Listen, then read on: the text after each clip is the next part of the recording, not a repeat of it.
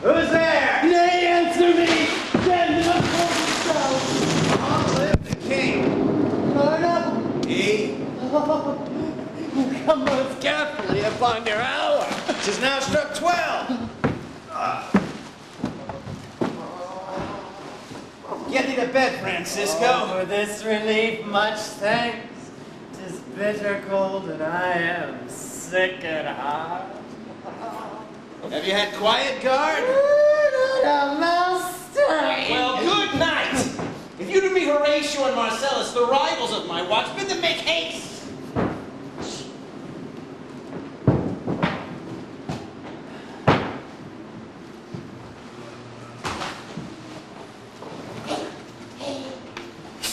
I think I hear him.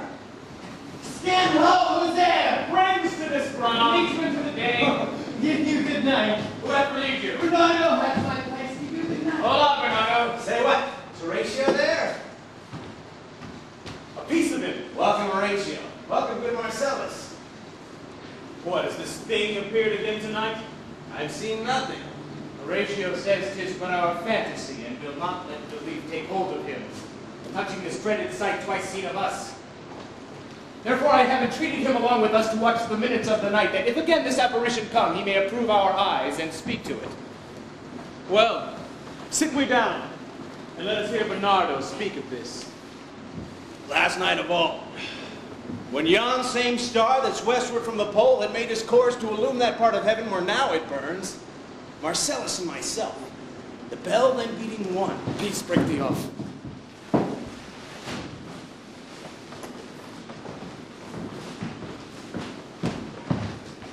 Look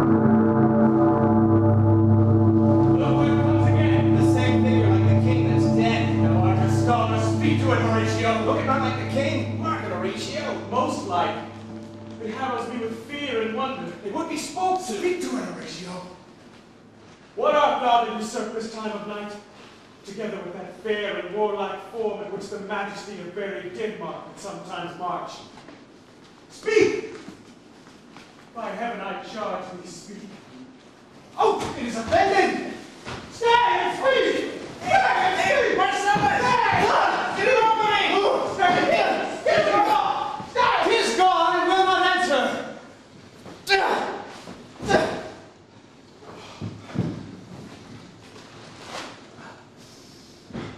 How now, Horatio? You tremble and look pale. Is not this something more than fantasy? What think you want? In what particular thought to work, I know not. But in the gross and scope of my opinion, this bodes some strange eruption to our state. Good now. Sit down and tell me, he that knows, why this same strict and most observant watch so nightly toils the subject of the land.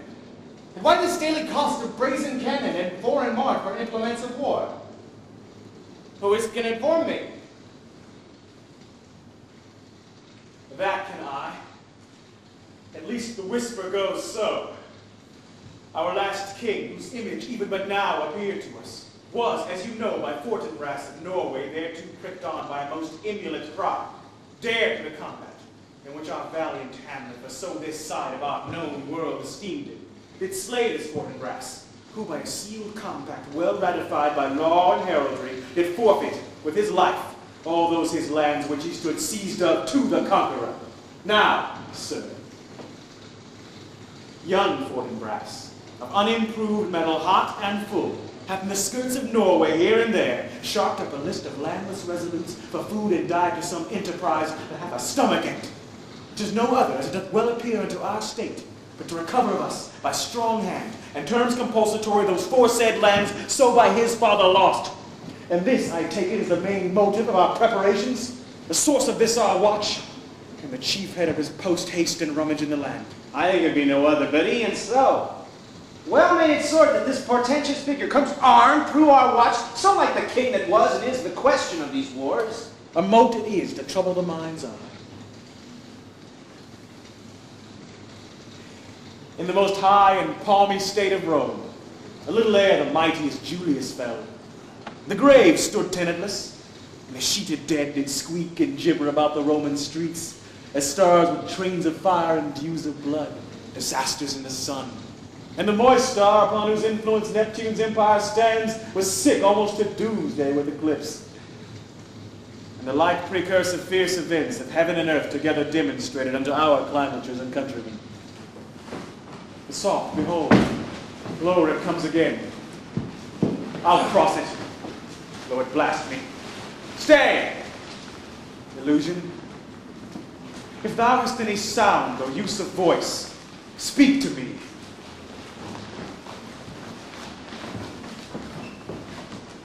If there be any good thing to be done, that may to thee do ease and grace to me, speak to me. If thou art privy to thy country's fate, which happily foreknowing may avoid, I'll stay and speak of it.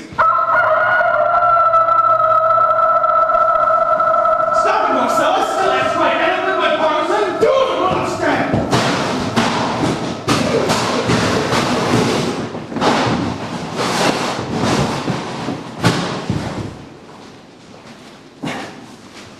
Tis here! Tis here! Tis gone. We do it wrong being so majestical to offer to show of violence, for it is as the air invulnerable. And our vain blows malicious mockery. Was about to speak when the cock crew. And then it started like a guilty thing upon a fearful summons. Break we up our watch, and upon my advice let us impart what we have seen tonight unto young Hamlet. For upon my life this spirit dumb to us will speak to him. Do you consent we shall acquaint him with it, as needful of our loves and fitting our duty? Let's do it, I pray. And I this morning know where we shall find him most convenient.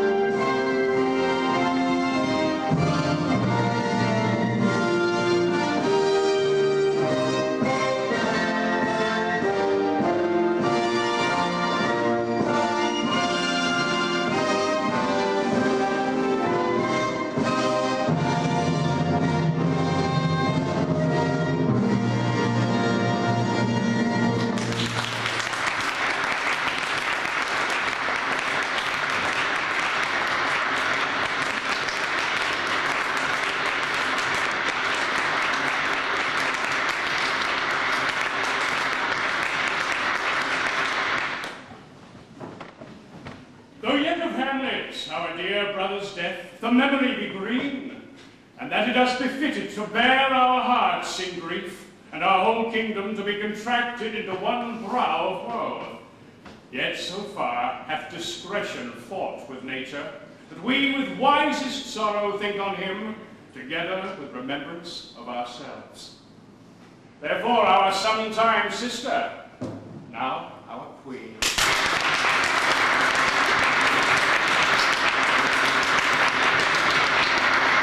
Imperial jointress to this warlike state, have we, as 'twere, with a defeated joy, with an auspicious and a dropping eye, with mirth in funeral and with dirge in marriage, in equal scale weighing delight and dole, taken to wife. Nor have we here in barred your better wisdoms, which have freely gone with this affair along, for all our thanks.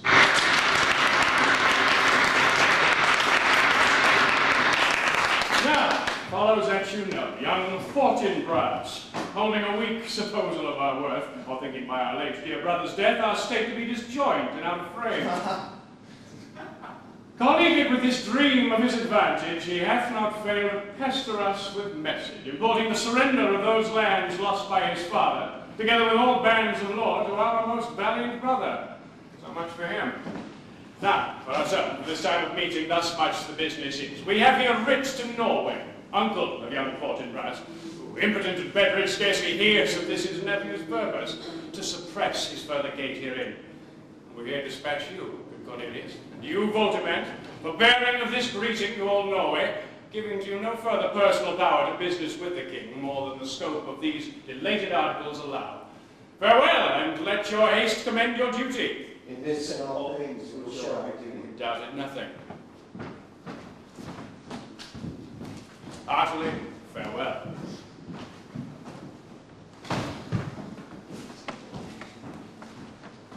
Now, Laertes, what's the news with you?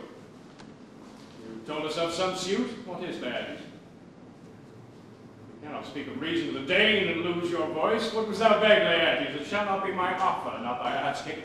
The head is not more native to the heart, the hand more instrumental to the mouth, and is the throne of Denmark to thy father. What wouldst thou have, Laertes? My dread lord, your leave and favour to return to France, from whence, though willingly, I came to Denmark to show my duty in your coronation. Yet now I must confess that duty done, my thoughts and wishes bend again toward France, and bow them to your gracious leave and pardon. Have you your father's leave? What says Polonius? He hath, my lord, wrung from me my slow leave by labours of petition, and at last upon his will I sealed my hard consent. I do beseech you, give him leave to go. Take thy fair hour, Laertes, time be thine, and thy best graces spend it at thy will. But now our cousin Hamlet and our son. A little more than kin and less than kind. How is it that the clouds still hang on you? Not so, my lord. I am too much of the sun. Good Hamlet, cast thy knightly colour off, and let thine eye look like a friend on Denmark. Do not forever with thy veiled lids seek for thy noble father in the dust. Thou know'st 'tis common, all that lives must die, passing through nature to eternity. Aye, madam, it is common. If it be, why seems it so particular with thee? Seems, madam? Nay, it is. I know not seems. 'Tis not alone, my inky cloak, good mother, nor solemn black, nor windy suspiration of forced breath, no, nor the fruitful river in the eye, nor the dejected behavior of the visage, together with all forms, moods, shows of grief that can denote me truly. These indeed seem, for they are actions that a man might play, but I have that within which passes show, these but the trappings and the suits of woe. 'Tis sweet and commendable in your nature, Hamlet, to give these morning duties to your father. You must know your father lost a father, and father lost his, and the survivor bound in filial obligation for some term to do obsequious sorrow. But to persever in obstinate condolement is a cause of impious stubbornness. 'Tis a manly grief. It shows a will most incorrect to heaven, a heart unfortified, a mind impatient, and understanding simple and unschooled. For what we know must be, If this is any most vulgar thing to sense, why should we, in our peevish opposition, take it to heart? Well, Fie. It's a fault to heaven, a fault against the dead, a fault to nature, reason most absurd, whose common theme is death of fathers, and who still have tried from the first course till he that dies today. This must be so. I'll be praying, throw to earth this unprevailing woe, and think of us as of a father. Well, let the world take note, you are the most immediate to our throne, and with no less nobility of love than that which dearest father bears his son, do I impart toward you.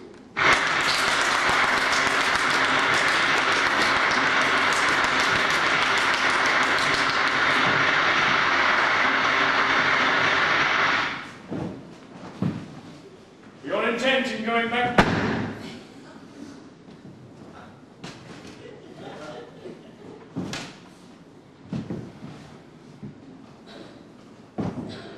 For your intent in going back to school in Wittenberg is most retrograde to our desire.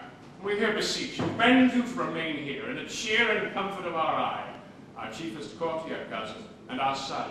let not thy mother lose her prayers, Hamlet. I pray you stay with us, go not to Wittenberg.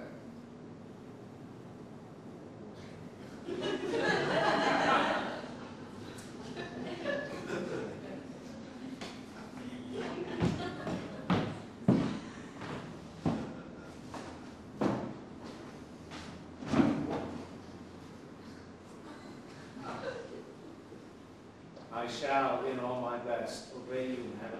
Why, it is a loving and a fair reply. Here's ourself in Denmark. Come, this gentle and unforced accord of Hamlet sits smiling to my heart, in grace whereof no jocund health that Denmark drinks today, but the great cannon to the clouds shall tell. The kings roused, their heaven shall brew it again. Great speaking earthly thunder. Away.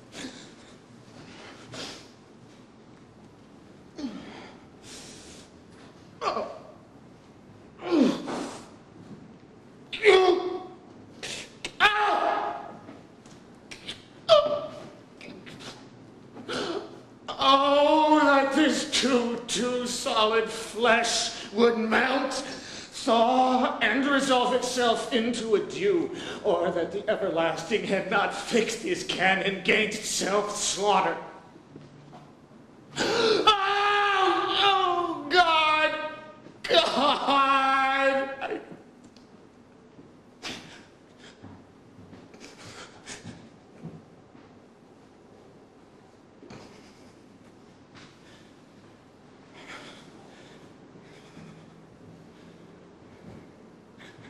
How weary, stale, flat, and unprofitable seem to me all the uses of this world.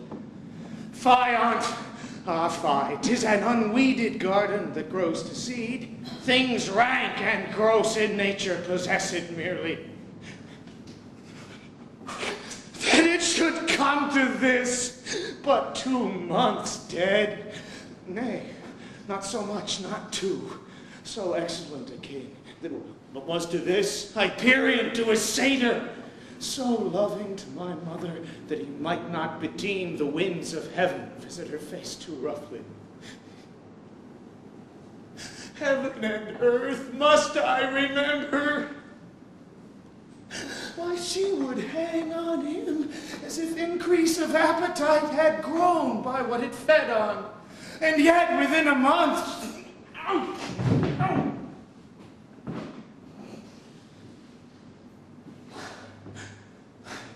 Let me not think of it. Frailty thy name is, woman! A little month, or ere those shoes were old with which she followed my poor father's body like Niobe.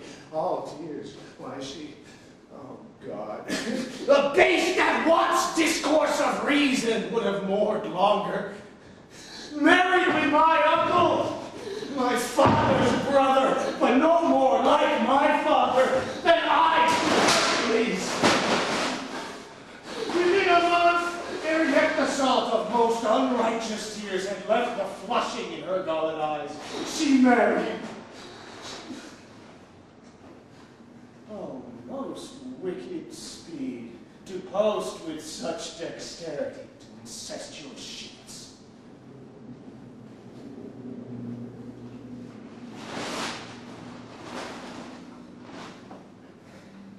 It is not, nor it cannot come to good.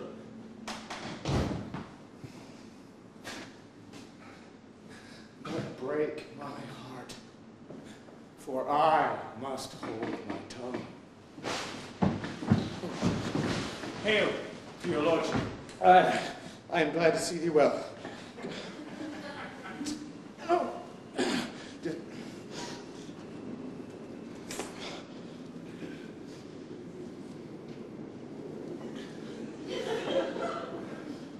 Horatio, or I do forget myself. The same, my lord, and your poor servant ever. Sir, my good friend, I'll change that name. And what make you from Wittenberg, Horatio? Marcellus? My good lord. Very glad to see you. Even so.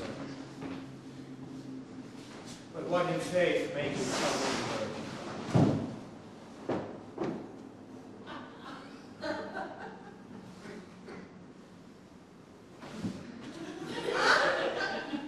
A truant disposition, good my lord. I would not hear your enemies say so, nor will you do my ear that violence to make a truster of your own report against yourself.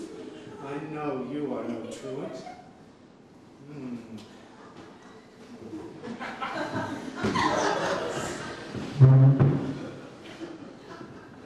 But what is your affair in Elsmore? We'll teach you to drink deep ere you depart. My lord, I came to see your father's funeral. I prithee, do not mock me, fellow student. I think it was to see my mother's wedding. Indeed, my lord, it followed hard upon. Thrift, Horatio. The funeral baked meats did coldly furnish forth the marriage table. Would I had met my dearest foe in heaven ere I had ever seen that day, Horatio. My father!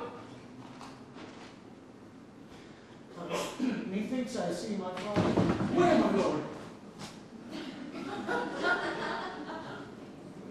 In my mind's eye, Horatio. I saw him once. He was a goodly king. It was a man, take him for all in all. I shall not look upon his like again. My lord, I think I saw him yesternight. Saw who?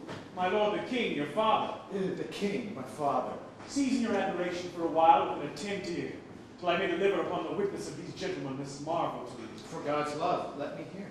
2 nights together had these gentlemen, Marcellus and Bernardo, on their watch in the dead waste in middle of the night, and thus encountered a figure like your father, armed in point exactly, cap a PA, appears before them, and with solemn march goes slow and stately by them. Thrice he walked by their oppressed and fear-surprised eyes within his truncheon's length, whilst they, distilled almost to jelly with the act of fear, stand dumb and speak not to it. This to me in dreadful secrecy in part they did, and I with him the 3rd night kept the watch, whereas they had delivered both in time, form of the thing, each word made true and good. My lord, the apparition comes. I knew your father. These hands are not more like. But where was this? My lord, upon the platform where we watched. Did you not speak to him? My lord, I did. Yet answer made it none. Yet once we thought it lifted up its head, and it addressed itself to motion as it would speak. But even then the morning cock crew loud, and the sound had shrunk in haste away and vanished from our sight. It is very strange. As I do live, my honored lord, 'tis true, and we did think it but time our duty to let you know. Indeed, sirs, but this troubles me. Hold you the watch tonight. We do, my lord. Armed, say it? Armed, my lord. From top to toe? My lord, from head to foot. Then saw you not his face. Oh, yes, my lord, he wore his beaver What out. looked he, frowningly? A countenance more in sorrow than in anger. Pale or red? Nay, very And pale. fixed his eyes upon you. Most constantly. Would I had been there. Would have much amazed you. Very like. Stayed it long? As one with moderate haste might tell 100. Longer. Longer. Not when I saw it. His beard was grizzled. No? It was as I have seen it in his life. A sable, silver. I will watch tonight. Perchance 'twill walk again. I warrant it will. If it assume my noble father's person, I'll speak to it, though hell itself should gape and bid me hold my peace. I pray you all, if you have hitherto concealed this sight, let it be tenable and your silence still, and whatsoever else shall hap tonight, give it an understanding, but no tongue. I will requite your loves. So, farewell. Upon the platform twixt 11 and 12, I'll visit you. Our duty to your honor. Yeah, your loves, as mine is you. Farewell.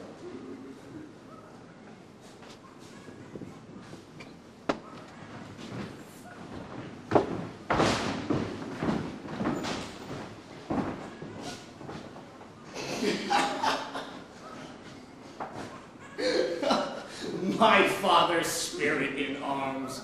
Oh, all is not well. Oh.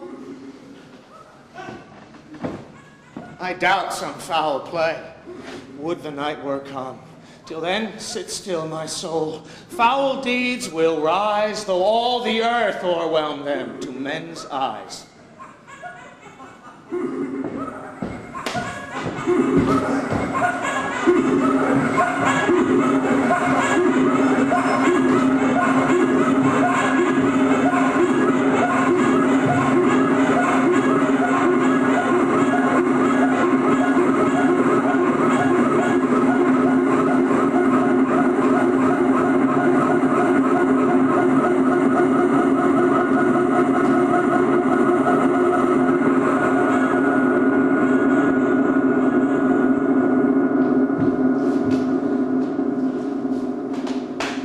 Are embarked.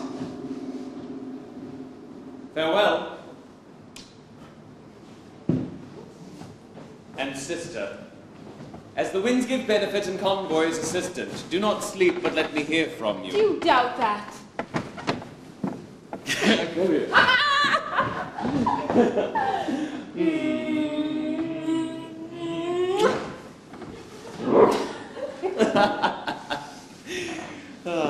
For Hamlet and the trifling of his favour, hold it a fashion and a toy in blood, a violet in the youth of primy nature, froward, not permanent, sweet, not lasting, the perfume and suppliance of a minute, no more. No more but so. Think it no more. For nature crescent does not grow alone in thews and bulk, but as this temple waxes, the inward service of the mind and soul grows wide withal.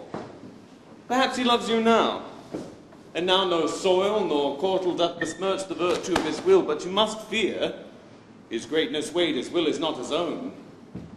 For he himself is subject to his birth.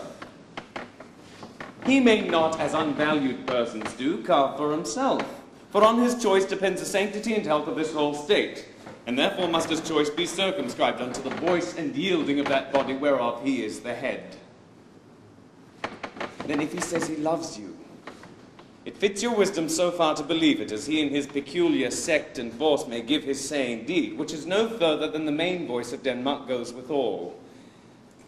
Then weigh what loss your honour may sustain, if with too credent ear you list his songs, or lose your heart, or your chaste treasure open to his unmastered importunity. Fear it, Ophelia. Fear it, my dear sister. Keep you within the rear of your affections, out of the shot and danger of desire. The chariot maid is prodigal enough if she unmask her beauty to the moon. Virtue itself scapes not calumnious strokes. The canker galls the infants of the spring too oft before their buttons be disclosed, and in the morn and liquid dew of youth, contagious blastments are most imminent. Be wary then. Best safety lies in fear. Youth to itself rebels, though none else near. I shall the effect of this good lesson keep as watchman to my heart. But, good my brother, do not as some ungracious pastors do, show me the steep and thorny way to heaven, whilst like a puffed and reckless libertine, himself the promost path of dalliance treads, and recks not his own reed. Fear me not. I stay too long. But here my father comes.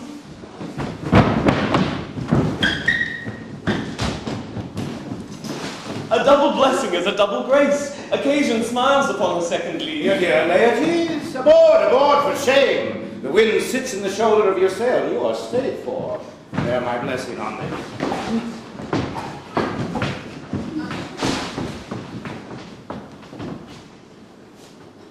And these few precepts in thy memory look thou carry.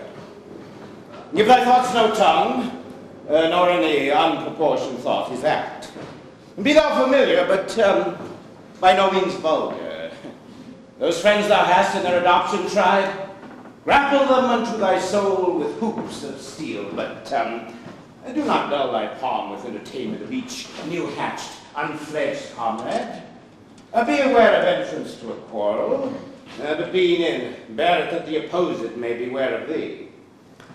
Give every man their ear, but few thy voice. Take each man a censure, but reserve thy judgment. Costly thy hand as thy purse can buy, but not expressed in fancy. Rich, not godly. For the apparel oft proclaims the man. And they in France of the best rank and station are of a most selected and generous, a chief in that. Neither a borrower nor a lender be. The loan oft loses both itself and friend, and borrowing dulls the edge of husbandry. This above all, to thine own self be true, and it must follow as a night the day. Thou canst not then be false to any man. Farewell, my blessing seasonless in thee.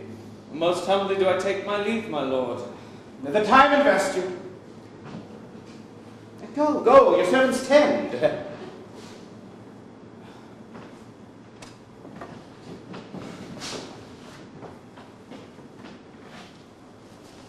Farewell, Ophelia, and remember well what I have said to you. 'Tis in my memory locked in you, so shall keep the key of it. Farewell. What is it, Ophelia, he hath said to you? So please you something touching the Lord Hamlet. Marry, well bethought, well bethought. 'Tis told me he hath very oft of late given private time to you. And you yourself above your audience being most free and bounteous. If it be so, as so 'tis put on me, and that by way of caution. And I must tell you, you do not understand yourself so clearly as it behoves my daughter and your honor. What is between you? Give me up the truth. He hath, my lord, of late made many tenders of his affection to me. Affection? You speak like a green girl, unsifted in such perilous circumstance. You believe his tenders, as you call them? Do not know, my lord, what I should do. Mary, I will teach you. Think yourself a baby that you obtain these tenders for true pay, which are not sterling? Tender yourself more dearly, or not crack the wind of the poor phrase, tendering it thus. You'll tender me, a fool. My lord, he hath importuned me with love in honorable fashion. High fashion, you may call it. Go to, go to. And hath given countenance to his speech, my lord, with almost all the holy vows of heaven. High springes to catch woodcocks. I do know when the blood burns, how prodigal the soul lends the tongue vows. These blazes, daughter, giving more light than heat, extincting both, even in their promises of making, you must not take for fire. From this time, be something scattered of your maiden presence. your entreatments at a higher rate than a command of parley. Follow a HAMLET. Believe so much in him that he is young, and with a larger tether may he walk than may be given you. And few of you do not believe his vows, for they are broken. None of that diet your investments show, but mere implorators of unholy suits, breathing like pious and sanctified bonds, the better to beguile. This is for all. I would not, in plain terms, from this time forth, have you so slander any moment's leisure as to give words, or talk with the Lord Hamlet. Look to it, I charge you. Come your ways. Shall obey, my lord.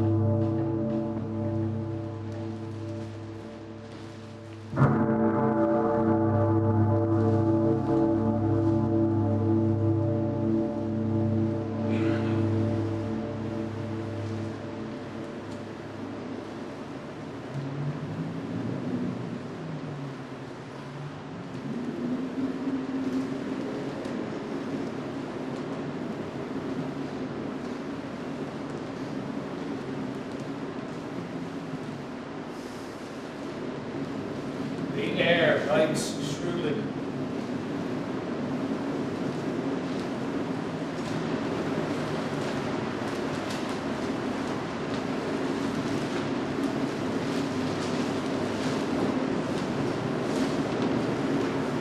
It is very cold. There's a nipping and an eager air.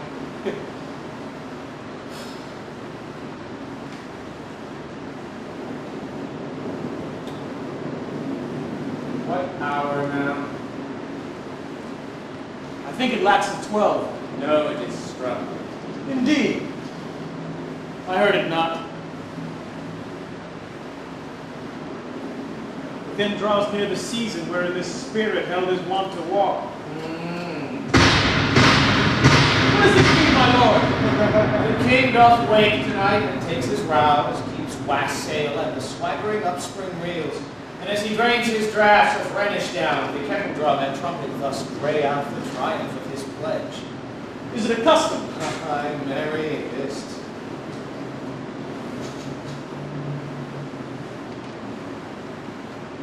But to my mind, though I am native here and to the manor born, it is a custom more honored in the breach than the observance. This heavy-headed revel east and west makes us traduced and taxed of other nations. They claim us drunkards, and with swinish phrase soil our edition. And indeed it takes from our achievements, though performed at height, the pith and marrow of our attribute.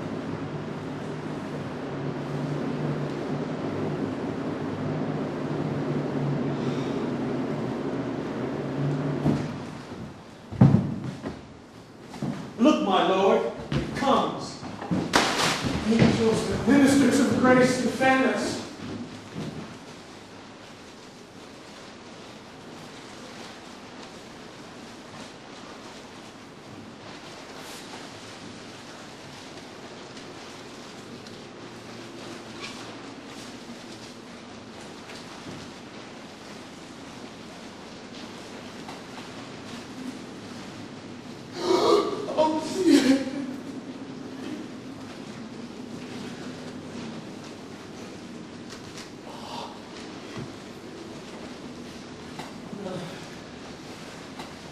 Be thou a spirit of health or godly man. Bring with thee airs from heaven or blasts from hell. Be thy intents wicked or charitable. Thou comest in such a questionable shape that I will speak to thee. I'll call thee Hamlet. King? Father? Royal Dane? Oh. Answer me! Let me not burst in ignorance, but tell why thy canonized poems, hearsed in death, have burst their cerements. Why the sepulchre wherein we saw thee quietly learn hath oped his ponderous and marble jaws to cast thee up again.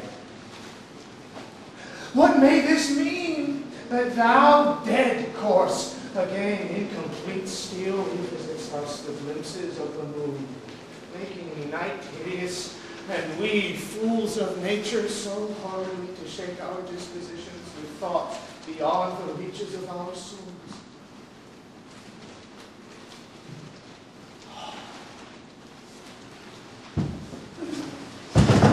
Say, why is this? Wherefore?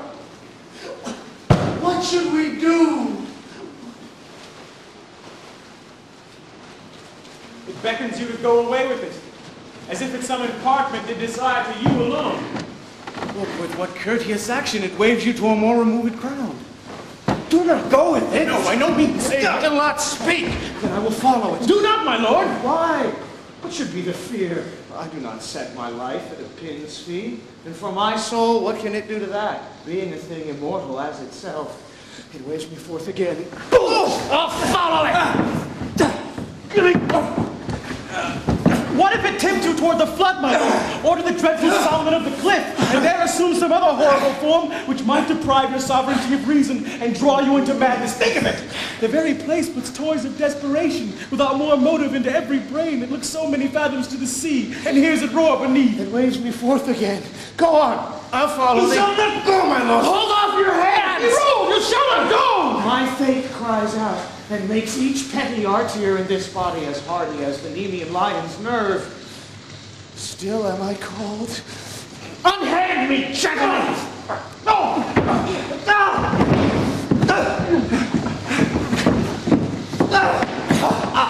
By heaven, I'll make a ghost of him that lets me. I say away. Go on, I'll follow thee.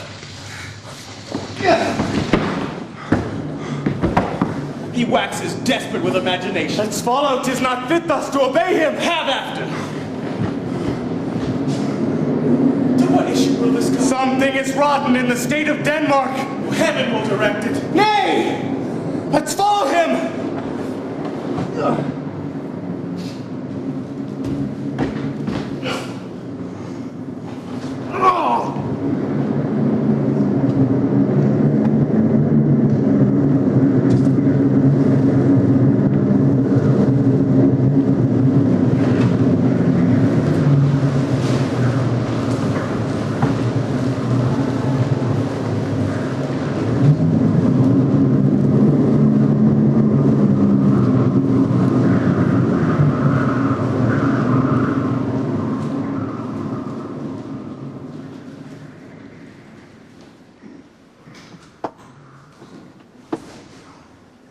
Where wilt thou lead me?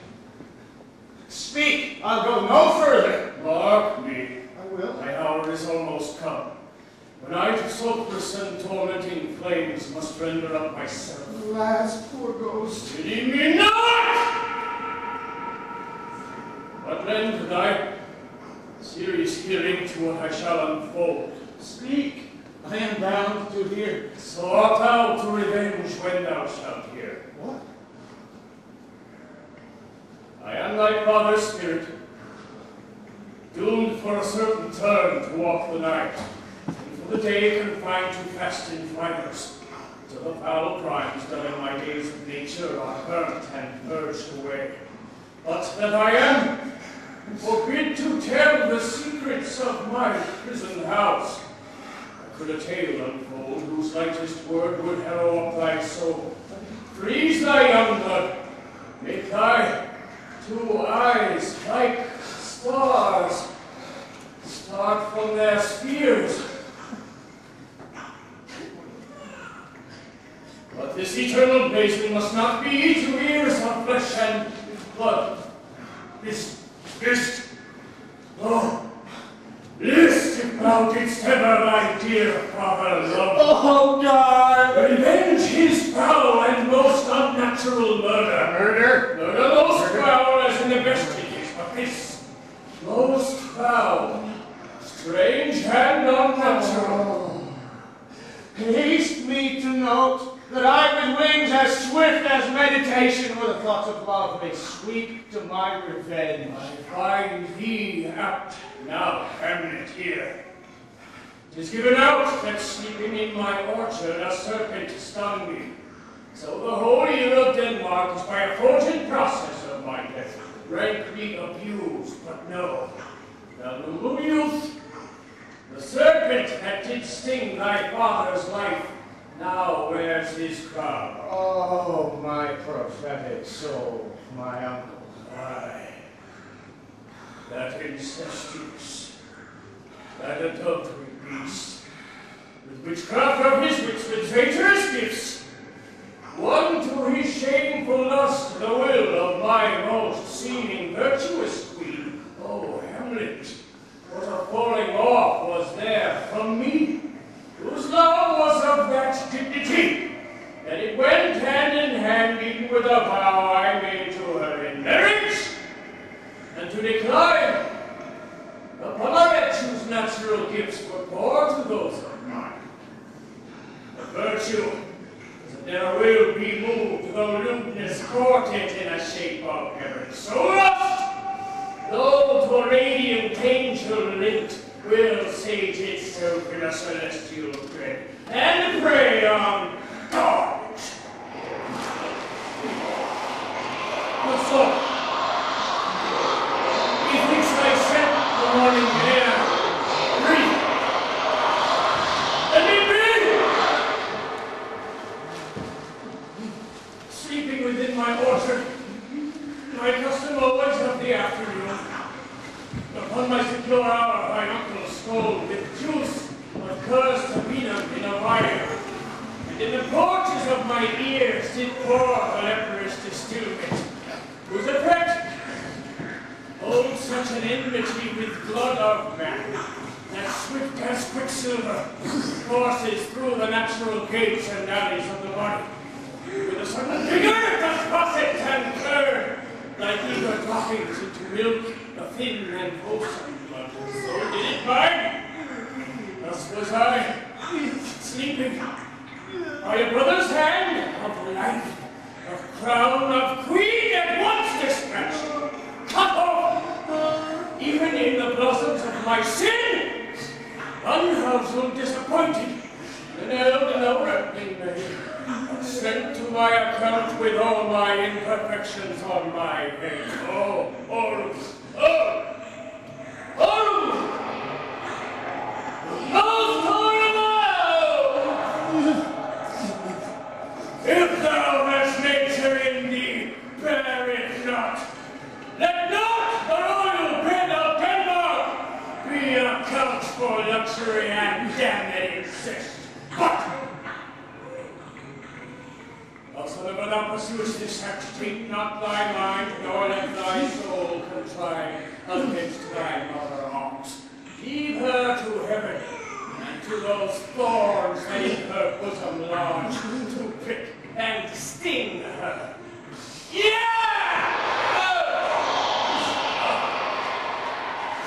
Very well at once. The goblin shows the matter to be near, and begins to pale his ineffectual fire. Adieu. Adieu. Adieu.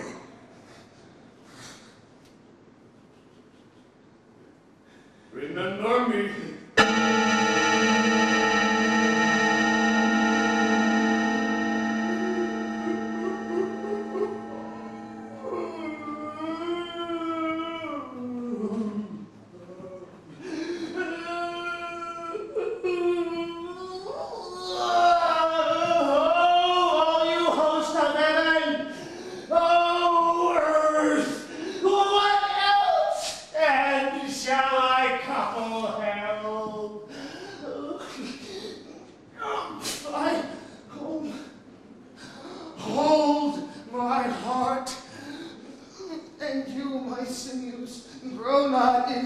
old, but bear me stiffly up.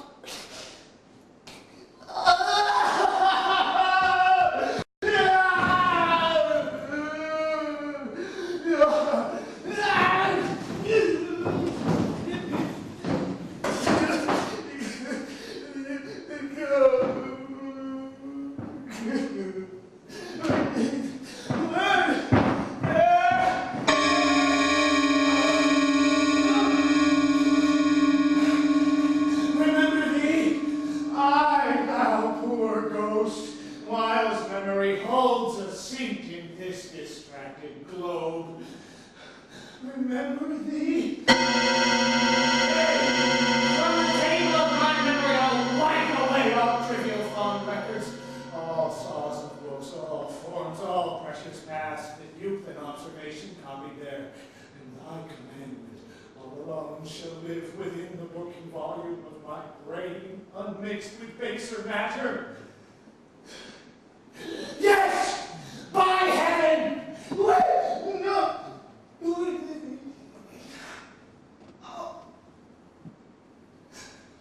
Oh, most pernicious woman. Oh, villain, villain, smiling, damned villain. My table's meat it is, I set it down, that one may smile and be a villain. At least I am sure it may be so in Denmark. So, uncle, there you are. Now, to my word, it is adieu, adieu. Remember me.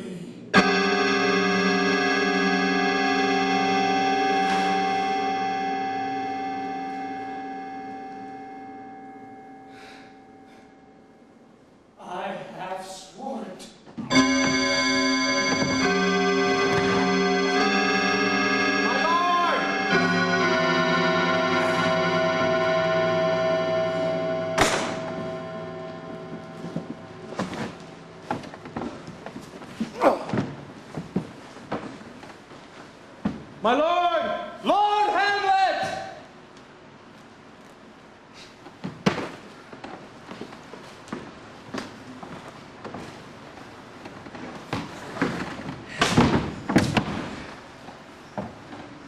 Heaven secure him. So be it. Hello, ho, ho, my lord! Hello, ho, ho, boy! Come, bird, come! How is my noble lord? What news, my lord? Oh, wonderful! Good, my lord, tell. No, you will reveal it. In faith, my lord, not I. All right, my lord, if I live it. How say you then? With heart of man once snicked. Would you be secret? There's never a villain dwelling in all Denmark, but he's an errant knave. There needs no ghost, my lord, come from the grave to tell us this. Why, right. You are in the right. And so, without more circumstance and all, I hold it fit that we shake hands in part. You as your business and desire shall punch you. For every man hath business and desire, such as it is for my own poor heart. I will go pray. These are but wild and whirling words, my lord. I am sorry they offend you heartily. Yes, faith. Heartily. There is no offense. Yes, by St. Patrick, but there is, Horatio, and much offense, too. Touching this vision here, it is an honest ghost, that let me tell you, for your desire to know what is between us, well, master it as you may. And now, my good friends, as you are friends, scholars and soldiers, grant me one poor request. What is, my lord? We will. Never make known what you have seen tonight. In faith, my lord, not All I. right, my lord, in faith.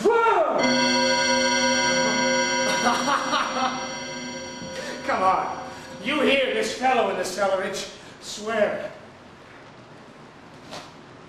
By the sword.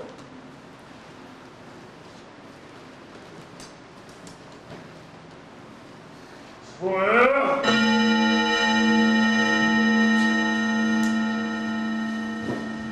Oh, day and night, but this is wondrous strange. And therefore, for as a stranger. Give it welcome, Horatio. There are more things in heaven and earth than are dreamt of in your philosophy. But come, here as before. Never, so help you mercy, how strange or odd some error I bear myself, as I perchance hereafter shall think meet to put an antic disposition on, that you at such time seeing me never shall, with arms encumbered thus, or this head shake, or by pronouncing of some doubtful phrase, as well we know, or such giving out to note that you know aught of me. This do swear, so grace and mercy at your most need help you. Rest! Oh, rest, perturbed spirit.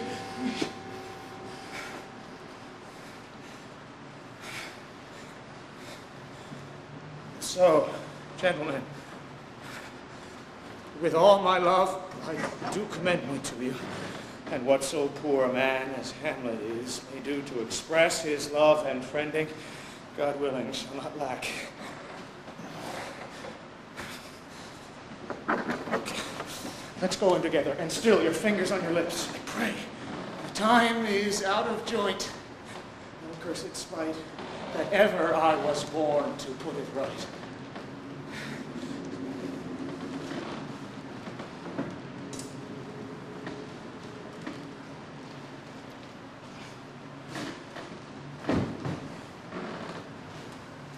Hey, come, let's go together.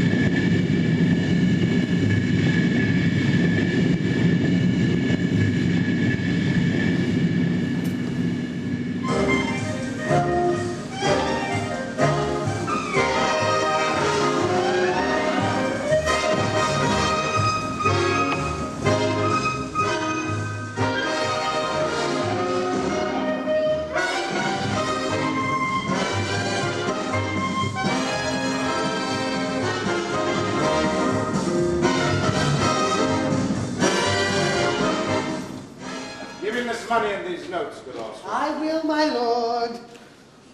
You should do marvelous wisely, my dear Ostrich, before you visit him to make inquire of his behavior. My lord, I did intend it. Very well said. Very well said. Look you, sir, inquire me first what dancers are in Paris. And how, and who, what means, and where they keep. What company, at what expense. And finding by this encompassment and drift of question that they do know my son, come you more nearer than your particular demands may touch it. Take you as 'twere some distant knowledge of him, as thus. I know his father and his friends, and in part him. Do you mark me, good Ostrich? Oh, I very well, my lord. And in part him, but, you may say, not well. But if it be he I mean, he's very wild, addicted, so-and-so. And there lay on him what forgeries you may please. Marry, none so rank as may dishonor him, take heed of that. But, sir, such wanton, wild, and usual slips as our companions known and most noted to youth and liberty. As gaming, my lord. Aye. Or drinking, swearing, fencing, quarreling, drabbing. You may go so far. But, my lord, that would dishonor him. Faith, no, as you may season it in the charge. You must not lay another scandal on him that he is open to incontinence. That's not my meaning, but breathe his faults so quaintly that they may seem the taints of liberty, the flash and outbreak of a fiery mind, a savageness, an unreclaimed blood.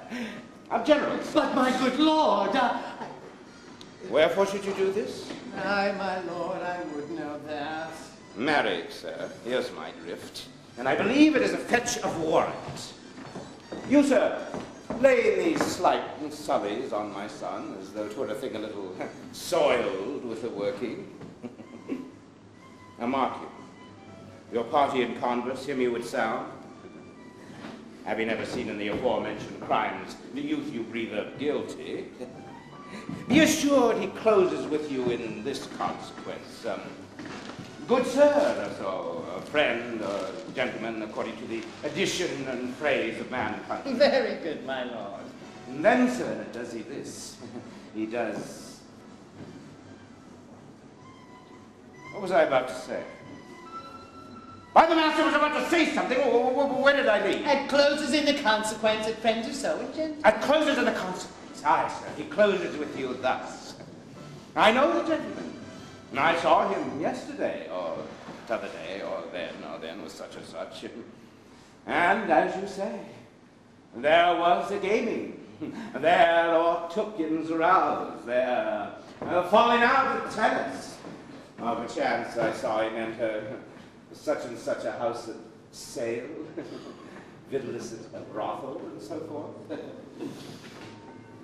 See you now. Your bait of falsehood takes its carp of truth.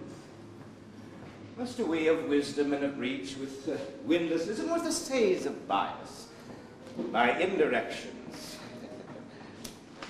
find directions out.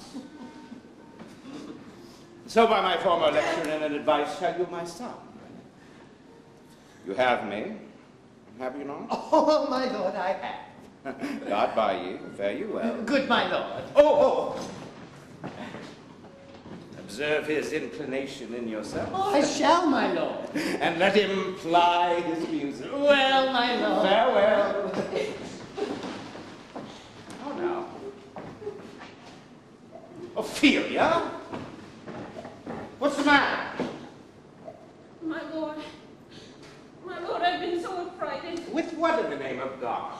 My lord, as I was sewing in my closet, Lord Hamlet, with his doublet all unbraced, no hat upon his head, his stockings fouled, unguarded, and down jagged to his ankle, pale as his shirt, his knees knocking each other, and with a look so piteous and purport as if he'd been loosed out of hell to speak of horrors, he comes before me. Mad for thy love? Oh, Lord, I do not know, but truly I do fear it. What said He took me by the wrist and held me hard, and goes he to the length of all his arm, and with his other hand thus over his brow, he falls to such perusal of my face as he would try. Long stayed he so. At last a little shaking of mine arm, and thrice his head thus waving up and down, he raised a sigh so piteous and profound as it did seem to shatter all his bulk and end his being. That done, he lets me go, and with his head over his shoulder turned, he seemed to find his way without his eyes. For out of doors he went without their helps, and to the last then did their light on me. Come. Go with me. I go to seek the king. This is the very ecstasy of love, whose violent property fordoes itself and leads the will to desperate undertakings. I'm sorry. What, have you given him hard words of late? No, my good lord, but as you did command, I did repel his letters and deny his access to me. And that hath made him mad. I'm sorry that with better heed and judgment I had not quoted him. I feared he did but trifle and meant to wrath thee. But beshrew my jealousy. Come, go into the king.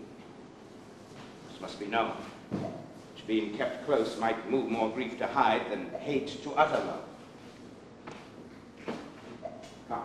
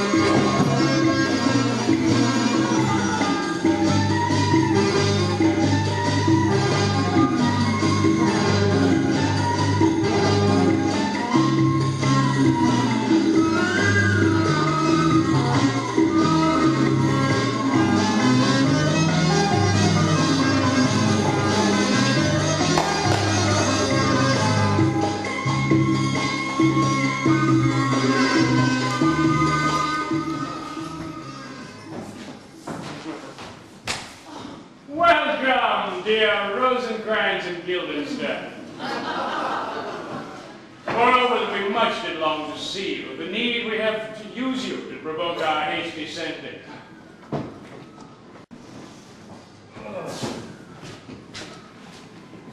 Something have you heard of Hamlet's transformation? So called it says, nor the exterior nor the inward man resembles that it was. What it should be more than his father's death that thus hath brought him so far from the understanding of himself, I cannot dream of. I beseech you both, being of so young days, brought up with him, that so neighbor to his youth and havior, that you vouchsafe your rest here in our court some little time. So by your company should draw him on to pleasures, and together, so much as from occasion you may glean, whether aught to us unknown afflicts him thus, that opened lies within our remedy. Good gentlemen, he hath much talked of you, and sure I am too many there is not living to whom he more adheres. If it would please you to show us so much gentry and goodwill as to expend your time with us a while for the supply and profit of our home, your visitation shall receive such thanks as fits the king's remembrance. Both your majesty's might, by the sovereign power you have of us, put your dread pleasures more into command than to entreaty. But we both obey, and here give up ourselves in the full bent to lay our service freely at your feet, to be commanded. Thanks, Rosencrantz and gentle Guildenstern. Thanks, Guildenstern and gentle Rosencrantz. And I beseech you instantly to visit my too much changed son. Go and bring these gentlemen where Hamlet is. Heavens make our presence and our practices pleasant and helpful to him. Aye.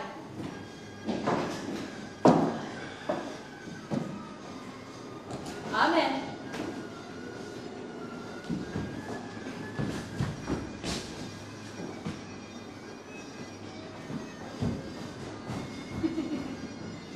The ambassadors from Norway, my lord, are joyfully returned.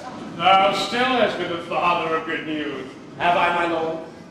I assure my good liege I hold my duty as I hold my soul, both to my God and to my gracious king.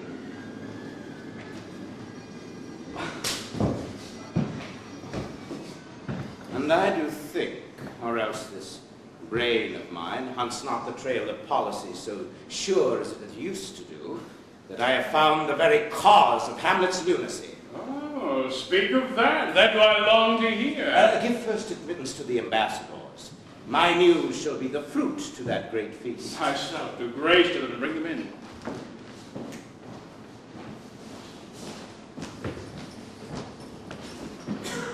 He tells me, my dear Gertrude, he hath found the head and source of all your son's distemper. I doubt it is no other but the maid, his father's death, and our hasty marriage. Well, we shall sift him.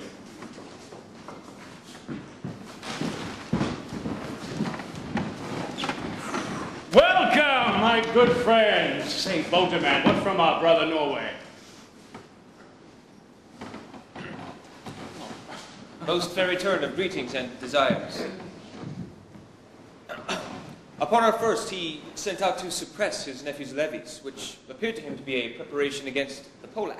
But, better looked into, he truly found it was against your majesty, whereat grieved that so his sickness, age, and impotence was falsely bore in hand, sends out arrests on Fortinbras, which he, in brief, obeys, receives rebukes from Norway, and in fine, makes vow before his uncle never more to show the assay of arms before your highness. Good. Whereon, old Norway, overcome with joy, gives to him 3,000 crown in annual fee, and his commission to employ those soldiers, so levied as before against the Polack, with an entreaty, herein further shown, that it might please you to give him quiet pass through your dominions for this enterprise, on such regards of safety and allowance as therein are set down. It likes us well, and at our more considered time we'll read, answer, and think upon this business. In the meantime, we thank you for your well-took labor. Go to your rests. At night we'll feast together. Most welcome home.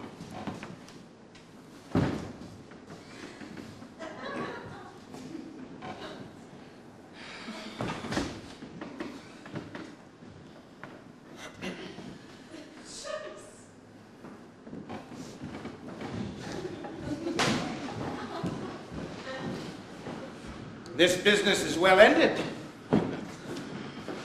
My liege and madam, to expostulate what majesty should be, what duty is, why day is day, night, night, and time is time, were nothing but to waste night, day, and time.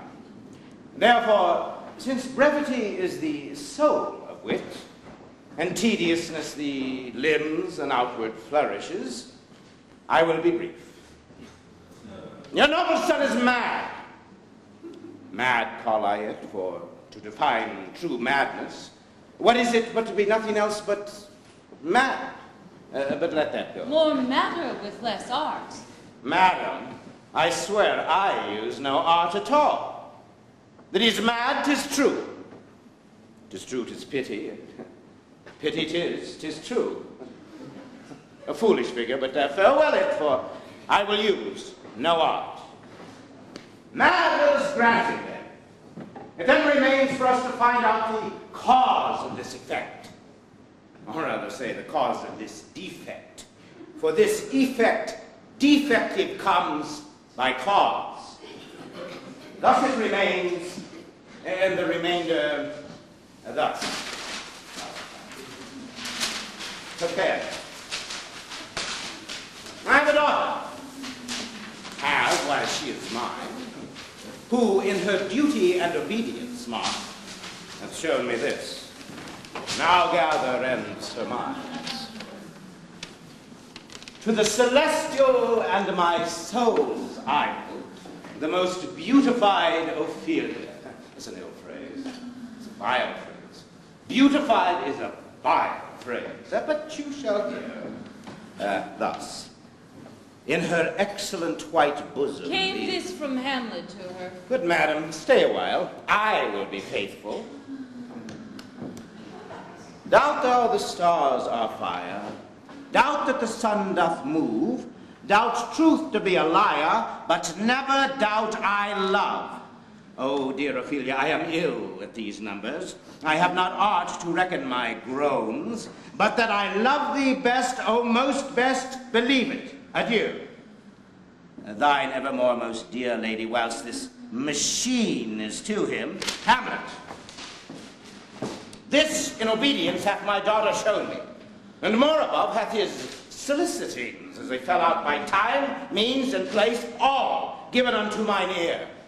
But how hath she received his love? What do you think of me?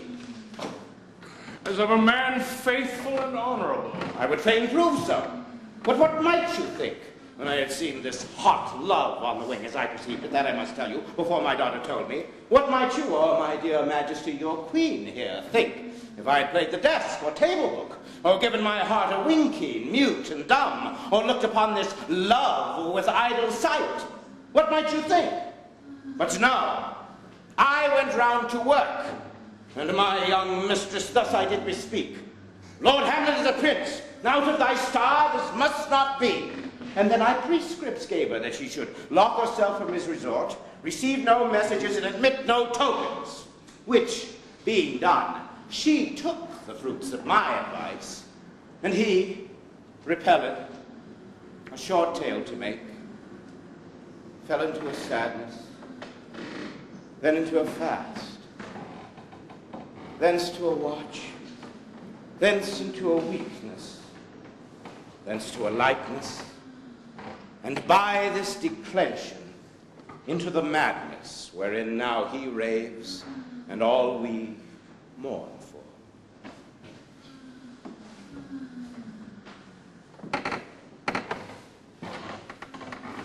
You think 'tis this? It may be, very like.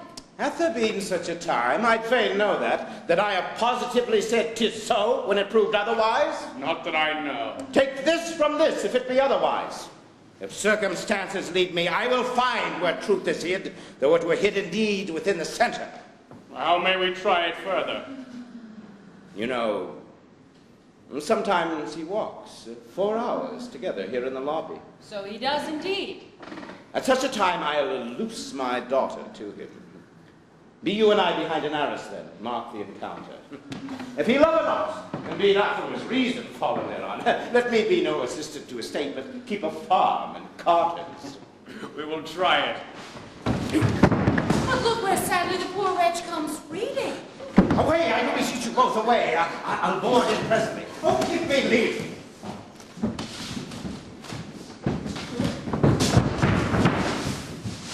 How does my good Lord Hamlet?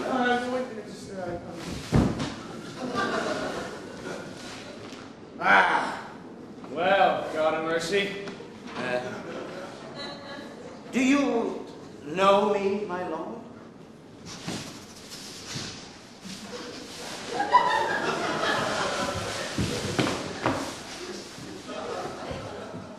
Excellent. Well, you are a fishmonger. Not I, my lord. Then I would you were so honest a man. Honest, my lord? Aye, sir. To be honest, as this world goes, is to be one man picked out of 10,000. That's very true, my lord. For if the sun breed maggots in a dead dog, being a good kissing carrion, have you a daughter? I have, my lord. Let her not bother the sun. Conception is a blessing. But as your daughter may conceive, friend, look too. How say you by that? Still harping on my daughter. And yet he knew me not at first. He said I was a fishmonger. Oh, he's far gone, far gone. And truly, in my youth, I suffered much extremity for love, very near this. I'll speak to him again.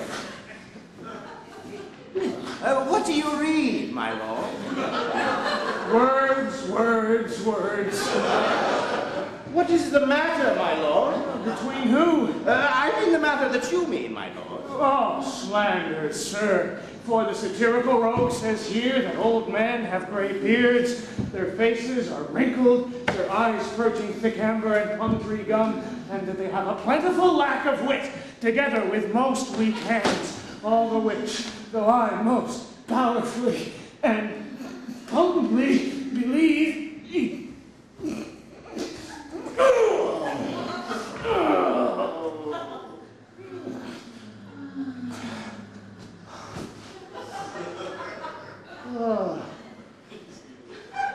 yet I hold it not honesty to have it thus set down.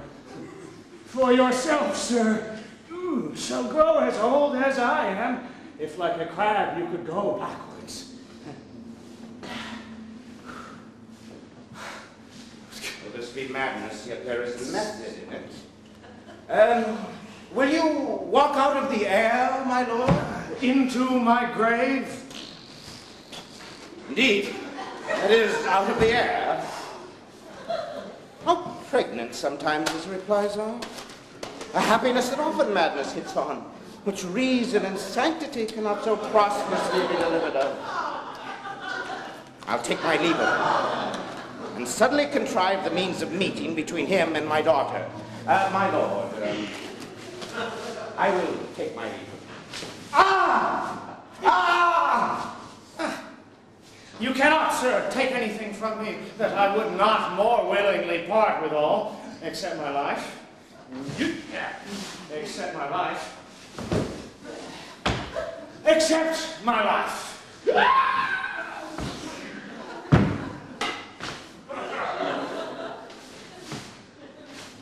Fare you well, my lord. These tedious old fools. Are you going to seek the Lord Hamlet? There he is. God save you, sir. My honored lord, My most dear lord. My excellent good friends. How dost thou gild and stir the hall? Rosencrantz? Oh, good lads, how do you both? as the indifferent children of the earth, happy that we are not over happy.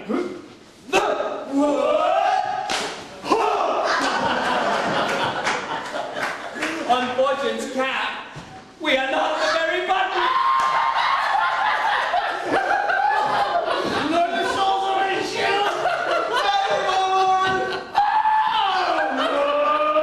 Then you live about her waist, or in the middle of her favors. Faith, her private, we.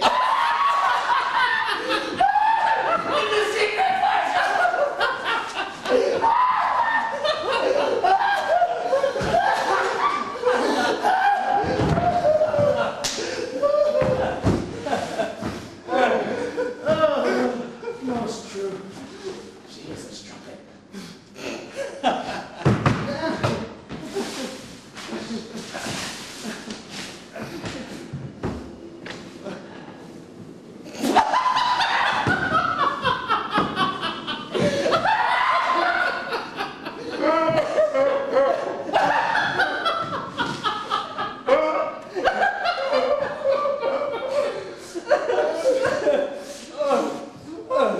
What's the news?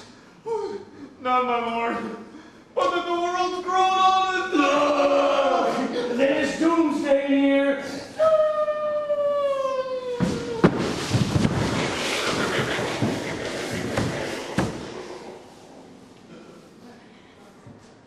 But your news is not true. Let me question more in particular.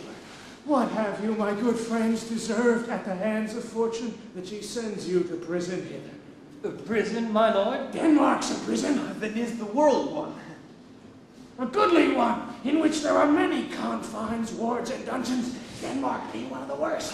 We think not so, my lord. Why then 'tis none to you, for there is nothing either good or bad, but thinking makes it so.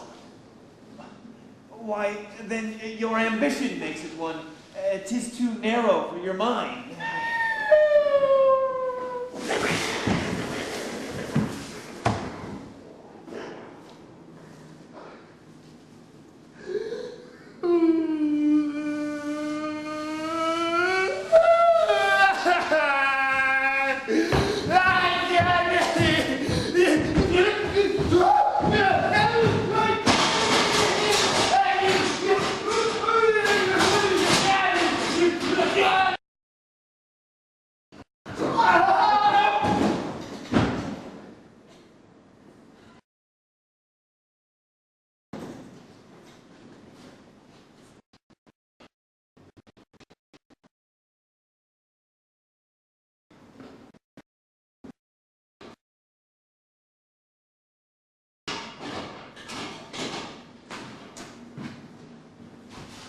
I shall not sort you with the rest of my servants, or speak to you like an honest man. Is it a free visitation?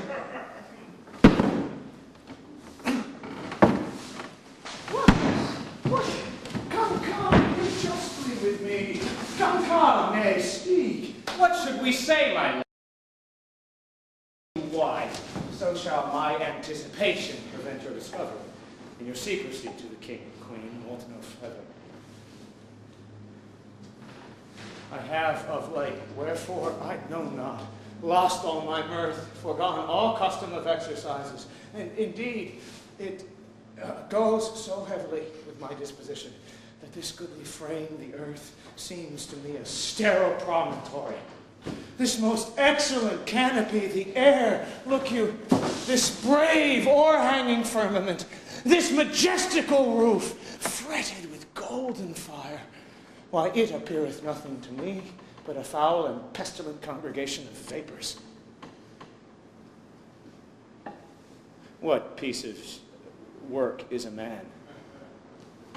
How noble in reason, how infinite in faculties and form and moving, how express and admirable in action, how like an angel in apprehension, how like a god, the beauty of the world, the paragon of animals, and yet to me, what is this quintessence of dust? Man delights not me.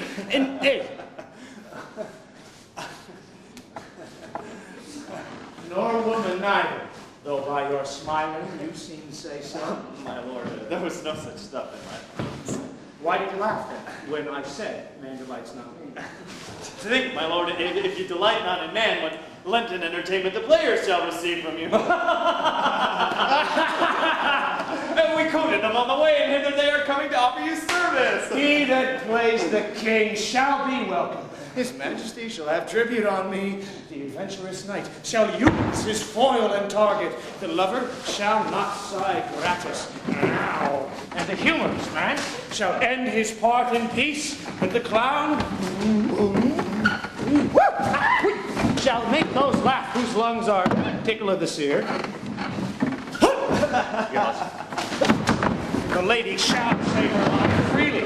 Going first shall halt forth. What players are they? Even those who were wont to take such delight in the tragedians of the city. Well, how chances it they travel? Their residence, both in reputation and profit, was better both ways. I think their inhibition comes by means of the late innovation. Do they hold the same estimation they did when I was in the city? Are they so followed? Indeed, they are not. Oh, how comes it? Do they grow rusty?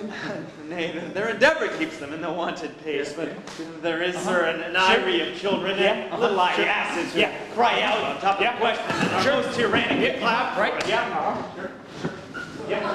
These are now the fashion, and so be rattled the common stages, so they call them. Oh, yeah. Many where rapiers are afraid of goose quills and dare scarce come hither. Sure, right, Sure. What? Are they children? Well, who maintains them? How are they escorted? Will they pursue the quality no longer than they can sing? Will they not say afterwards, if they should themselves grow to common players, as is most like if their means are no better? The writers do them wrong to make them exclaim against their own succession. Hey, there has been much to do on both sides, and the nation holds in no seat to tar them to controversy, as there was for a while no money bid for argument unless the poet and the player went to cups in the question. Is possible? Go! There has been much throwing about of brains. Hold the boys, carry it away. Aye, that they do, my lord. Hercules and his log, too. It is not very strange, for my uncle is king of Denmark, and those that would make mouths at him while my father lived give 20, 40, 50, and 100 ducats apiece for his picture and little. There is something in this more than natural. If philosophy could find it out. And there are the players. Gentlemen, you are welcome to Elsinore. Your hands, come then. The pertinence of welcome is fashion and ceremony. Let me comply with you in this garb, lest my extent to the players, which I tell you must show fairly outwards, should more appear like entertainment than yours. You are welcome. But my uncle father and aunt mother are deceived. In what, my dear lord? Why, I am but mad. Northwest. When the wind is southerly, I know a hawk from a handsaw. Help me with you, gentlemen. Hark you, Guildenstern. You two, and each year a hero. That great baby you see there is not yet out of his swaddling clouds. Happily, he's the second time come to them, for they say an old man is twice as tall. As you like it. Back to scene 4. I will prophesy he comes to tell me the players. Mark it. You say right, sir. A Monday morning 'twas then indeed. My lord, I have news to tell you. My lord, I have news to tell you. The actors are come hither, my lord.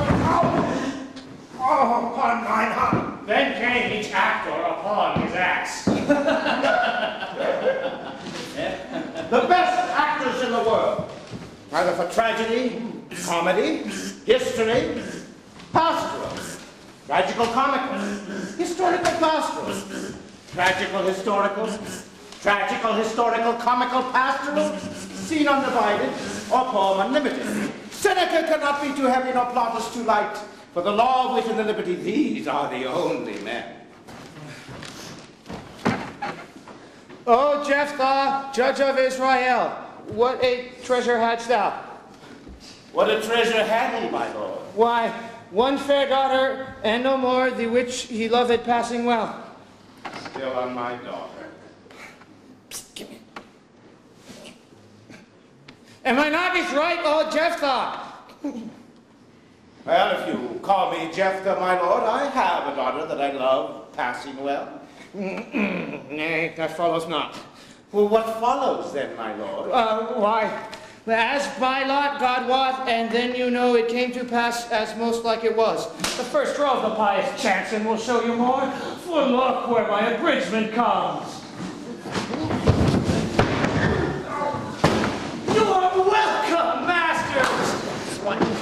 Oh, welcome all.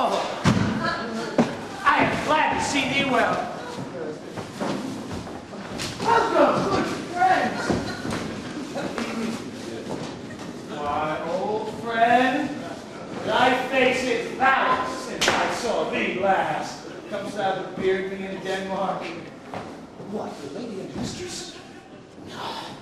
By her lady, your ladyship is nearer to heaven than when I saw thee last, by the altitude of a Chopin.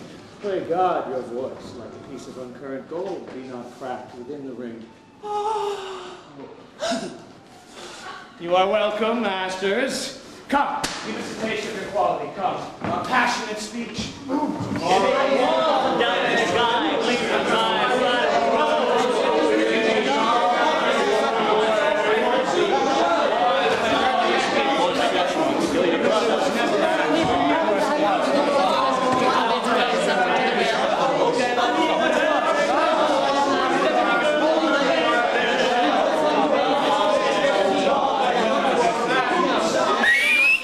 One speech in it I chiefly loved, 'twas Aeneas hailed to Dido, and thereabout of it, especially where he speaks of Priam's slaughter. If it live in your memory, begin at this line. Let me see. The rugged Pyrrhus, like the Hyrcanian beast.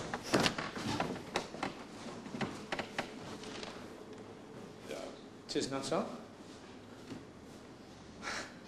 Well, it begins with Pyrrhus.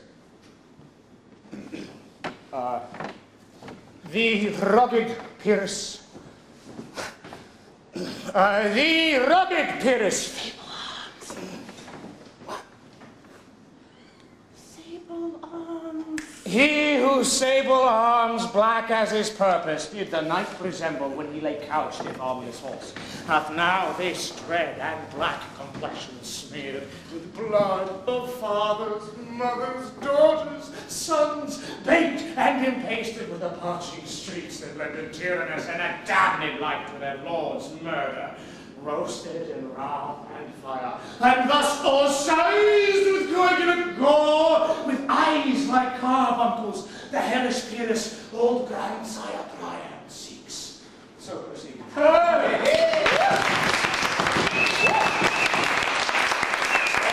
My lord, well spoke, with good accent and good discretion.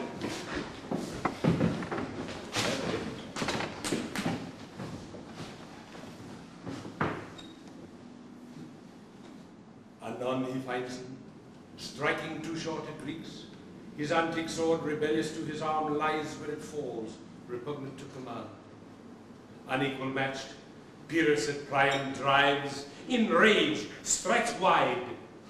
But with the whiff and wind of his fell sword, the unnerved father falls. Then, senseless Ilium, seeming to feel this blow, with flaming top stoops to his base, and with a hideous crash takes prisoner Pyrrhus' ear. For lo, his sword, which was declining on the milky head of Reverend Priam, seemed in the air to stick. So as a painted tyrant Pyrrhus stood, and like a neutral to his will and matter did nothing. But as we often see against some storm, a silence in the heaven, the right stands still, the bold wind speechless, and the orb below as hushed as death. Anon the dreadful thunder doth rend the region. So after Pyrrhus' pause, aroused at vengeance sets him new work, and never did the Cyclops' hammers fall on Mars' armor forged for proof return with less remorse than Pyrrhus' bleeding sword now falls on Priam. Out, out, thou strumpet fortune, all you gods and generals sin up, take away her power, break all the spokes and follies from her wheel, and bowl the round May down the hill of heaven as low as to the fiend. This is too long. It shall to the barbers with your beard. Prithee, say on. He's for a jig or a tale of bawdry, or he sleeps. Say on. Come to Hecuba. But who, our woe, did see the mobled queen? Oh, now that's good. Mobled queen, eh? That's good. Run barefoot up and down, threatening the flame with peace and ruin. A clout upon that head where late the diadem stood, and for a robe about her lank and all o'er-teemed loins, a blanket in the alarm of fear caught up. Who this had seen with tongue and venom steeped against fortune's state, would treason have pronounced.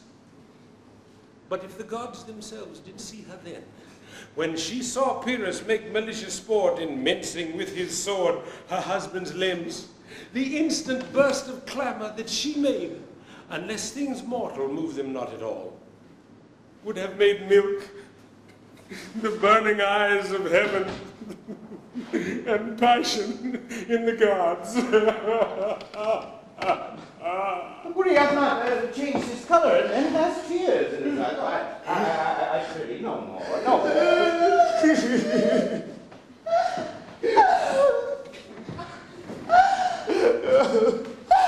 It is well. I'll have you speak the rest of this soon. You are so good. Good, my lord. Will you see the players well disposed? My lord, I will use them according to their deserts. God's barking, man. Much better. Use every man according to his desert, and who shall escape whipping? Use them after your own honor and dignity. For the less they deserve, the more merit is in your bounty. Come, sirs. Follow him, friends. We'll hear a play tomorrow.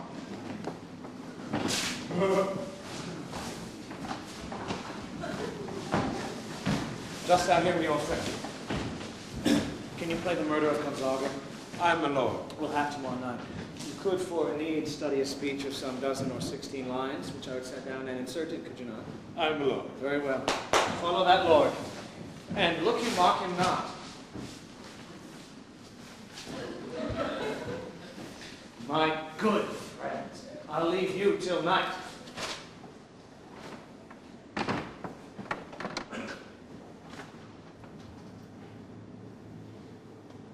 Oh, what a rogue and peasant slave am I. You are welcome to Elsinore. Good, my lord.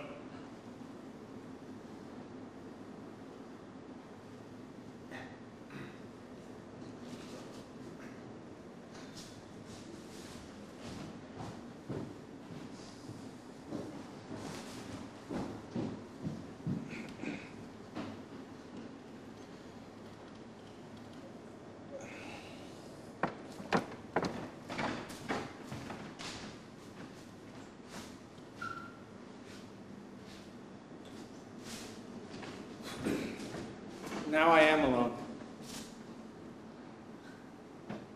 Johnny?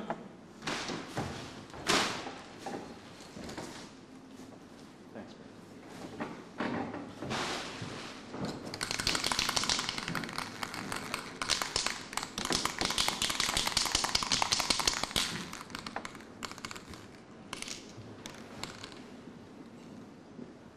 Oh, what a rogue and peasant slave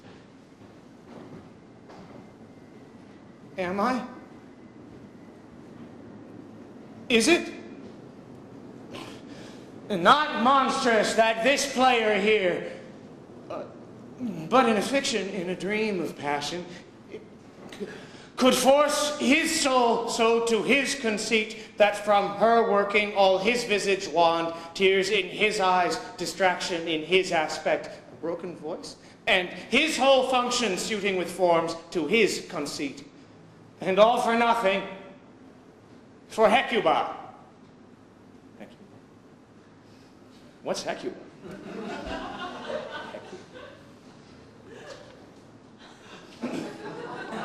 To him or he to her that he should weep for her. What? No!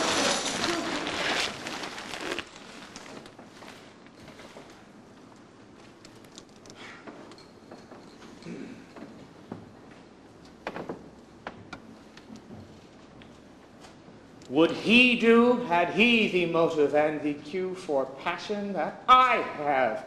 He would drown the stage with tears and cleave the general air with horrid speech, make mad the guilty and appall the free, confound the ignorant and amaze indeed the very faculties of eyes.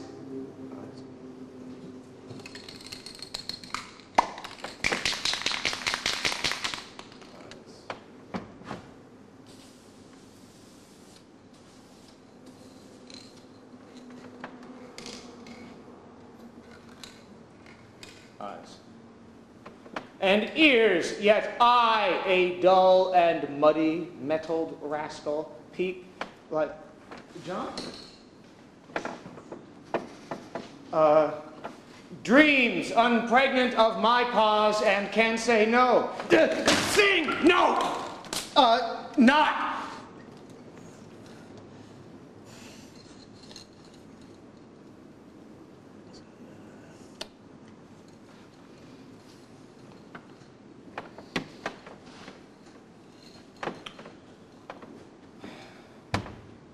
For a king upon whose property and most dear life a damned defeat was made. Am I?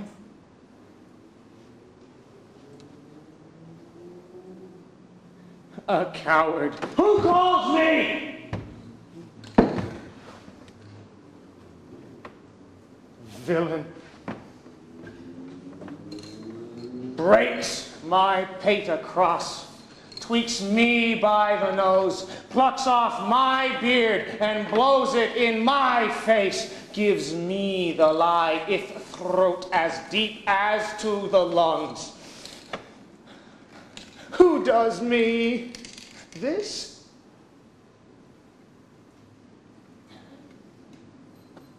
Ha, ha, ha, ha.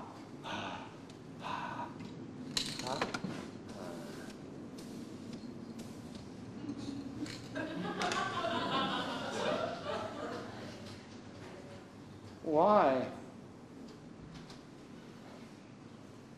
I should take it, for it cannot be but I am pigeon-livered and lack gall to make oppression bitter, or ere this I should have fatted all the region kites with this slave's offal, Ophelia?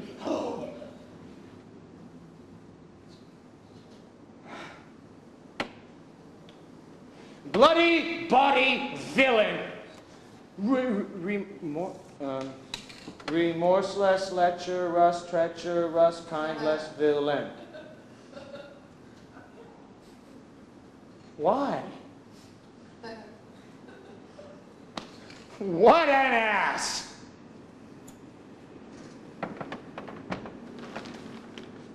Am I?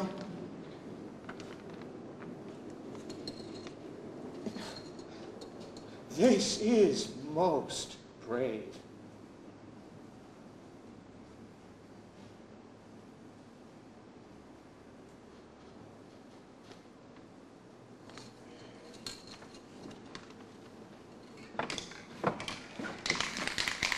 That I, the son of a dear father, murdered, prompted to my revenge by heaven and hell, must like a whore unpack my heart with words and fall,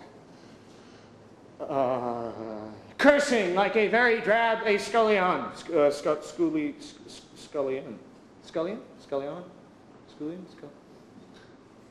Firepond. Oh. Oh.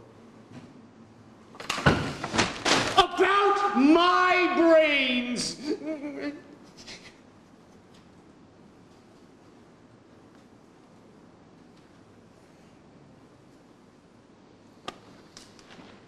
I have heard that guilty creatures sitting at a play have by the very cunning of the scene been struck so to the soul that presently they have proclaimed their malefactions for murder. Though it have no tongue, will speak with most miraculous organ. I'll have these players play something like the murder of my father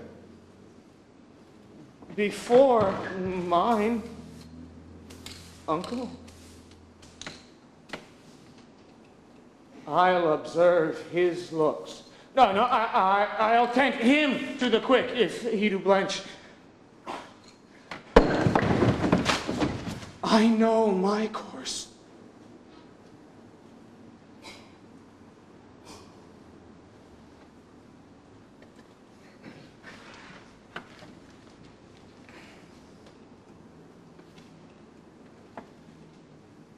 This spirit I have seen may be a devil, and the devil hath power to assume a pleasing shape, yea, and perhaps out of my weakness and my melancholy, as he is very potent with such spirits, abuses me to damn me. I'll have grounds more relative than this.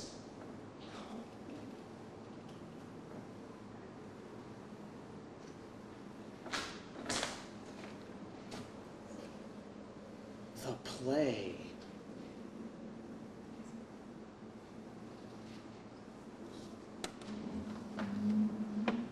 The thing wherein I'll catch the conscience of the king.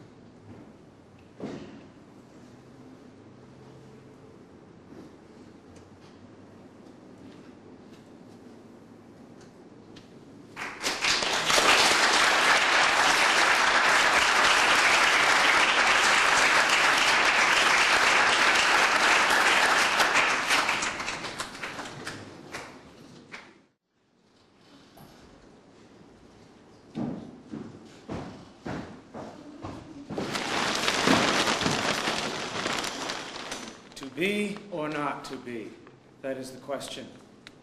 Whether 'tis nobler in the mind to suffer the slings and arrows of outrageous fortune, or to take arms against a sea of troubles, and by opposing end them.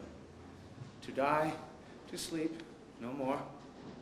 And by sleep to say we end the heartache and thousand natural shocks that flesh is heir to. 'Tis a consummation devoutly to be wished. To die, to sleep. To sleep, perchance to dream, aye, there's the rub. For in that sleep of death, what dreams may come when we have shuffled off this mortal coil, must give us pause. There's the respect that makes calamity of so long life. For who would bear the whips and scorns of time, the oppressor's wrong, the proud man's contumely, the pangs of despised love, the law's delay, the insolence of office, and the spurns that patient merit of the unworthy takes, when he himself might his quietest make with a bare bodkin? Who would these fardels bear?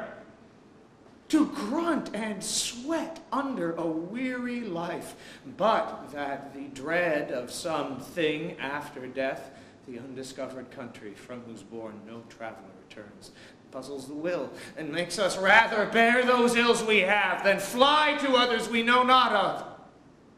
Thus conscience does make cowards of us all, and thus the native hue of resolution is sicklied o'er with a pale cast of thought, and enterprises of grade, pitch, and moment, with this regard their currents turn awry and lose the name of action.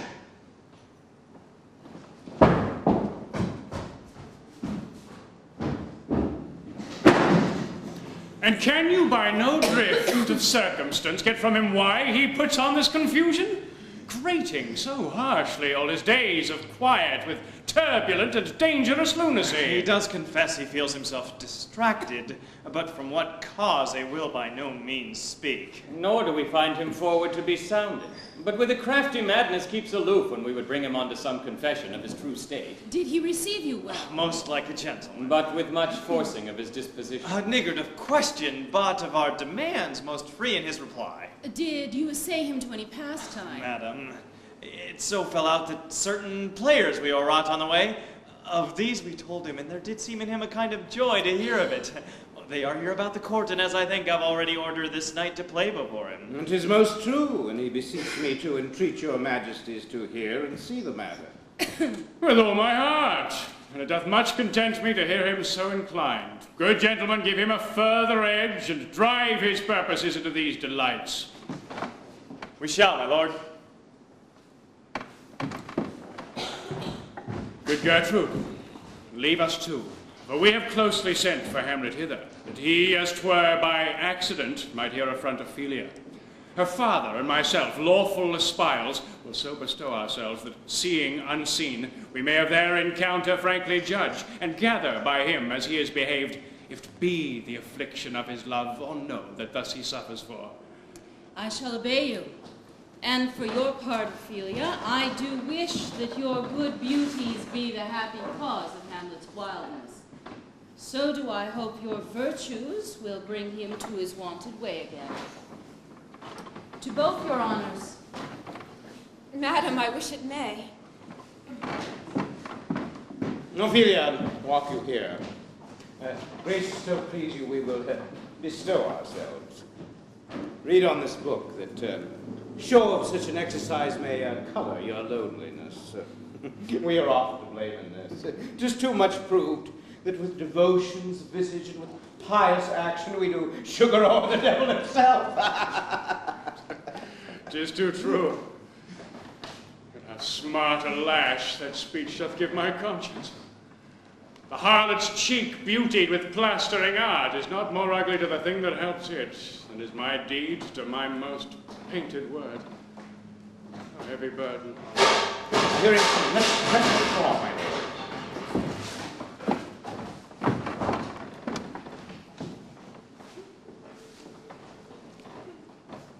Fair Ophelia, nymph in thy orisons be all my sins remembered. Good, my lord. How does your honor for this many a day? I humbly thank you. Well. My lord, I have remembrances of yours I have longed to redeliver. I pray you now receive them. No, I never gave you aught. My honored lord, you know right well you did. With them words of so sweet breath composed as made the things more rich. Then perfume left. Take these again, for to the noble mind rich gifts wax poor when givers prove unkind.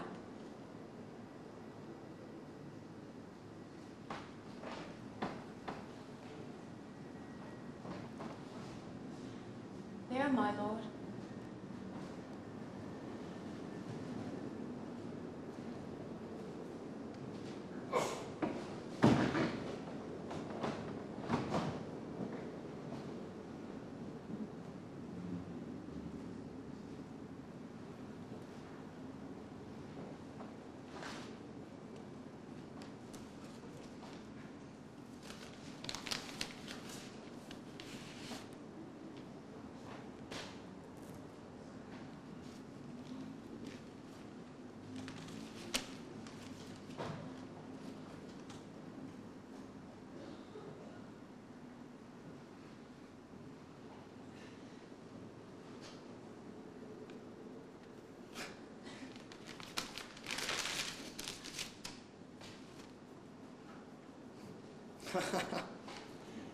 Are you honest? What, my lord? Are you fair? What means your lordship? That if you be honest and fair, your honesty should admit no discourse to your beauty. With beauty, my lord, are better commerce than with honesty. Aye, truly. For the power of beauty will sooner transform honesty from what it is to a bawd than the force of honesty can translate beauty into his likeness.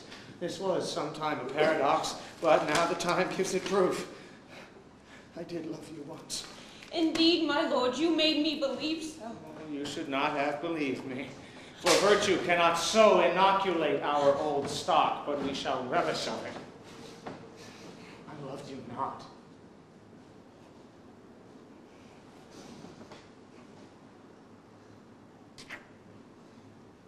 I was the more deceived. Get thee to a nunnery!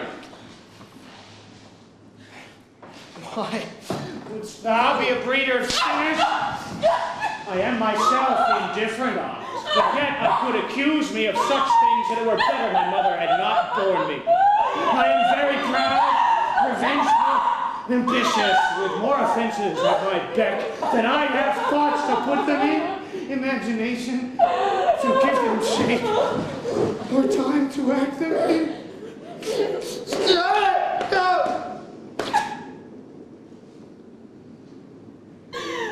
What should such fellows as I do, crawling between heaven and earth?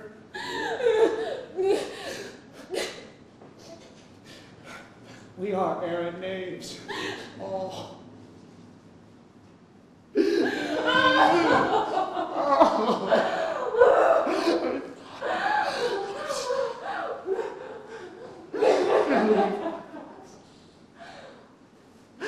Go thy ways, true enough.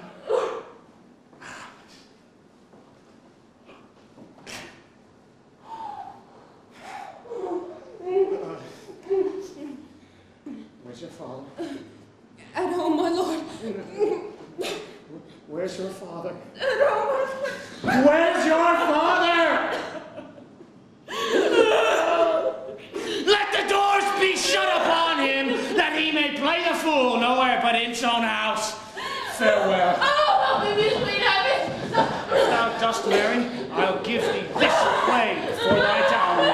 Be thou as chaste as ice, as pure as snow. Thou shalt not escape calumny. Go thy ways to a nunnery. Farewell. Or, if thou wilt needs marry, marry a fool. Marry a fool, for wise men know well enough what monsters you make of them. To a nunnery. Go, and quickly too. Farewell. I have heard of your paintings well enough. God hath given you one face, and you make yourselves another. You jig and amble, you list, you nickname God's creatures, and make your wantonness your ignorance. Go to. I'll no more aunt. It hath made me mad.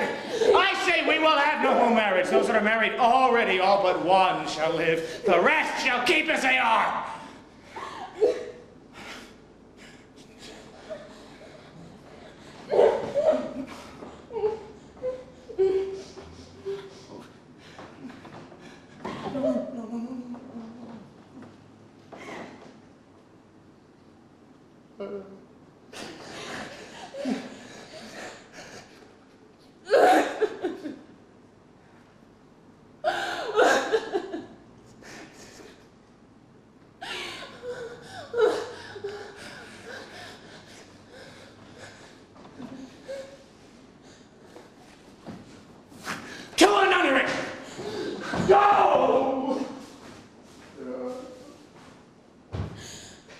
Oh, what a noble mind is here o'erthrown.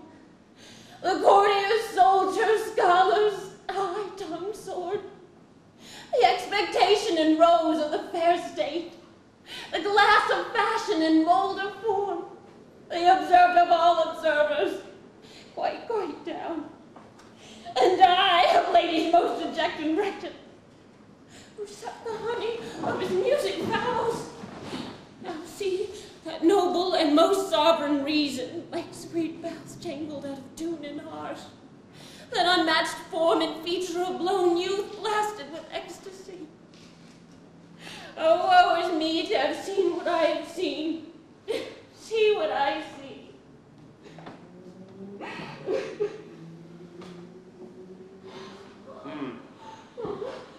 Love, his affections do not that way tend, nor what he spake, though it lacked form a little, was not like madness. There's something in his soul, which his melancholy sits on brood, and I do doubt the hatch and the disclosed will be some danger. Which for to prevent, I have in quick determination thus set it down. He shall with speed to England for the demand of our neglected tribute. Haply the seas and countries different with variable objects shall expel this something settled matter in his heart, whereon his brain still beating puts him thus from fashion of himself. What think you on it? It shall do well. But yet do I believe the origin and commencement of his grief sprung from neglected love. Now, Ophelia, you need not tell us what Lord Hamlet said. We heard it all. My lord, do as you please, but if you hold it fit after the play, let his queen mother all alone entreat you to show this grief. Let her be round with him, who now be placed, so please you, in the ear of all their conference. If she find it not, and to England send him, or confine him where your wisdom best shall think. It shall be so. Madness in great ones must not unwashed go.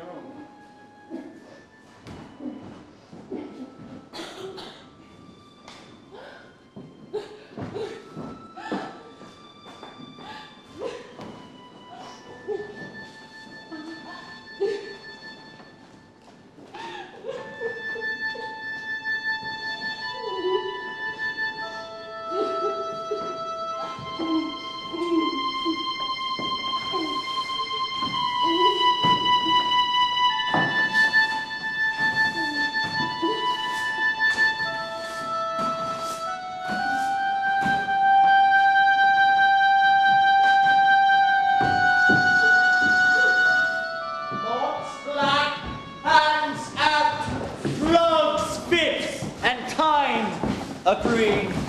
Confederate seas and else no creature see. Thy mixture rank of midnight weeds collected, with Hecate's bands thrice blasted, thrice infected. Thy natural magic and dire property, unwholesome life usurps immediately.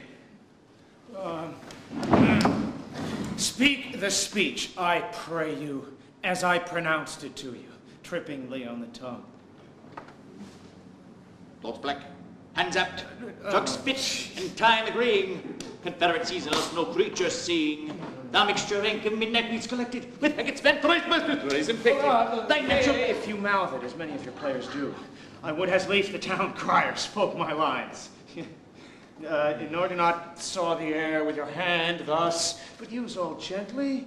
For in the very torrent, tempest, and, as I may say, whirlwind of your passion, you must acquire and beget a temperance that may give it smoothness, I warrant, Your Honor. Thoughts black, hands apt, drugs fit, and time agree. Okay. Confederate season as no creature seeing. Be not too tame, neither, but let your discretion be your tutor. Suit the action to the word to the action. With this special observance, that you o'erstep not the modesty of nature. Thoughts black, hands apt, drugs fit, and time agreeing. Confederate seas and else no creature seeing. Thy mixture rank of midnight weeds collected. Look, anything so overdone is from the purpose of playing, whose end, both at the first and now, was and is to hold as 'twere the mirror up to nature, show virtue her feature, scorn her own image, and the very age and body of the time, his form and pressure. I would hope we had reformed that indifferently with us. Oh, reform it altogether, and let those that play are clowns speak no more than is set down for them. For there be of them those that will themselves laugh, in order to set on some barren quantity of spectators to laugh too. Though some necessary question of the play be then to be considered.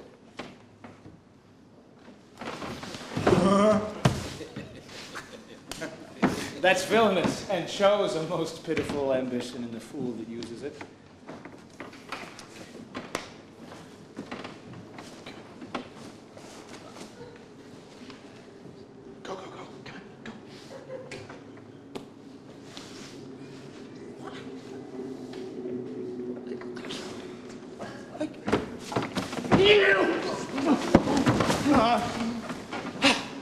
think you're ready?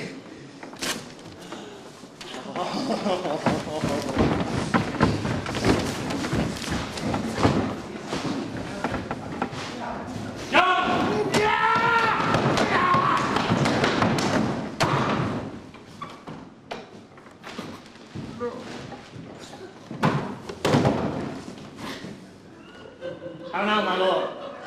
Will the king hear this piece of work? And the queen too, and that present. Bid the players make haste.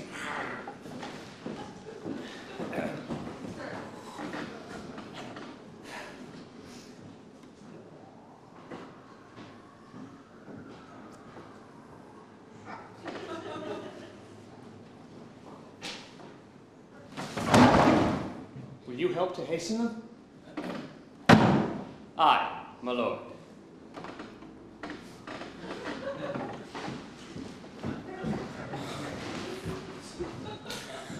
What ho! Horatio! Here, sweet lord. At your service. Horatio? Thou art e'en as just a man as e'er my conversation coped withal. My dear lord. Nay, do not think I flatter. For what advancement may I hope from thee, that no revenue hast, but thy good spirits to feed and clothe thee? Why should the poor be flattered? No, let the candied tongue lick absurd pomp, and crook the pregnant hinges of the knee, where thrift may follow fawning. Dost thou hear? Since my dear soul was mistress of her choice, and could have man distinguish her election, she hath sealed thee for herself. There's a play tonight before the king. One scene of it comes near the circumstance which I have told thee of my father's death. I prithee, when thou seest that act of guilt, even with a very comment of thy soul, observe, if his occulted guilt do not itself unkennel in one speech, it is a damned dog, and my imaginations are as foul as Vulcan's stiffy. Give him needful note, for mine eyes will rivet to his face, and after we will both our judgments join in censure of the scene. Well, my lord, if a steal off the whilst this play is playing escape detective, I will bring it back. We're coming to the play. I must be idle. Get you a place.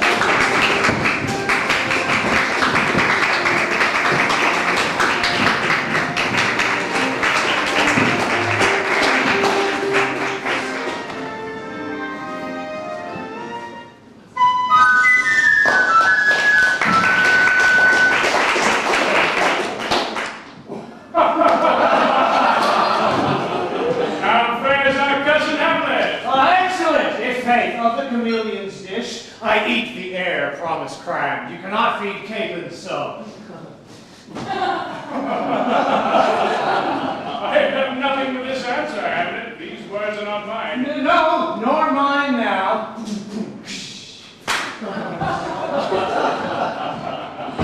My lord, you played once at university, you said. That did I, my lord, and was accounted a good actor. What part did you enact? I did enact Julius Caesar. I was killed in the Capitol. Brutus killed me. 'Twas a brute part of him to kill so capital a calf there. Are the players ready? We wait upon your patience, my lord. Come hither, Hamlet, sit by me. No, mother. Here's metal more attractive. Oh, you mock that? Lady, shall I lie in your lap? No, my lord. I mean my head in your lap. I, my lord. Do you think I meant country matters? I think nothing, my lord. That's a fair thought, to lie between maids' legs. What is, my lord? Nothing. You are married, my lord. Who, I? I, my lord. Oh, God, you're only jig maker. What should a man do but be married? For look you how cheerfully my mother looks. My father died within 2 hours. Nay, 'tis twice 2 months. So long! Nay, then, let the devil wear black, for I'll have a suit of sables. Dead 2 months ago, and not forgotten yet? Well, then there's hope. A great man's memory may outlive his life. Half a year. But, my dear lady, I must build churches then. Or else shall I suffer not thinking on. the hobby horse, whose epitaph it is, for oh, the hobby horse is forgot.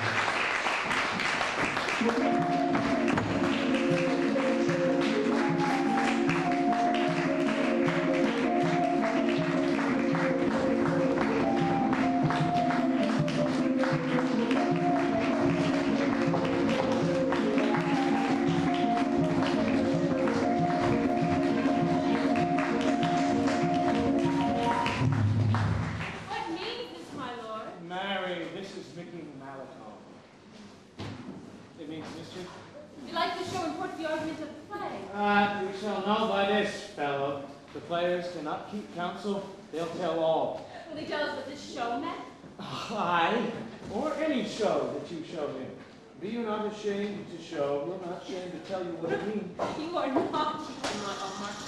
For us and for our tragedy, here stooping to your clemency, we beg your hearing patiently. Is this the prologue or the posy of a wig? 'Tis brief, my lord. As woman's love. Full 30 times hath Phoebus' cart gone round Neptune's salt wash and Tellus' orbit ground, and 30 dozen moons with borrowed sheen about the world have times 12 30s been, since love our hearts and Hymen did our hands unite, commutual in most sacred bands. So many journeys may the sun and moon make us again count o'er ere love be done. But woe is me, you are so sick of late, so far from cheering from your former state that I mistrust you. Yet, though I distrust, discomfort you, my lord, if nothing must. Now, what my love is, proof hath made you know, and as my love is sized, my fear is so. Where love is great, the littlest doubts are fear. Where little fears grow great, great love grows there. Faith, I must leave thee, love, and shortly too, my operant powers their functions leave to do. And thou shalt live in this fair world behind, honored, beloved, and happily one is kind, for husband shall. Oh, confound the breast! Such loves must needs be treason in my breast. Its second husband let me be accursed. None went the second, but who killed the first. That's wormwood. The instances that second marriage move are base respects of thrift, but none of love. A second time I kill my husband dead, when second husband kisses me in bed. Oh.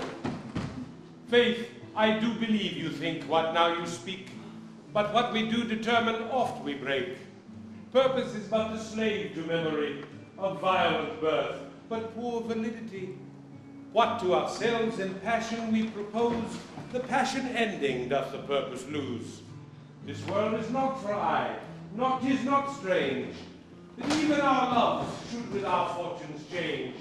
The great man down, you mark, his favourite flies, the poor advanced makes friends of enemies, and hitherto doth love on fortune tend, for who not needs shall never lack a friend, and who in want a hollow friend doth try, directly seasons him his enemy. But orderly to end where I've begun. Our wills and fates do so contrary run, that our devices still are overthrown. Our thoughts are ours, their wills none of our own. So think thou wilt no second husband wed, but die thy thoughts when thy first lord is dead. No earth to give me food, no heaven light, sport and repose, lock from me day and night. But both here and hence pursue me lasting strife, if once a widow, ever I be a wife.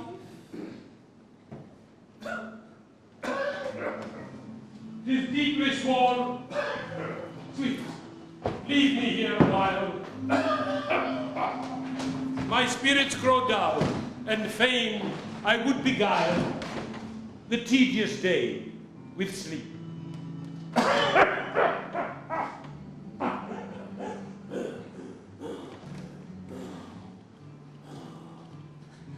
Sleep, rock thy brain.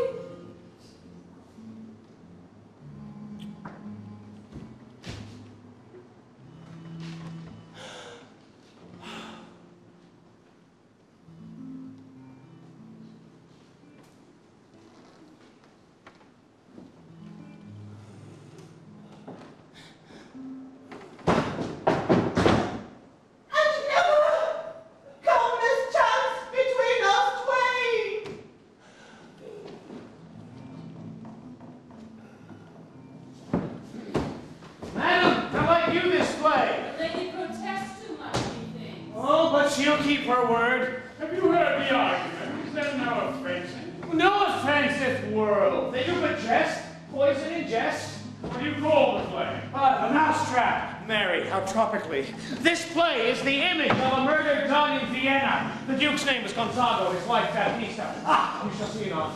'Tis a knavish piece of work, but what of that? Your Majesty and we that have free souls, it touches us not. Let the garlic jade go which our withers are unwrung. Now, this is Lucianus, one nephew to the king. You're as good as a chorus, my lord.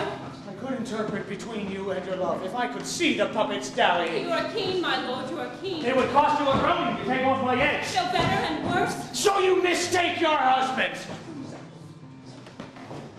Begin, murderer. Leave thy damnable faces and begin. The croaking raven gulf bellow for revenge. Thoughts, blood, hands up, drugs, fit, and time agreeing. Confederacies in us no creature seen. Thy mixture rank of midnight weeds collected, with Peggett's band thrice blasted, thrice infected. Thy natural metric and dire property, unwholesome life usurps immediately.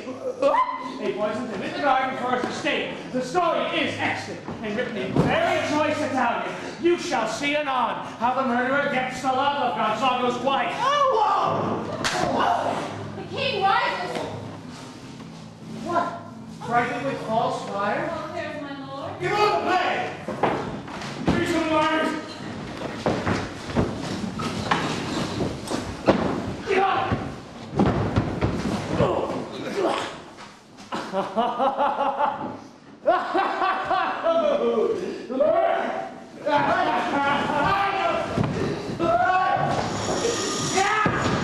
Let the struggling deer go weak, the heart unguarded blood. For some must watch, while some must sleep. Thus runs the world away. Oh, good Horatio! I'll take the ghost's word for £1,000. Tis perceived. Very well, my No lord. problem to talk to the poison. I did very well noted.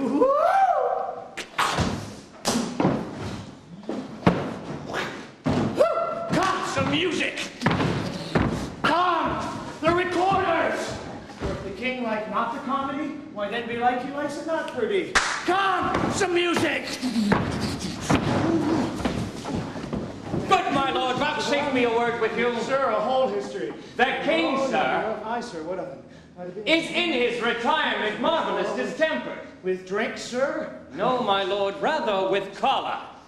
Your wisdom should show itself more, Richard, to signify this to the doctor. For me to put him to his purgation would perhaps plunge him into more common. Here is the best. Nay, good, my lord, put your discourse into some frame and start not so wildly from my affair. I am tame, sir. Pronounce. The queen, your mother, in most great affliction of spirit, hath sent me to you. You are welcome. Nay, good my lord, this courtesy is not of the right breed. If it shall please you to make me a wholesome answer, I will do your mother's commandment. If not, your pardon and my return shall be the end of my business.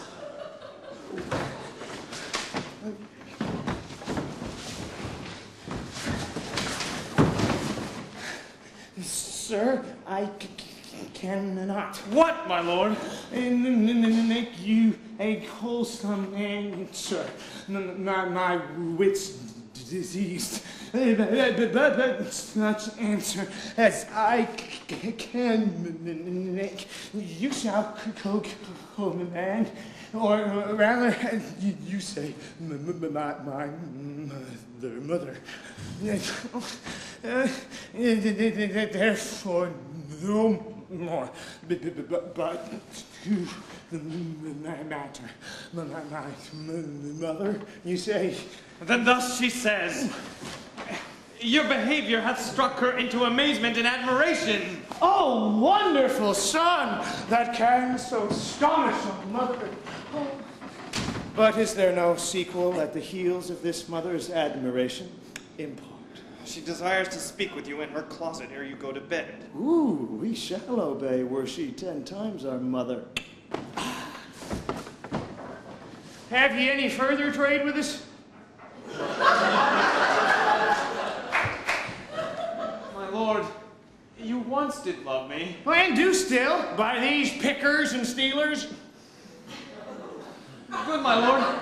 What is your cause of distemper? You do surely bar the door upon your own liberty if you deny your griefs to your friend. Sir, I lack advancement. How can that be if you have the voice of the king himself for your succession in Denmark? Aye, sir, but while the grass grows, the proverb is something musty. Oh, the recorders. Let me see one.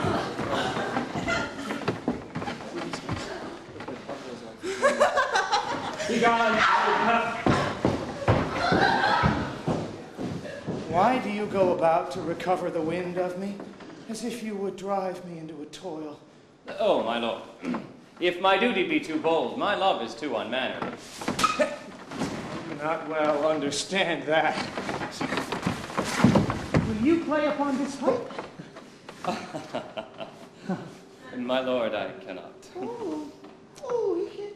Well, I pray you. Ooh. Believe me, I cannot. Oh, he can't. I beseech you. I know no touch of it, my lord. Oh, it is as easy as lying. Oh, no. Govern these ventages with your fingers and thumb. Give it breath with your mouth, thus. And it will discourse most eloquent music. Oh, okay. These are the stops. Come on. But these cannot I command to any utterance of harmony. I have not the skill. Why, look you then how unworthy a thing you make of me. You would play upon me. You would seem to know my stops. You would pluck out the heart of my mystery. You would sound me from my lowest note to the top of my compass. And there is much music, excellent voice in this little organ, yet cannot you make it speak? Splut! Do you think I am easier to be played on than a pipe? Call me what instrument you will. Though you can fret me, you cannot play upon me.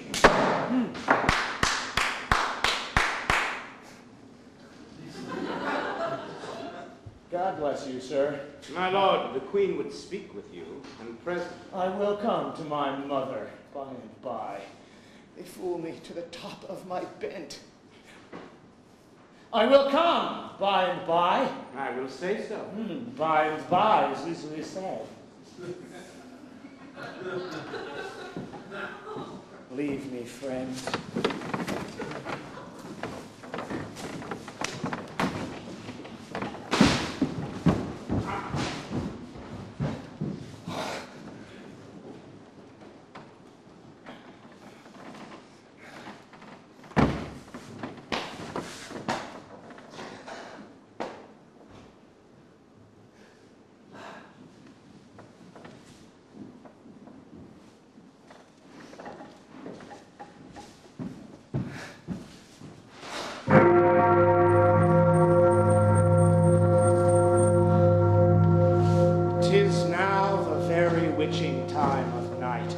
Churchyards yawn, and hell itself breathes out contagion to this world. Now could I drink hot blood and do such bitter business as the day would quake to look on. Soft, now to my mother. O heart, lose not thy nature. Let not ever the soul of Nero enter this firm bosom. Let me be cruel, not unnatural. I will speak daggers to her, but use none. My tongue and soul in this be hypocrites. How in my words, somever she be shent, to give them seals, never my soul consent. I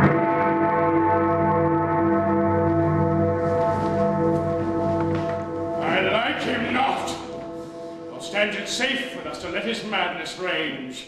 Therefore prepare you. I your commission will forthwith dispatch, and he to England shall along with you. The terms of our estate may not endure hazard so dangerous as to thoroughly grow out of his brows. We will ourselves provide. Most holy and religious fear it is to keep those many, many bodies safe that live and feed upon his majesty. The single and peculiar life is bound with all the strength and armor of the mind to keep itself from noise, but much more that spirit upon whose wheel depends and rests the lives of many. The cessed majesty dies not alone, but like a gulf doth draw what's near it with it. Never alone did the king sigh, but with a general groan. Arm you, I pray you, to this speedy voyage, or we will fetters put about this fear, which now goes too free-footed. We will haste us.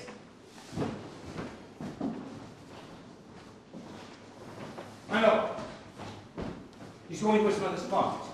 Behind the arras I'll convey myself to here, the hostess.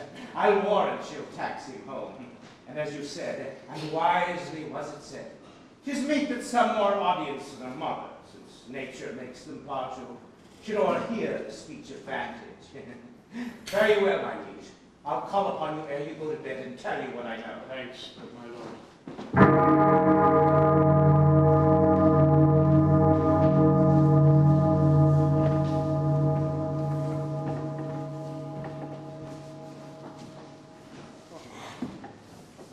Is rank. Smells to heaven. It hath the primal eldest curse upon it. A brother's murder.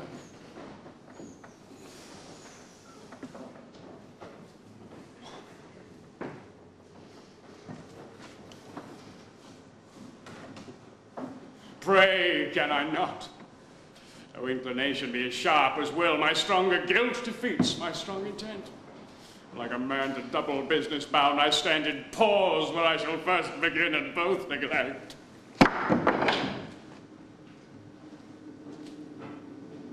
What if this cursed hand were thicker than itself with brother's blood? Is there not rain enough in the sweet heavens to wash it white as snow? Whereto serves mercy but to confront the visage of offence? And what's in prayer but this twofold force to be forestalled ere we come to fall? Being down. Then I'll look up. Our fault is past. Oh, what form of prayer can serve my turn? Forgive me my foul murder. It cannot be, since I'm still possessed of the effects for which I did the murder. My crown, my own ambition, and my queen.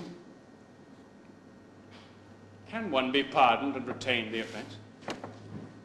Corrupt currents of this world, offence's gilded hand may shove by justice. And oft is seen the wicked prize itself buys out the law. It is not so above. There is no shuffling there. The action lies in his true nature, and we ourselves compelled even to the teeth and forehead of our faults to give in evidence. What then? What rests? Try what repentance can. What can it not? What can it, when one cannot repent? Oh, wretched state. Oh, bosom black as death. Languid soul that's struggling to be free and more engaged. Oh, angels. Make a say. Foul and stubborn names.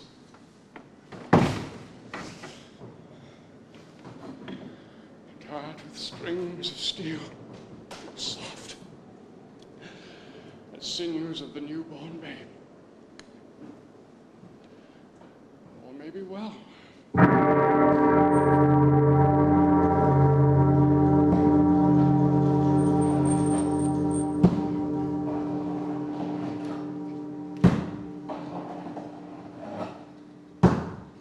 Now might I do it, Pat. Now is a praying. And now I'll do't, and so goes to heaven, and so am I revenged. That would be scanned. A villain kills my father, and for that I, his sole son, do this same villain send to heaven.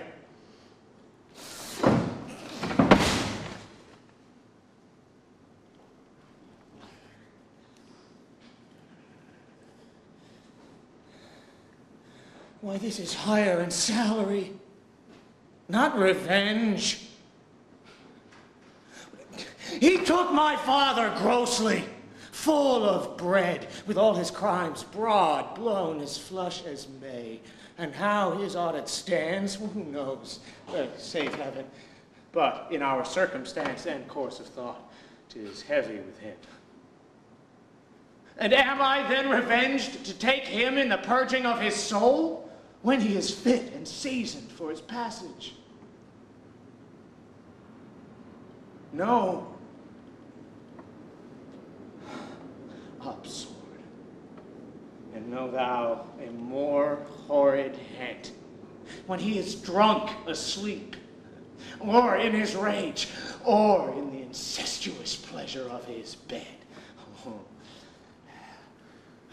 At gaming, swearing, or about some act that has no relish of salvation in't, then trip him, that his heels may kick in heaven, and that his soul may be as damned and black as hell, whereto it goes.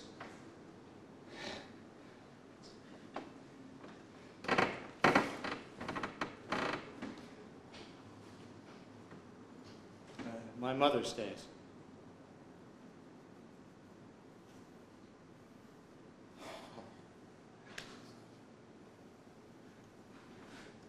This physic but prolongs thy sickly days.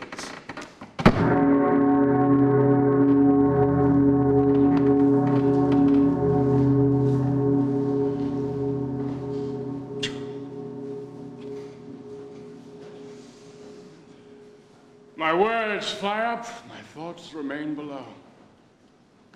Words without thoughts never to heaven go.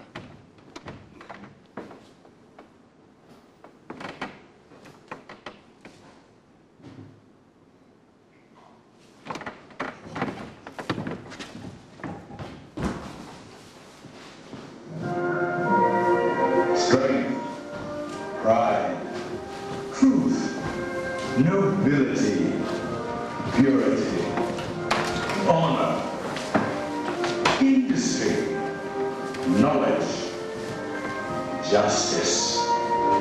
Denmark was in mourning. Now Claudius is here. Skies are bright. It's afternoon. Salvation, optimism, strength, pride, truth, nobility, purity, honor, industry, knowledge, justice. Denmark was in mourning. Now Claudius is here. Skies are bright. It's afternoon. Salvation. He will come straight. Look, you lay hold to him. Tell him his pranks have been too broad to bear with, and that your grace has screamed and stood between much heat and him. I'll silence me even here. Pray, be round. I'll warrant you, fear me not. Withdraw, I hear you coming. Why should I feel the way I do? It's only love that is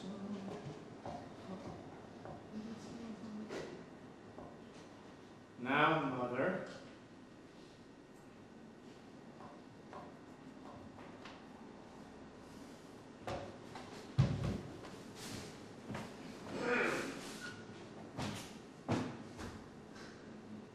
What's the matter? Hamlet, thou hast thy father much offended. Mother, you have my father much offended. Come, you answer with an idle tongue. Go, you question with a wicked tongue.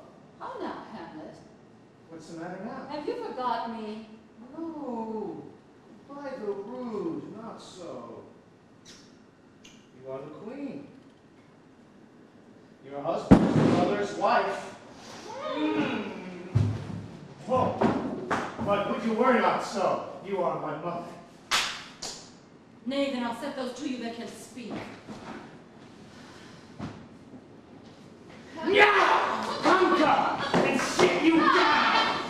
You shall not budge. You go not till I set you a glass, wherein you may see the inmost part of you. What wilt thou do? Thou wilt not murder me! Help! No, a rat! Dead for a ducat! Dead!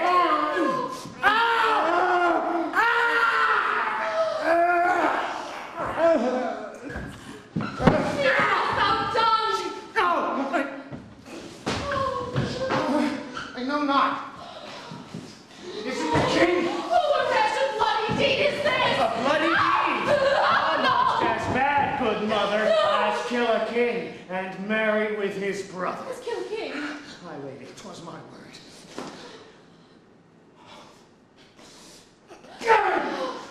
Thou wretched, rash, intruding fool, farewell. I took thee for thy better. Take thy fortune, thou find'st to be too busy is some danger. These wringing of your hands, these sit you down and let me wring your heart. For so I shall, if it be made of penetrable stuff. If damned custom have not praised it so that it be proof and bulwark against sense. Oh, what have I done that thou darest wag thy tongue in noise so rude against me? Such an act as blurs the grace and blush of modesty. Calls virtue hypocrite, makes marriage vows as false as dicer's oaths, that from the body of contraction plucks the very soul. Heaven's face does glow o'er this serenity, and compound mass with tristful visage, as against the doom is thought sick at the act. I mean, what act that roars so loud and thunders in the index? What? Look here, upon this picture, and on this. The counterfeit presentment of two brothers. You see what a grace was seated on this brow? A combination and a form indeed, where every god did seem to set his seal to give the world assurance of a man. This was your husband. Look you now what follows. Here is your husband, like a mildewed ear blasting his wholesome brother. Have you eyes? Could you on this fair mountain leave to feed and fatten on this moor? Huh? No! Have you eyes? You cannot call it love, for at your age the heyday in the blood is tame. No! It's humble and waits upon the judgment. And what judgment would step from this to this? Sense sure you have, else you could not have motion. But sure, that sense is apoplexed, for madness would not err, nor sense to ecstasy was ne'er so thrown, but it reserved some quantity of choice to serve in such a difference. Oh, shame, where is thy blush? Rebellious hell! If thou canst mutine a matron's bones, to flaming youth let virtue be as wax, and melt in her own fire. Proclaim no shame when the compulsive ardor gives the charge, since frost itself as actively doth burn, and reason panders to will. Stop! Thou turnest mine eyes into my very soul, and there I see such black and grained spots as will not leave their tint. Nay, to live in rank sweat of an enseamed bed, stewed in corruption, honey and making love over the nasty stars. Oh, speak no more! These words like daggers entering my ears no more, sweet Hamlet! A villain and a murderer, a slave that is not 20th part the tithe of thy precedent lord, a cut-purse of the empire and the rule, that from a shelf the precious diadem stole and put it in his pocket. No more! A king of shreds and patches!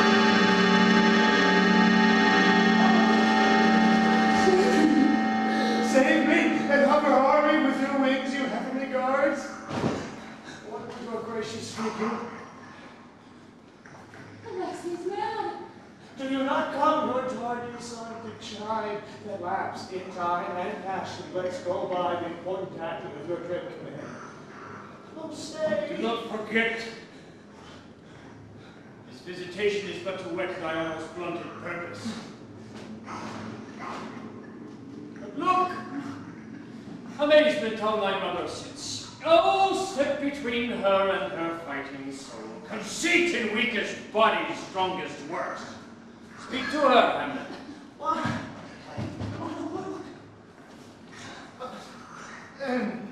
How is it with you, lady? Alas, how is with you? That you do bend your eye on vacancy, and with the incorporeal air do hold discourse? Or that your eyes your spirits wildly feed, your bedded hair like life and excrement, start up and stand at hand.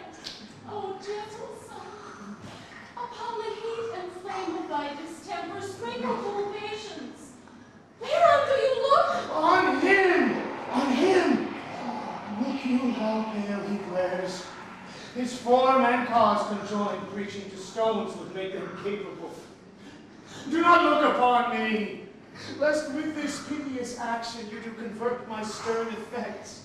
Then what I have to do will want true color.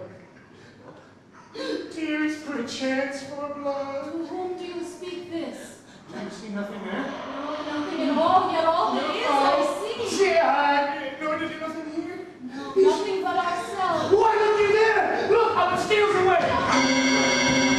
My father! It is Hamlet as he lived! Look, where he goes even now, out of the portal! Look at This is the very coinage of your praise. This bodiless creation, ecstasy is very cunning in. And my pulse, as yours, doth temperately keep time, and makes as healthful music. Mother, for love of grace, lay not that flattering unction to your soul, that not your trespass, but my madness speaks. It will but skin and film the ulcerous place, whilst rank corruption, mining all within, infects unseen.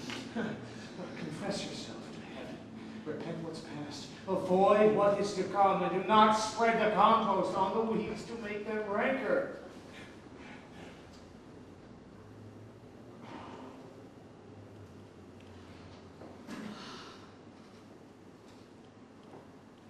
Forgive me this, my virtue.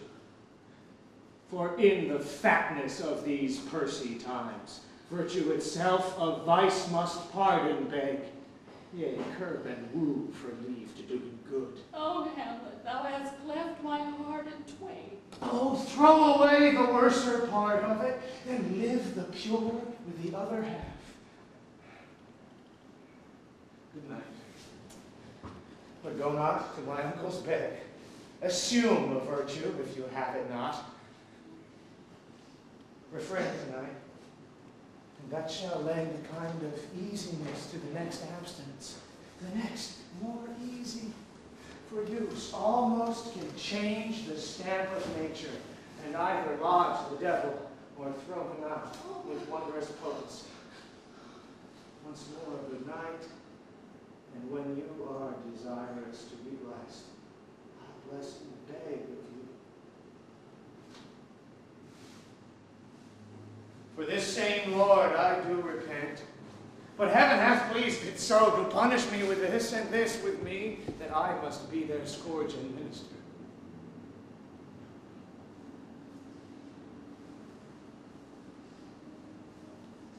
I will bestow him, and will answer well the death I gave him. So, again, good night. Oh, I must be cruel, only to be kind.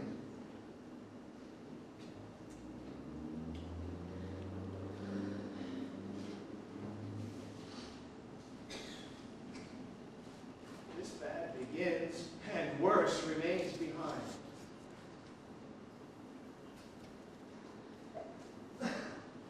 One word more, good lady. What should I do? Not this, by no means that I bid you do. Let the bloat king tempt you again to bed. Pinch wanton on your cheek, call you his mouse, and let him for a pair of reachy kisses, or with paddling in your neck with his damned fingers, make you to rattle all this matter out. That I essentially am not in madness, but mad in craft. This I assure you. If words be made of breath and breath of life, I have no life to breathe what thou hast said to me.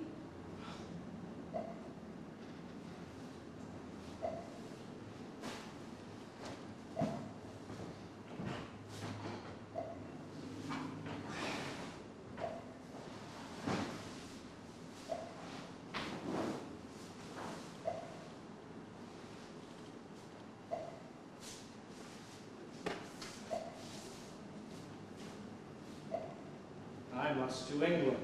You know that. Alack, I have forgot. 'Tis so concluded on. There's letters sealed, and my 2 schoolfellows, whom I will trust as I will Adam's fang. They bear the mandate. They must sweep my way and marshal me to knavery. Let it work. Oh, 'tis most sweet when in one line 2 crafts directly meet. This man shall set me packing. I'll love the guts in the neighborhood, Mother.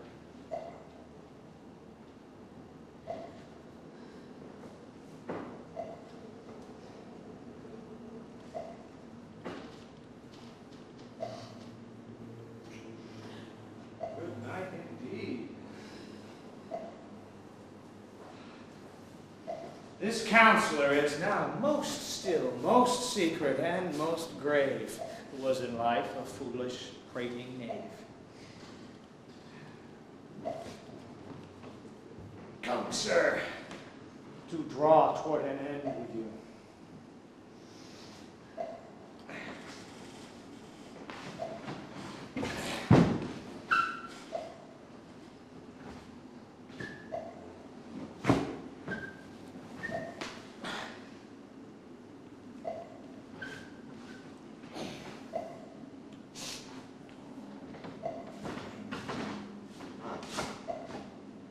Good night, Mother.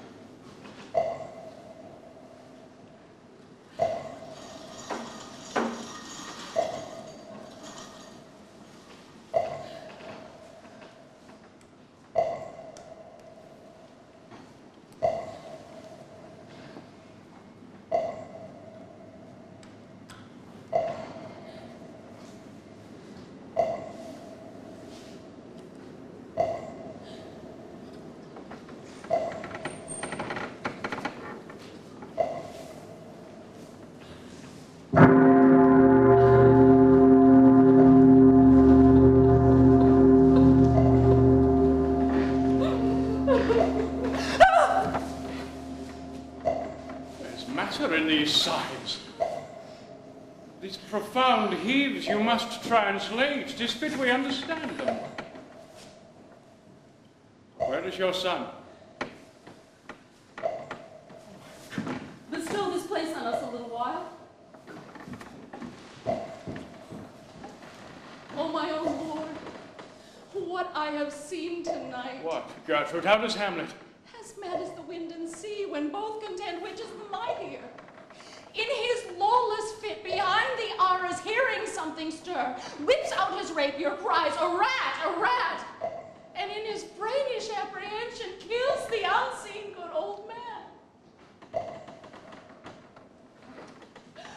Oh, indeed. It had been so with us, had we been there. His liberty is full of threats to all, to you yourself, to us, to everyone. This bloody deed be answered.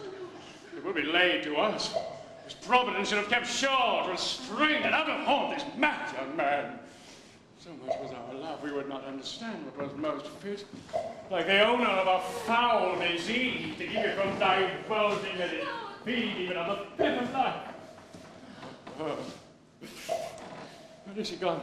To draw apart the body he hath killed, or whom his very madness, like an ore among a mineral of metal's base, shows itself pure.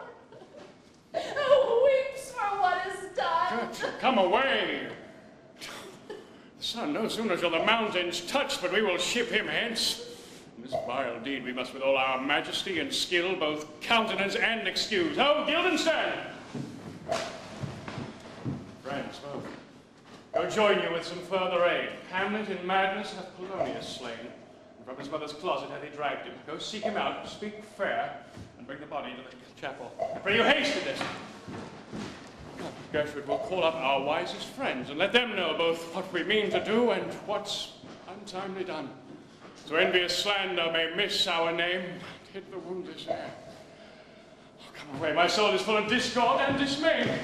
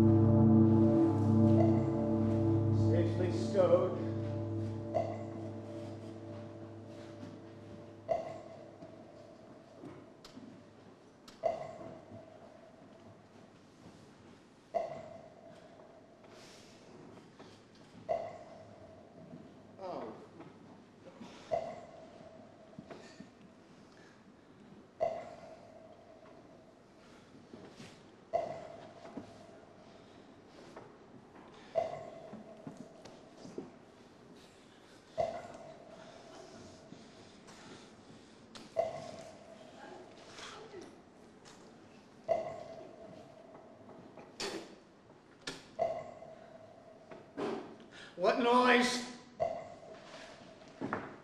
Who calls on Hamlet? Oh, here they come.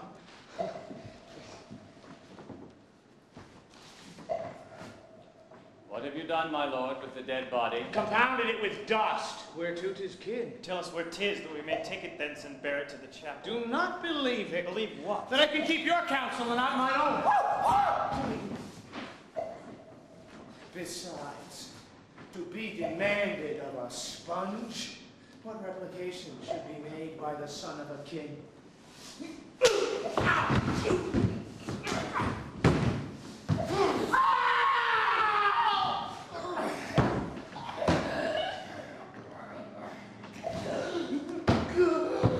Take you me for a sponge, my lord. Aye, sir, that soaks up the king's countenance, his rewards, his authorities.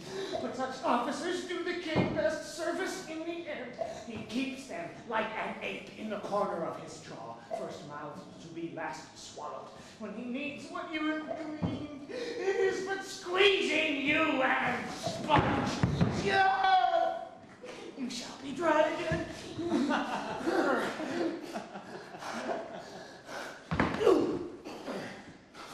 I understand you not, my lord. I am glad of it. A knavish speech sleeps in a foolish ear. Come on! My lord, you must tell us where the body is and go with us to the king.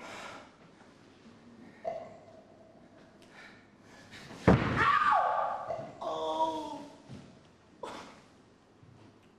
The body is with the king, but the king is not with the body. The king is a thing. A thing, my lord? But nothing. Bring me to him.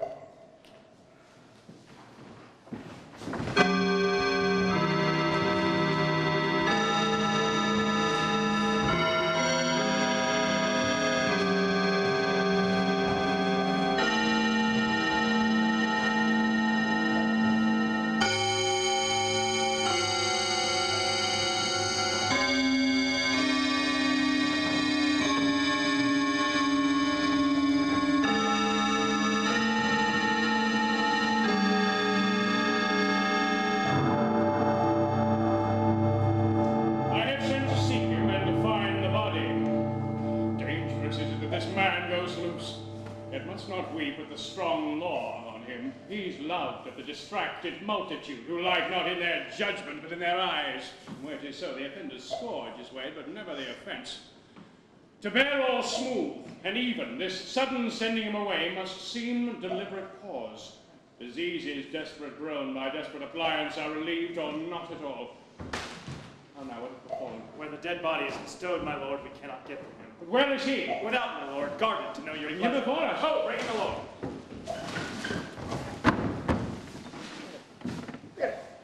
Now, Hamlet, where's Polonius? At supper. Supper where? Not where he eats, but where he's eaten. Certain convocation of politic worms are e'en at him. Your worm is your only emperor for diet. We fat all creatures else to fat us, and we fat ourselves for maggots. Your fat king and your lean beggar is but 2 dishes. Variable service to 1 table. That's the end. A man may fish with a worm that hath eat of a king, and eat of the fish that hath fed of that worm. What dost thou mean by this? Nothing but to show you how a king may go a progress through the guts of a beggar. Where is Polonius? In heaven! Send thither to see. If your messenger find him not there, seek him at other place yourself. But indeed, if you find him not within the month, you shall nose him as you go up the stairs into the lobby. Go seek him then. He will stay till you come. Hamlet, this deed, for thine especial safety, which we do tender as we dearly grieve for that which thou hast done, must send thee hence with fiery quickness. Therefore prepare thyself. The wind is ready and the bark at helm, the associates' tent, and everything is bent for England. For England? Aye, Hamlet. Oh, good. So is it that thou knewest our purpose? I see a cherub that sees them. But come, for England. Farewell, dear mother. Thy loving father, Hamlet. My mother. Father and mother is man and wife. Man and wife is one flesh. So, my mother. But come, for England.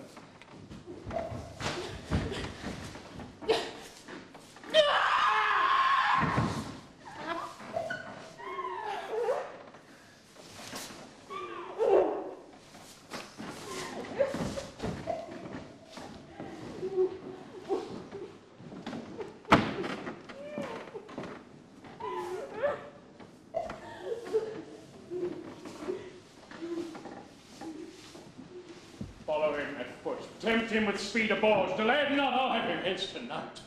Away! But everything is sealed and done that else leaned on the affair. Pray you make haste.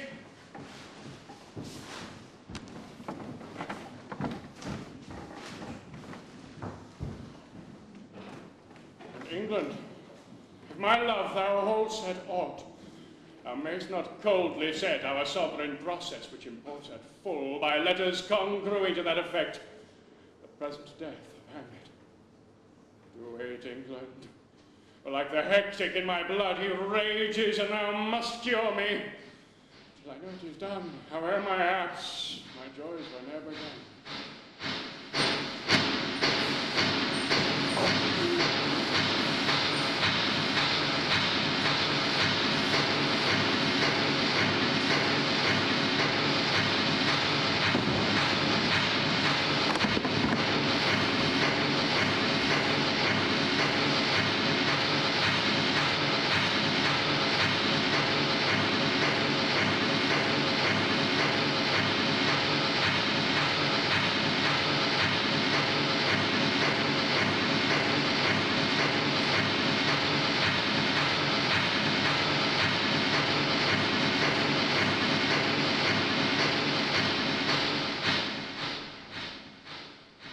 Go, Captain, from me greet the Danish king.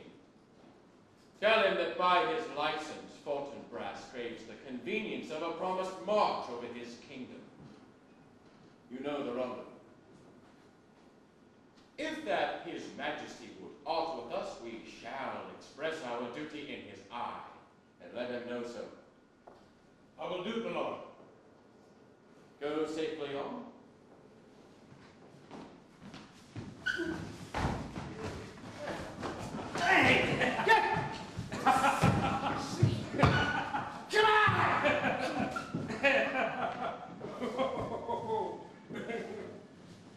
Good sir, sir, whose powers are these?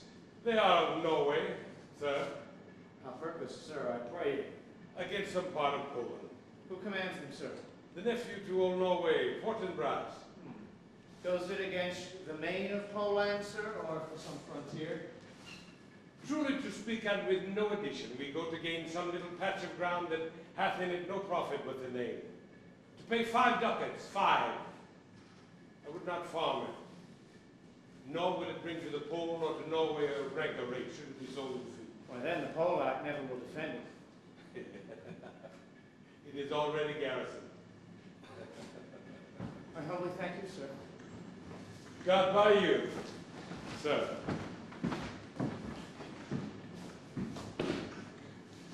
Will it please you go, my lord? I'll be with you straight. Go a little before.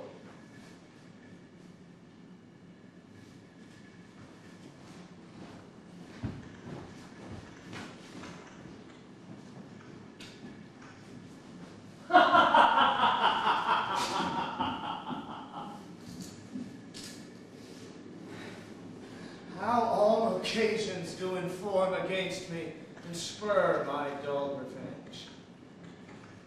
What is a man if his chief good and market of his time be but to sleep and feed? A beast, no more.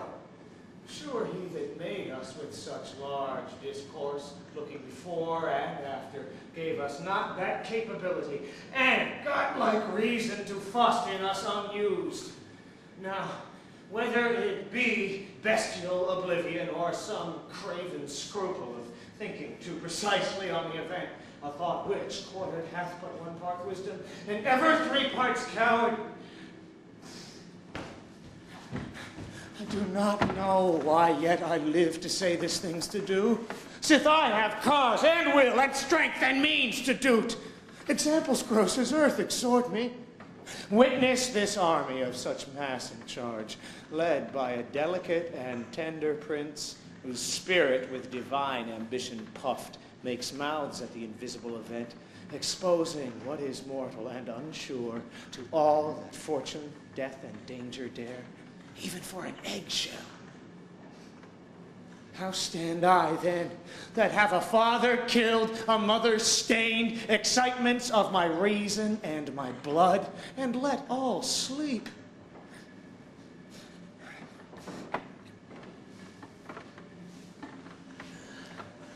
While, to my shame, I see the imminent death of 20,000 men that for a fantasy and trick of fame go to their graves like beds, fight for a plot whereon the numbers cannot try the cause, that is not tomb enough and continent to hide the slain. Oh, from this time forth, my thoughts be bloody, or be nothing worth. No! What? You...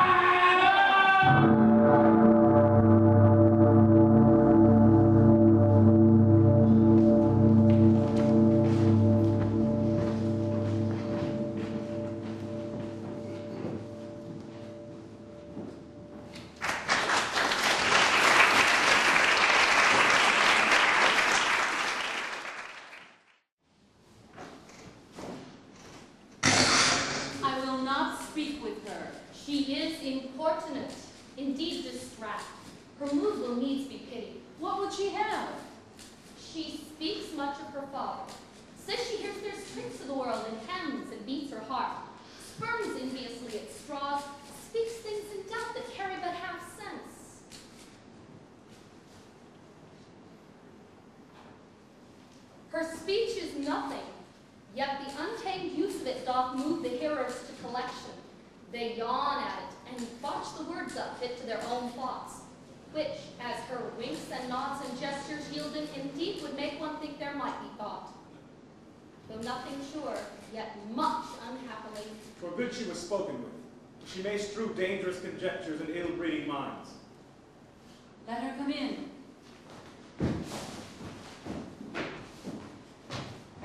To my sick soul, as sin's true nature is, each toy seems prologue to some great amiss. of artless jealousy is guilt, it spills itself in fearing to be spilled. Where is the beauteous majesty of Denmark? How now? Ophelia? How should I, your true love, know that another one by his cock of head and staff, by his sandal shoon? Alas, sweet lady, what imports this song? Say you may! Where you are? He is dead and gone, lady. He is dead and gone. At his head a brisk green turf, at his heels a stone. Nay, but Ophelia. Oh! But you mark. White as shroud of mountain snow. Run whistling glass. Oh, which be what to the grave did not go, with through love showers. Alas, look here, my lord. Do you, pretty lady? God kills you. They say the owl was a baker's daughter. Oh, we know what we are, but we know not what we may be. God be at your table. Conceit upon her father. Hey, let's have no words of this. But when they ask you what it means, say you this. No. Tomorrow is St. Valentine's Day, all in the morning betime, and I made at your window to be your Valentine. Then up he rose and donned his clothes and tucked the chain with door. Let it be made that how the maid never departed more. Ophelia! Indeed, la, we got an oath I'll make an end on it. By this and by St. Charity, lacking Bible shame, young men will do it if they come to it. Right crack, they are to blame. Quote ye before you tumble me, you promised me to wed. He enters what I had done by yonder sun, and thou hast not come to my bed. How long has she been thus?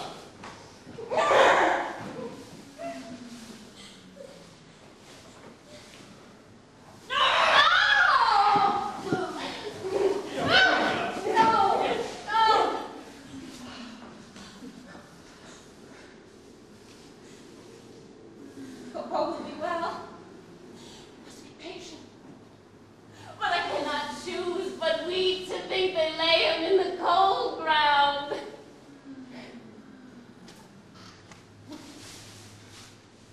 My brother shall know of this.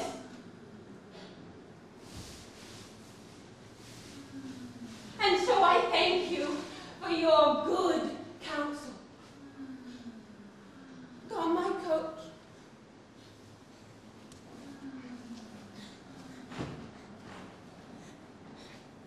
Good night, ladies. Good night. Sweet ladies. Good night. Good night.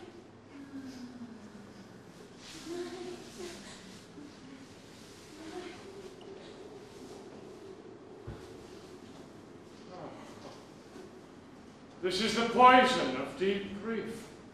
Springs all from our father's death. Oh, Gertrude, when sorrows come, they come not single spies, but in battalions. First your father slain, next your son gone. The most violent author of his own just removed. The people, muddy, thick, and unwholesome in their thoughts and whispers of good Polonius' death, we have done but greenly in hugger-mugger to inter him. Oh, poor Ophelia, divided from herself, no fair judgment, without which we are pictures or mere beasts. Last, and as much containing as all these, her brother is in secret come from France, keeps on his wonder, keeps himself in clouds, and wants not buzzers to infect his ear with pestilent speeches of his father's death, but in necessity. Matters beggar will nothing stick our person to a rein in ear and ear. Oh, my dear Gertrude, this like to a murdering beast. In many places gives me superfluous death. Alack, what noise is that? And where is my Switzers? Let them guard the door! Take it, sir, my lord.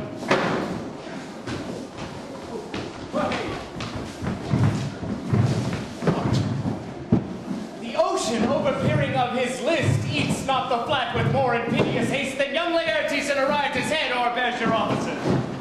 The rabble call him lord, and his time were now but to begin. Antiquity forgot, custom not known, the ratifiers and props of every word. We cry, choose we Laertes shall be king. Caps, hands, and tongues applauded to the clouds. Laertes shall be king, Laertes king.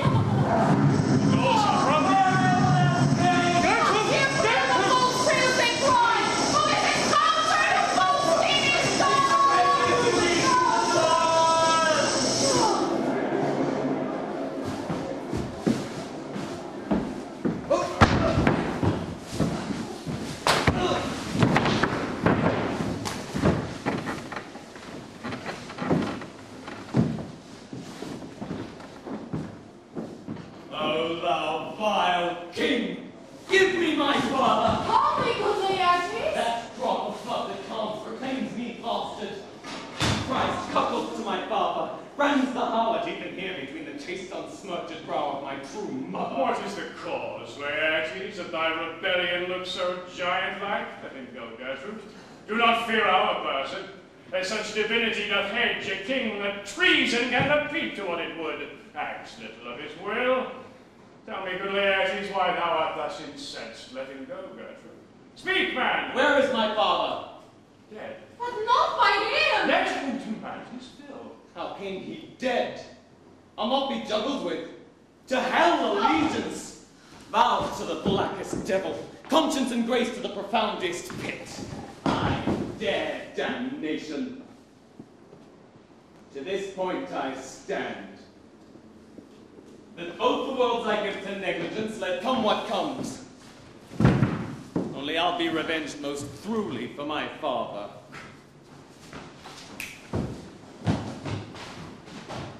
Who shall stay you? My will, not all the worlds. And for my means I'll husband them so well they shall go far with little. Good Laertes, if you desire to know the certainty of your dear father, is to writ in your revenge that swoop-stake you will draw both friend and foe, winner and loser. None but his enemies. Will you know them, then?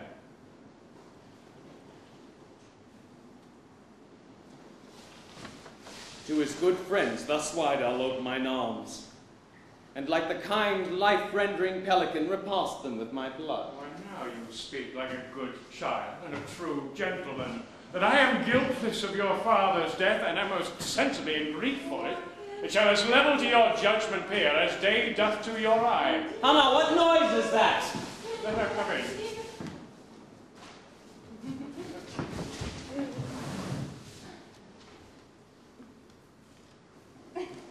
Oh, heat, dry up my brains. Tears 7 times salt burn out the sense and virtue of mine eye.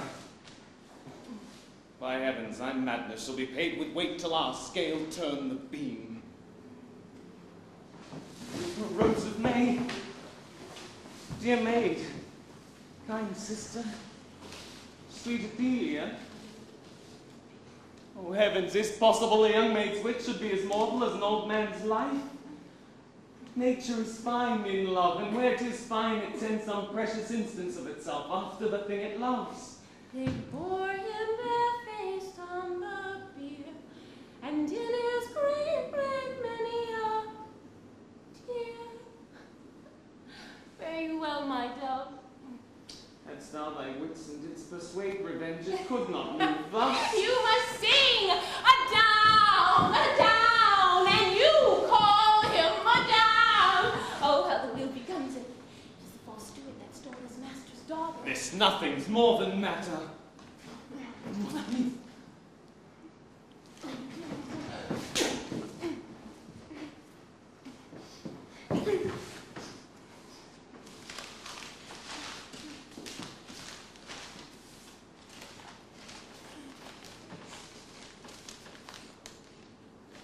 Miss Rosemary, that's for remembrance.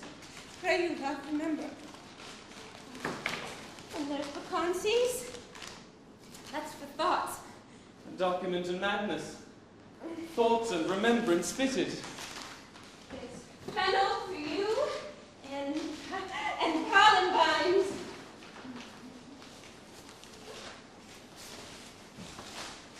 There's rue for you, there's some for me. We may call it herb or grace or Sunday. You must weigh your rue with a difference. A daisy! I give you some violets, but they all withered when my father died. They say he made a good end. Oh, Bonnie, sweet brother, is all of my joy. Thoughts and affliction, passion, hell itself she turns to favor and to prettiness.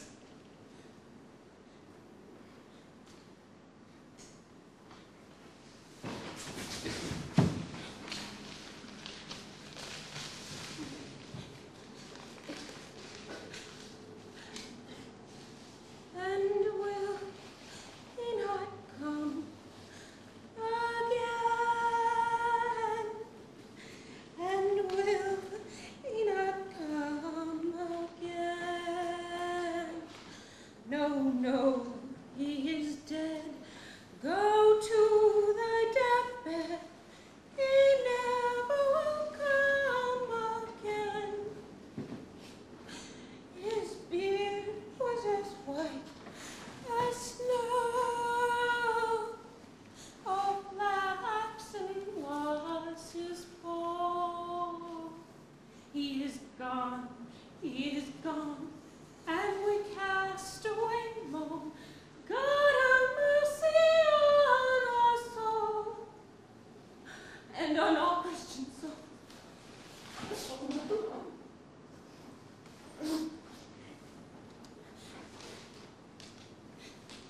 God buy you.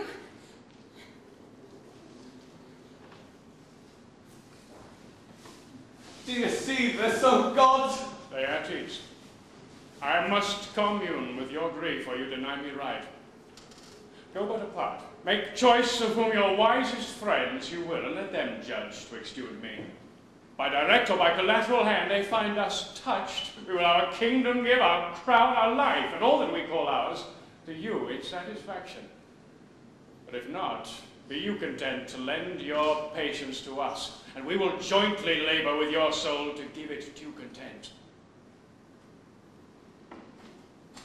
Let this be so. His means of death, his obscure burial, no trophy, sword, nor hatchment o'er his bones, no noble right nor formal ostentation cry to be heard as 'twere from heaven to earth, that I must call to question. And so you shall.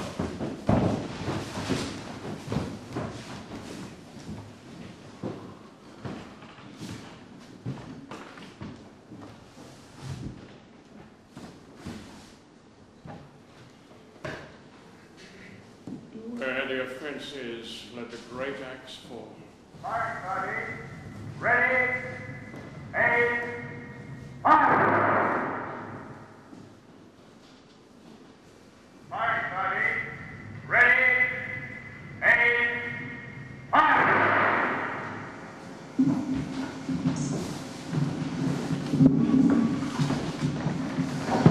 Horatio, when thou shalt overlook this, give these fellows some means to be king. They have letters for him. Every week they told the sea, a pirate of very warlike appearance gave us chase. Finding themselves too slow to sail, we put on a compelled valor. In the graphic I boarded them. On the instant they got clear of our ship, so I alone became their prisoner.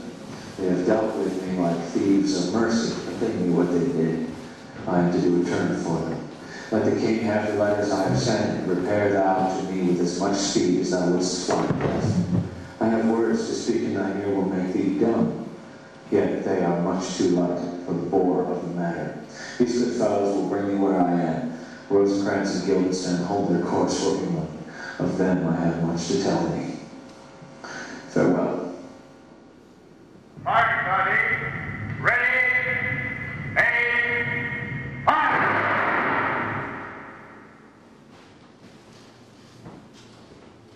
Now must your conscience my acquittance seal, and you must put me in your heart for friend. Since you have heard, and with a knowing ear, that he which hath your noble father slain pursued my life. It well appears. But tell me why you proceeded not against these feats so crimeful and so capital in nature, as by your safety, wisdom, all things else humanely was stirred up. Oh, for two special reasons, which may to you perhaps seem much unsinewed, but yet to me they are strong. The queen, his mother, lives almost by his looks. For myself, my virtue or my plague, be it either which, she is so conjunctive to my life and soul, that as the star moves not but in his sphere, I could not but by her. The other motive why to a public count I might not go is the great love the general gender bear him. Who, dipping all his faults in their affections, work like the spring that turneth wood to stone, convert his gyves to graces, so that my arrows too slightly timbered for so loud a wind would have reverted to my bow again and not where I aimed them. And so have I a noble father lost, a sister driven into desperate terms, whose worth, if praises may go back again, stood challenger on mount through all the age for her perfections. But my revenge will come. Break not your sleeves for that. You must not think we're made of stuff so flat and dull that we can let our beard be shook with danger and think it pastime. You shortly shall hear more. I loved your father, and we love ourselves, and that, I hope, will teach you to imagine. Now, what news? These, your majesty, this to the queen. Who brought them? Sailors, man, what they say. I saw them not. They were Yeah, given me by Jesus. Claudio. You shall hear them. Leave us.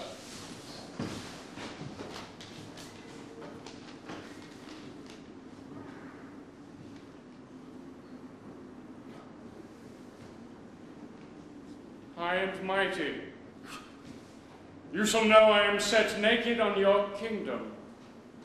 Tomorrow shall I beg leave to see your kingly eyes, when I shall, first asking your pardon thereunto, recount the occasion of my sudden and more strange return. Hamlet, what should this mean? Are all the rest come back, or is there some abuse and no such thing? Know you the hand? Is Hamlet's character naked? And in a postscript here he says, alone. Can you devise me?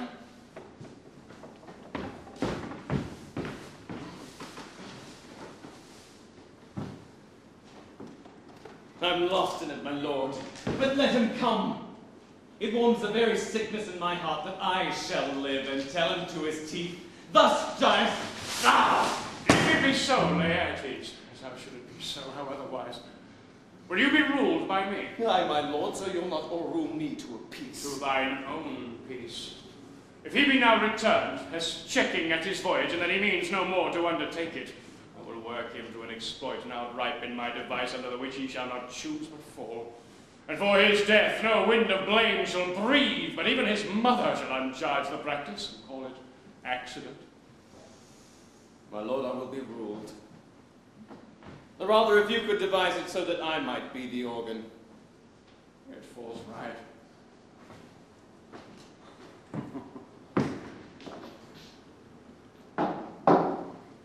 You have been talked of since your travels much, and that in Hamlet's hearing, for a quality wherein they say you shine. Your summer parts could not together pluck such envy from him as did that one. That in my regard of the unworthiest seat. What part is that, my lord? A very ribbon in the cap of youth. Yet needful, too, for youth no less becomes the light and careless livery that it wears than settled age, his sables and his weeds, importing health and graveness. 2 months since, here was a gentleman of Normandy. He made confession of you, and gave you such a masterly report for art and exercise in your defense, and for your rapier, most especial, that he cried out it would be a sight indeed if one could match you. The scribers of their nation, he swore, had neither motion, guard, nor eye if you opposed them. So this report of his did Hamlet so envenom with his envy that he could nothing do but wish and beg your sudden coming o'er to play with you. Now out of this... Who was out of this, my lord? Laertes, was your father dear to you? Or are you like the painting of a sorrow, a face without a heart? Why ask you this? Not that I think you did not love your father, but that I know love is begun by time, and that I see in passages of proof time qualifies the spark and fire of it. that we would do, we should do when we would. For this wood changes and hath abatements and delays as many as there are tongues, or hands, or accidents. And then this should becomes a spendthrift sigh that hurts by easing. Quick at the ulcer. Hamlet comes back. What would you undertake to show yourself indeed your father's son more than in words? To cut his throat at the church. No place indeed should murder sanctuarize, revenge should have no bounds. But good Laertes, will you do this? Stay close within your chambers. Hamlet returns shall know you are come home. We'll put on those shall praise your excellence and set a double varnish on the fame the Frenchman gave you. Bring you in fine together, and wager o'er your head. Evie, miss, most generous, free from all contriving, not peruse the foils. But with ease, or with a little shuffling, you might choose a sword unbaited, and in a pass of practice, requite him for your father.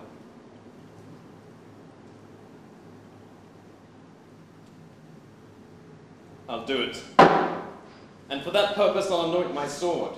I bought an unction of a mountebank, so mortal that but dip a knife in it, where it draws blood, no cataplasm so rare, collected from all simples that have virtue under the moon, can save the thing from death that is but scratched withal. I'll touch my point with this contagion. That if I gall him slightly, it may be death. Let's further think of this. Weigh what convenience, both of time and means, may fit us to our shape.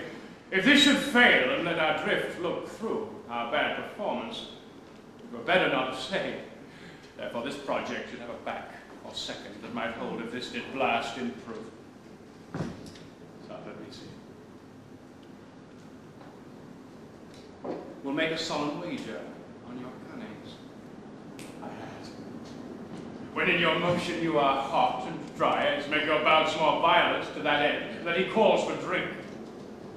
I'll have preferred him a chalice for the nonce, but on but sipping, if he by chance escape your venom stuck, our purpose may hold there. Say what now? One woe doth tread upon another's heels, so fast they follow.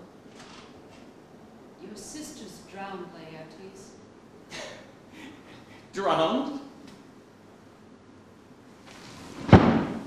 Oh, where? There is a willow grows aslant of brook that shows his hoary leaves in the glassy stream. There with fantastic garlands did she make of crowflowers, nettles, daisies, and long purples that liberal shepherds give a grosser name, but our cold maids do dead men's fingers call them. There on the pendant boughs her crowned weeds clamoring to hang, an envious sliver broke, when down her weedy trophies and herself fell in the weeping brook. Her clothes spread wide, and mermaid-like a while they bore her up, which time she sang snatches of old lauds, as one incapable of her own distress, or like a creature native and endued unto that element. But long it could not be till that her garments, heavy with their drink, pulled the poor wretch from her melodious lay to muddy death. Alas, then she is drowned. Drowned. Too much of water hast thou, poor Ophelia. Therefore I forbid my tears.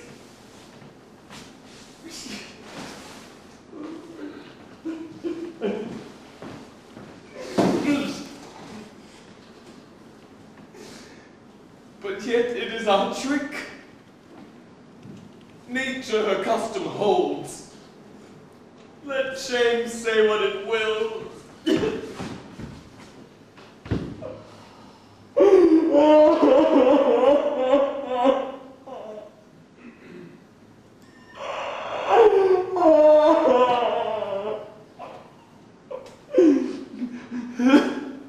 When these are gone, the woman will be out.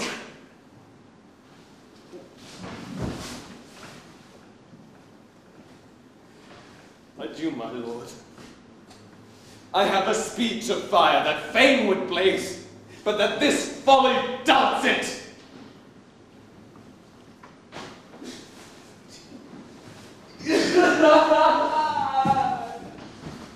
Let's follow Gertrude. How much I had to do to calm his rage, now fear I this will give it start again. Well, let's follow.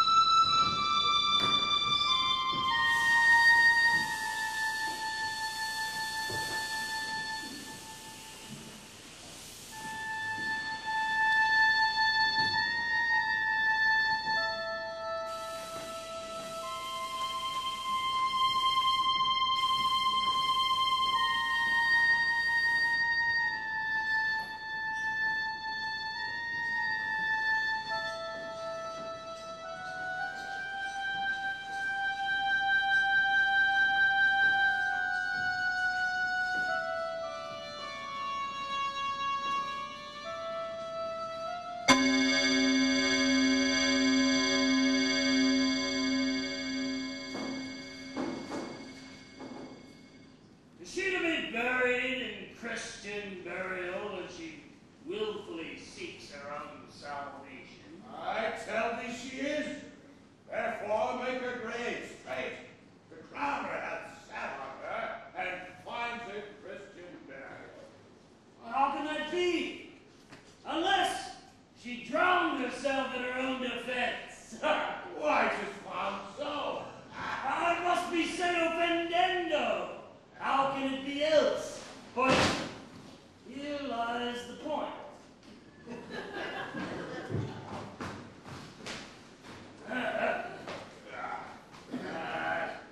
If I drown myself wittingly, it argues an act. And an act hath three branches. It is to act, to do, and to perform. Our gal, she drowned herself wittingly. Nay, but hear you. Just down. Give me leave. Here lies the water. Good. Here stands the man. Good. Now, if the man should go to the water and drown himself, it is willy-nilly he goes, mark you that. But if the water should come to him and drown him, he drowns not himself.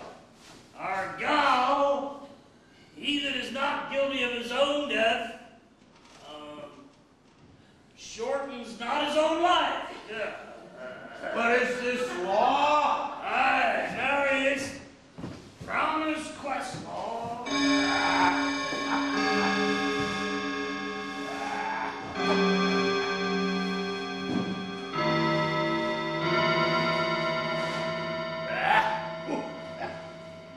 If you have the truth on it, if this had not been a gentlewoman, she would have been buried out of Christian burial. Well, there! Now say it!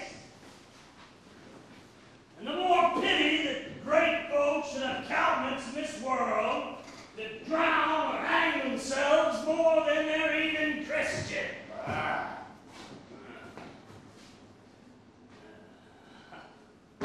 Come, my spade.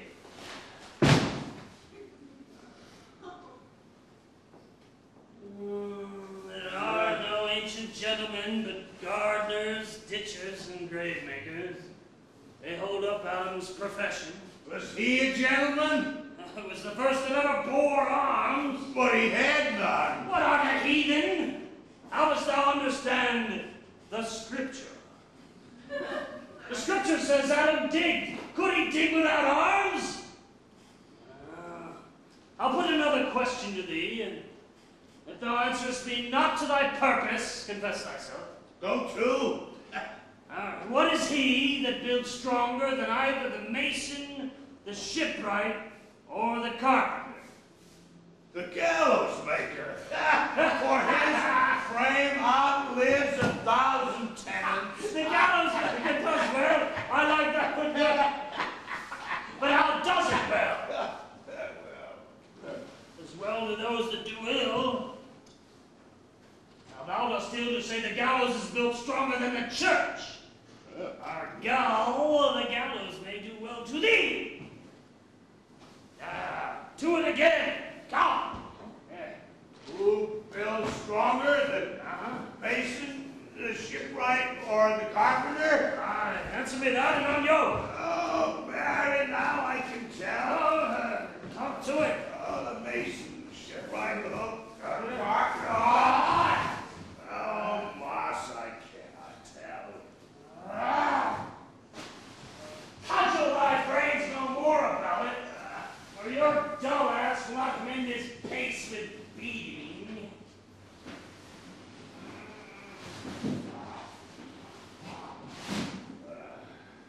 And when you are asked this question next, say a grave maker. The houses he builds last till doomsday.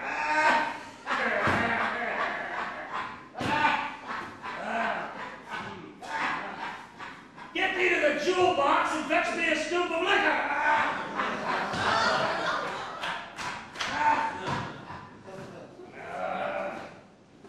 In youth when I did love, methought it was very sweet. Hath this fellow no feeling of his business that seems a grave?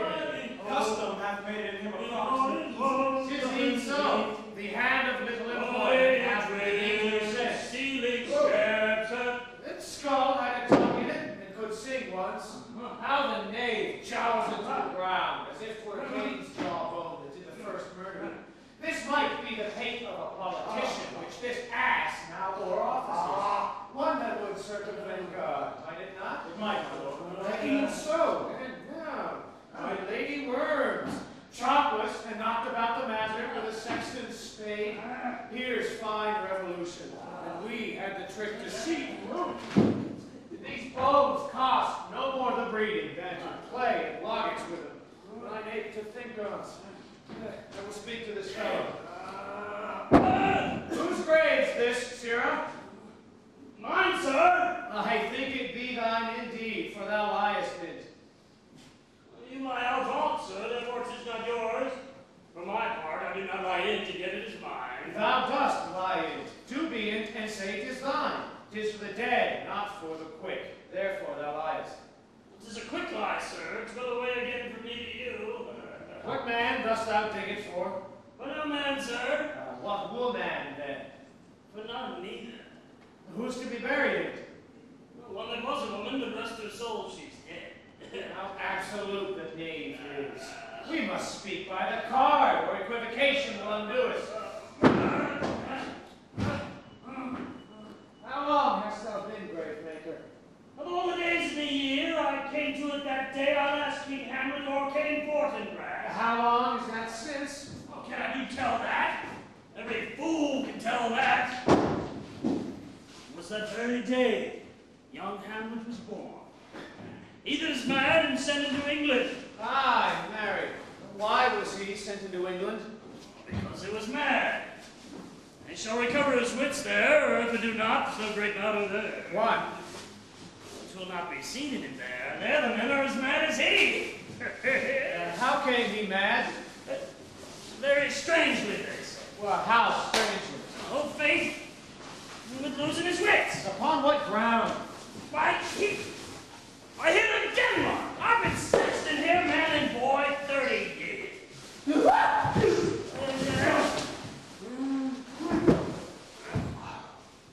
How long will a man lie if the earth ere he rot?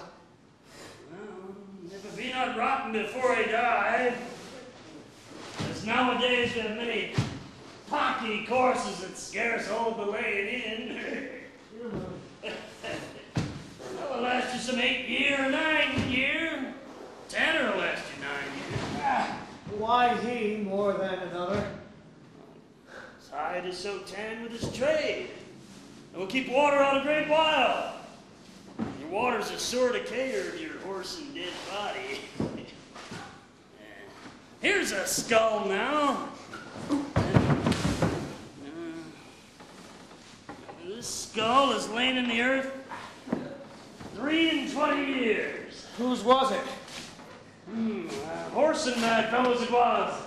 Whose do you think it was? The skull is Yorick's skull.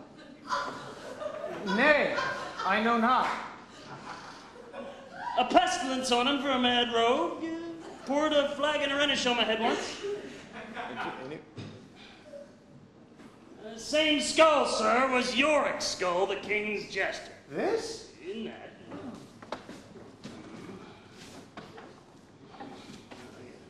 Let me see.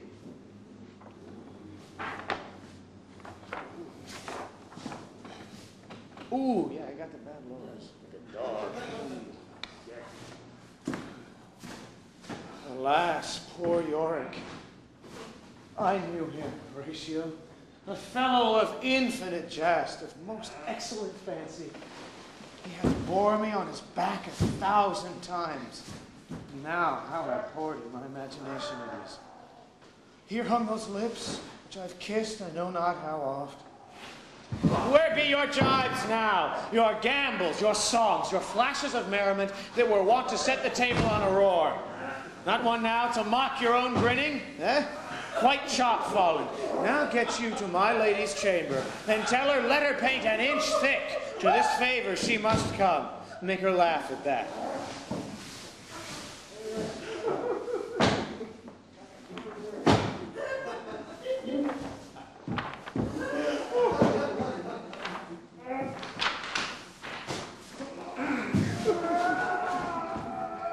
Prithee, Horatio, tell me one thing. What's that, my lord? Dost thou think Alexander looked to this fashion at the earth? E'en so. And smelt so? E'en so. To what base uses we may return, Horatio? Why may not imagination trace the noble dust of Alexander till find it stopping a bunghole? 'Twere to consider too curiously to consider so. No, faith, not a jot. But to follow him thither with modesty enough and likelihood to lead it. Alexander died. Alexander was buried. Alexander returned to the dust. The dust is earth. Of earth we make moan. And why of that moan? Whereto he was converted. Might they not stop up here, Imperial Caesar, dead and turned to clay, might stop a hole to keep the wind away. Oh, that earth which held the world in awe should catch a hole to expel the winter's flaw.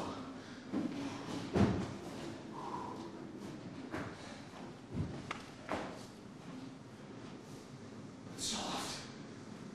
Soft, Lord. Here comes the king. The queen. The courtiers. Who is this they follow? And with such maimed rites. This doth betoken the course they follow did with desperate hand fordo it own life. 'Twas of some estate. Couch we awhile and mark. What ceremony else? Laertes. What ceremony else? Her obsequies have been as far enlarged as we have warranty her death was doubtful. And but that great command or sways the order, she should in ground unsanctified have lodged to the last trumpet yet. Here she is allowed her virgin krantz, her maiden struments, and the bringing home of bell and burial. Must there no more be done? No more be done. Profane the service of the dead to sing a requiem and such rest to her as to please parted souls. Lay her in the earth, and from her fair and unpolluted flesh may violence spring.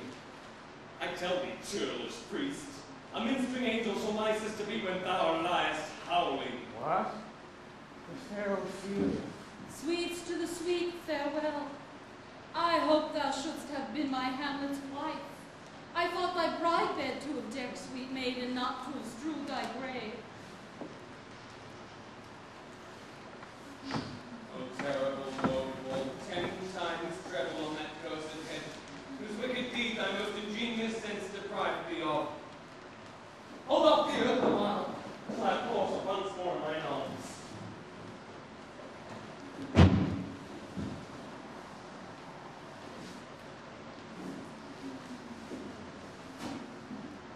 Now pile your dust upon the quick and dead, till of this flatter mountain you have made your tongue all Pelion, for the skies head of blue Olympus. What is he whose grief bears such emphasis, whose phrase of sorrow conjures the wandering stars and makes them stand like wonder-wounded heroes?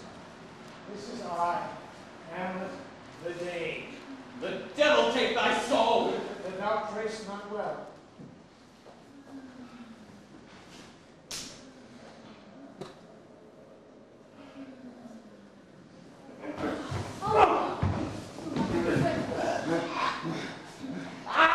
I prithee, take thy fingers from my throat.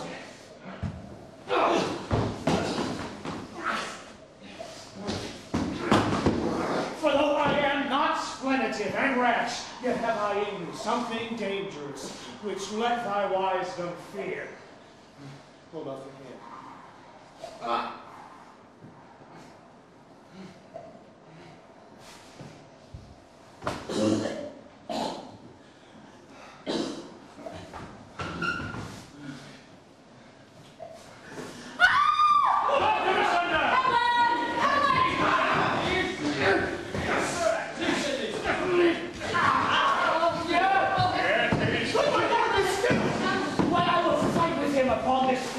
Until my eyelids will no longer wag. Alas, my son, what theme? Good luck to Ophelia.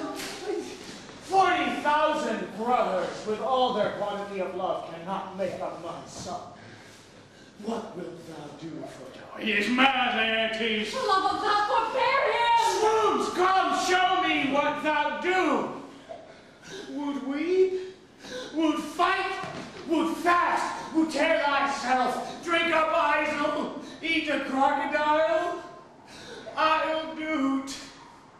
Dost thou come here to what? To outface me with leaping in her grave. Be buried quick with her, and so will I. And if thou prate of mountains, let them throw millions of acres on us, till our ground, singeing his pate against the burning zone, make also like a wart. Nay, and thou mouth, I'll rant as well as thou. This is mere madness, and thus a while the fit will work on him. Anon as gentle as a female dove, when that her golden couplets are disclosed, his silence will sit drooping. Hear you, sir. What is the reason you use me thus? I loved you ever. But it is no matter. Let Hercules himself do what he may. The cat will mew, and dog will have his day.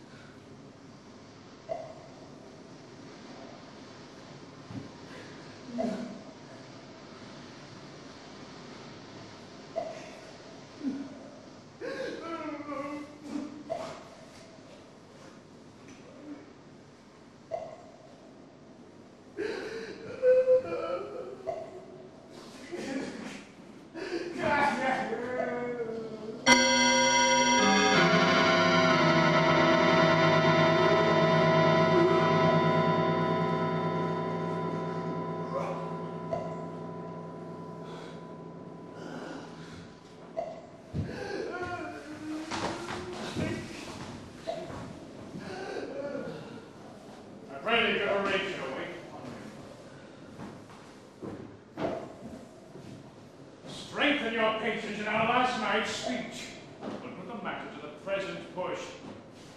If Gertrude said some what, Tobias?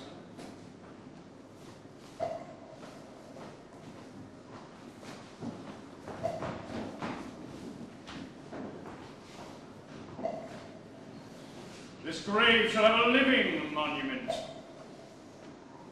An hour of quiet shortly shall we see. Till then, in patience, our proceeding be.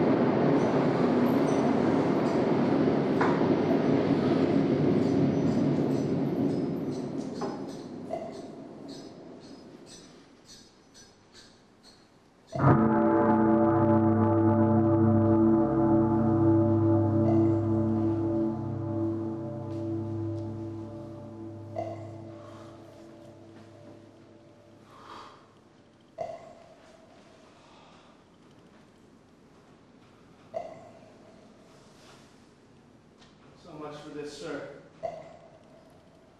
Now shall you see the other. You do remember all the circumstance. Remember it, my lord. Sir, in my heart there was a kind of fighting that would not let me sleep. Up from my cabin, I see him scarfed about me, groped-eyed in the dark to find out them. Had my desire, fingered their packet, and in fiend withdrew to mine own room again, where I found Horatio, a royal knavery, an exact command, larded with many several sorts of reasons, importing England's health and Denmark's too, with such bugs and goblins in my life, that on the supervise, no leisure baited, no, not to stay the grinding of the axe, my head should be struck off. Is it possible? Here's the commission. Read it at more leisure. But wilt thou hear me how I did proceed? I beseech you. Being thus benetted round with villains, ere I could make a prologue to my brains, they had begun the play. I sat me down, devised a new commission. Wilt thou know the effect of what I wrote? Aye, my lord. An earnest conjuration from the king, as England was his faithful tributary, as love between them, like the palm, might flourish, as peace should still her wheaten garland wear, and stand a calm between their amities, and many such like asses of great charge, that on the supervise, viewing and knowing of these contents, reprobate meant furthermore or less, he should the bearers put to sudden death, not shriving time allowed. So Rosencrantz and Guildenstern go too. Why, man, they did make love to this employment. They are not near my conscience. Their defeat does by their own insinuation grow. It is dangerous when the baser nature comes between the past and fell insensate points of mighty opposites. Why, what a king is this? Does it not think thee stand me now upon? He that hath killed my king and whored my mother, popped in between the election and my hopes, thrown out his angle for my proper life. And with such cozenage, is not perfect conscience to quit him with this arm, and is not to be damned to let this candor of our nature come in further evil? It must be shortly known to him from England what is the issue of the business there. It will be short. The interim is mine. And a man's life's no more than to say one. But I am very sorry, good Horatio, that to Laertes I forgot myself. But sure, the bravery of his grief did put me into a towering passion. Peace.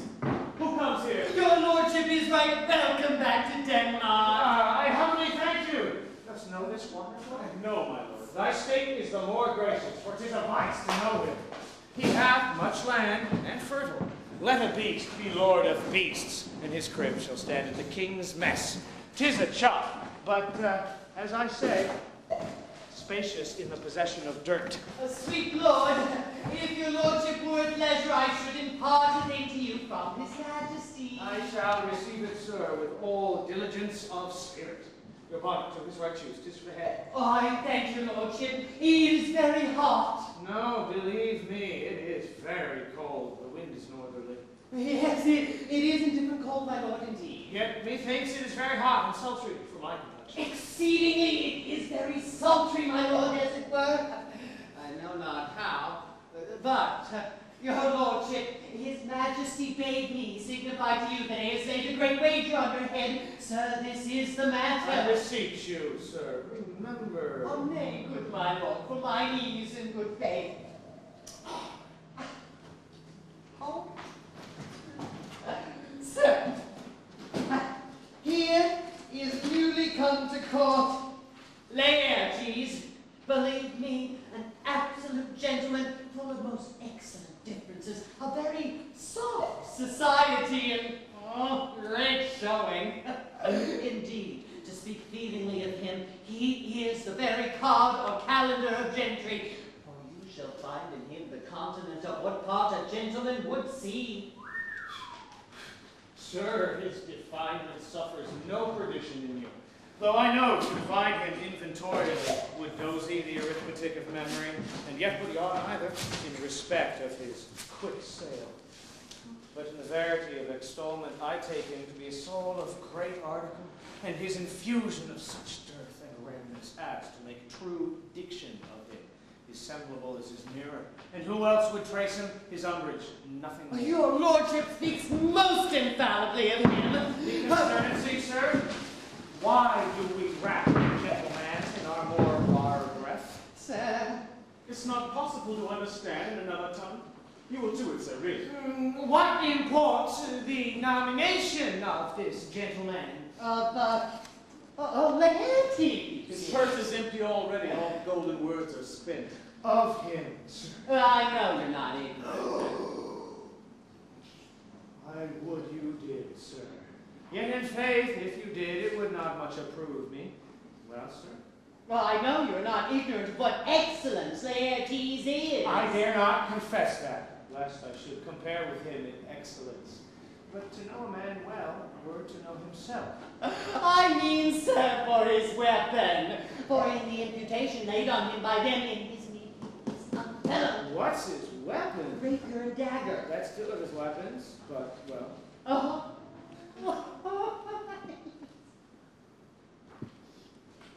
The king, sir, hath wagered with him 6 Barbary horses, against the which he is impounded, as I take it, 6 French rapiers and poniards with their signs as girdles and hangers, and so 3 of the carriages in faith are very dear to fancy, most delicate carriages, very responsive to the hills, and of very little conceit.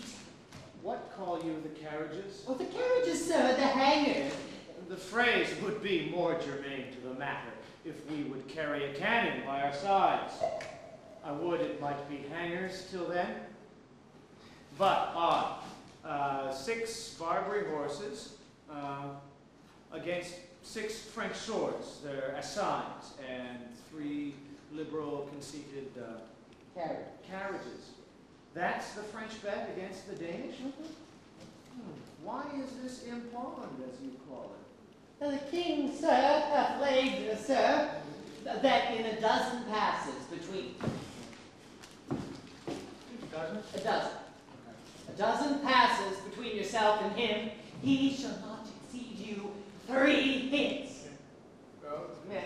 He hath laid on 12 for 9. No.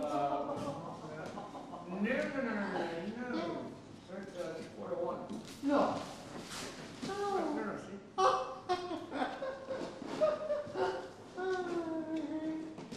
No, you gotta go behind.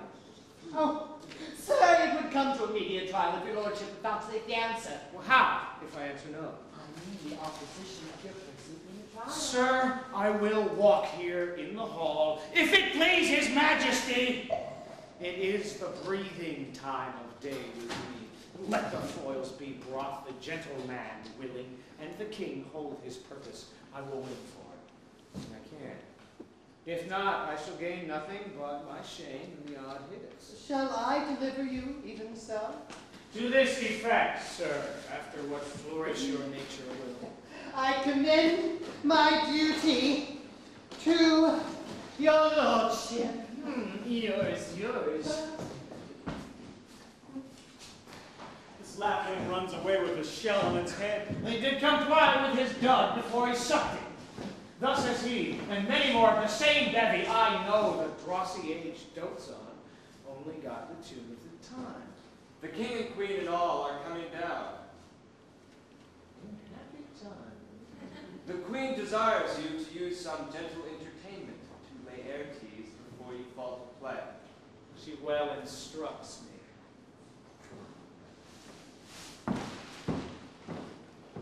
You will lose, my lord. I do not think so. Since he went into France, I've been in continual practice. I shall win at the odds.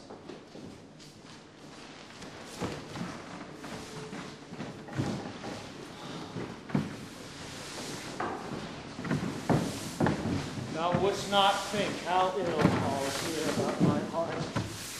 But it is no matter. Nay, good my lord. It is but foolery. But it is such a kind of gain-giving as would perhaps trouble a woman. If your mind dislike anything, obey it. I will forestall their repair hither and say you are not fit. Not a whit. We defy all good. There's a special providence in the fall of a sparrow. If it be not now, 'tis to come. If it be not to come, it will be now. If it be not now, yet it will come. The readiness is all. Since no man of aught he leaves knows aught, what is to leave the times? Let be.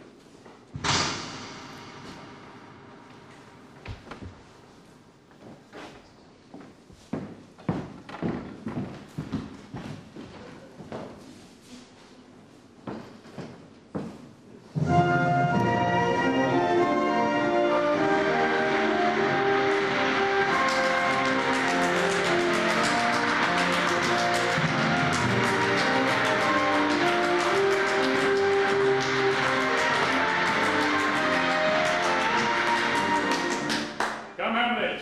Come and take this hand from me. Give me your pardon, sir. I have done you wrong, but pardon is your gentleman.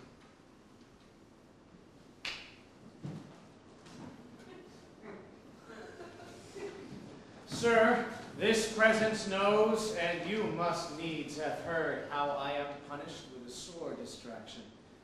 What I have done, that might your honor, nature, and exception roughly awake, I here proclaim was madness. Was't Hamlet wronged Laertes? Never Hamlet. Well, if Hamlet from himself be ta'en away, and when he's not himself does wrong Laertes, well then Hamlet does it not. Hamlet denies it. Who does it then? Is madness. If be so, Hamlet is of the faction that is wrong. His madness is poor Hamlet's enemy. Sir, in this audience, let my disclaiming from a purposed evil free me so far in your most generous thoughts that I have shot my arrow o'er the house and hurt my brother.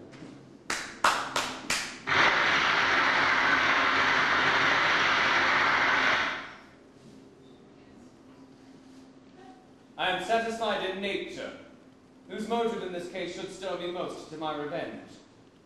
But in my terms of honor I stand aloof and will no reconcilement till by some elder masters of known honor I have a voice and president of peace to keep my name ungorged.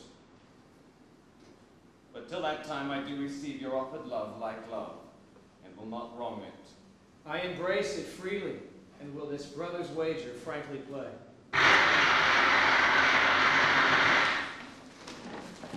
Give us the foils. Come on! Come one for me. I'll be your foil, Laertes. In mine ignorance, your skill shall, like a star, if darkest night, stick fiery off in thee. You mock me, sir.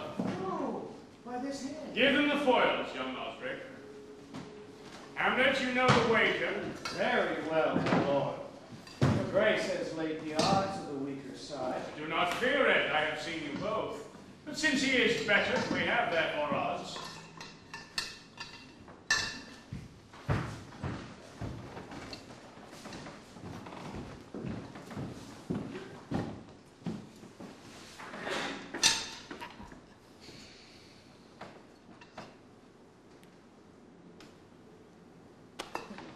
This one's too heavy, let me see another. What? Oh. Oh, this likes me well. These foils have all the length.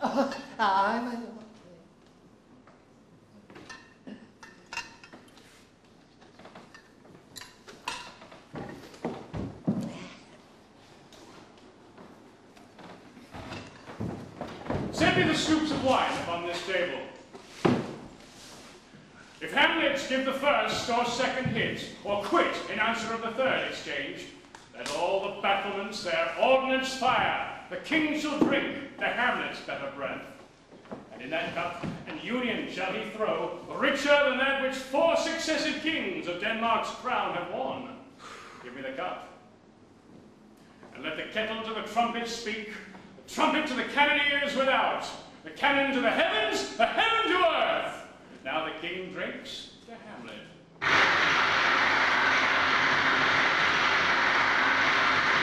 Come, begin, and you, the judges, bear a wary eye.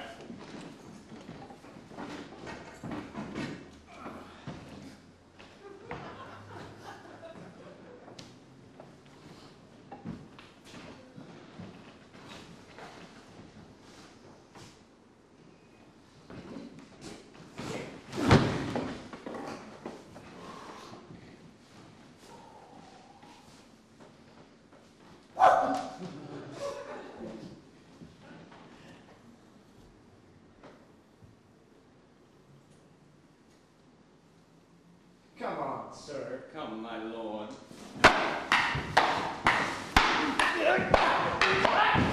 No! Judgment! A hit! A very complicated. Well, again, Stay. Give me drink. Hamlet, this pearl is thine. Here's to thy health. Give him the cup. I'll play this bout first. Is that my one? Come, another.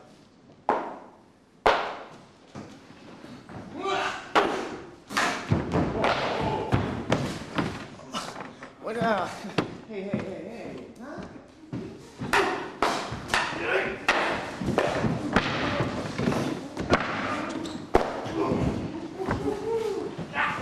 Another hit! What say you? I grant a touch. A touch. A touch. Ah, son shall win. He is hot and scant of breath. Here, Hamlet, take my napkin, wipe my brow. The queen carouses to thy fortune, Hamlet. Gertrude, do not drink. I will, my lord. I pray you pardon me. Too late. drink yet, madam. By and by. Here, Hamlet, let me wipe thy brow. My lord, I'll bid him now. Do not faint. Yet 'tis almost against my conscience. Come, the third, ladies. You do but dally. I pray you pass with your best violence.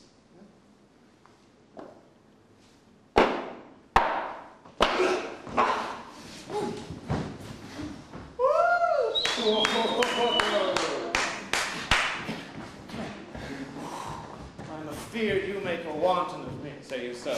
Come on. What? Nothing neither way.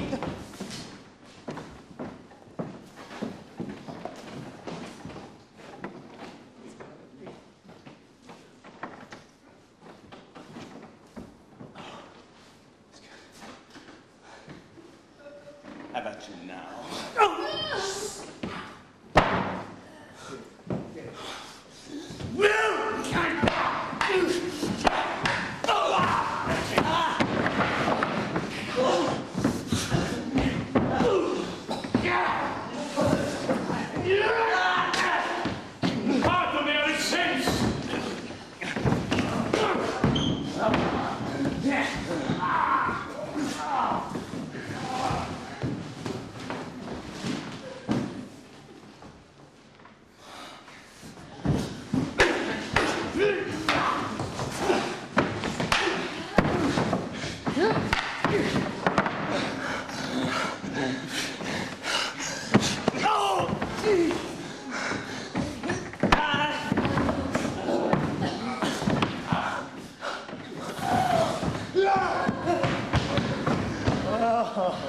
Hey, come again. Come.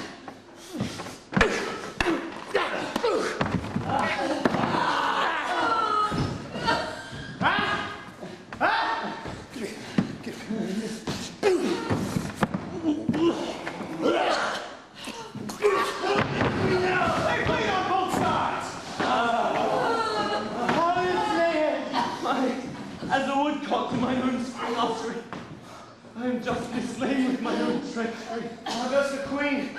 She swoons to see them bleed. No, no! Oh, it is the dream! The dream! Oh, my dear Hamlet! The dream! I am poisoned! Oh, villainy! How? How? Let the doors be locked. Treachery, seek it out. Is here Hamlet. Hamlet, thou art slain. No medicine in the world can do thee good. In thee there's not half an hour's life. The treacherous instrument is in thy hands, unbaited and envenomed. The foul practice hath turned itself on me.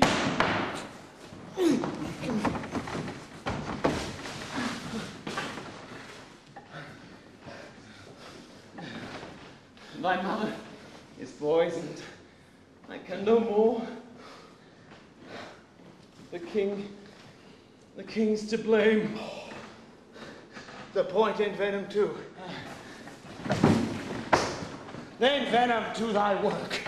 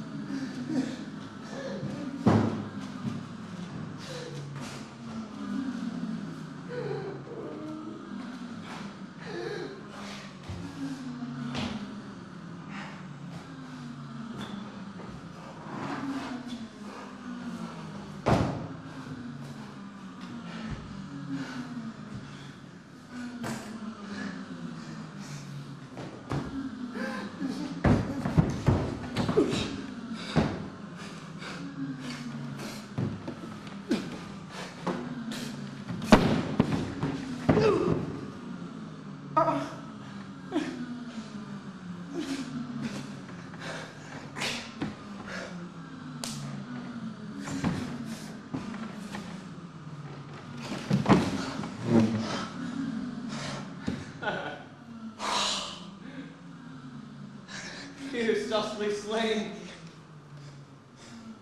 It is a poison tempered by himself. Exchange forgiveness with me, noble Hamlet. Mine and my father's death come not upon thee, nor thine on me.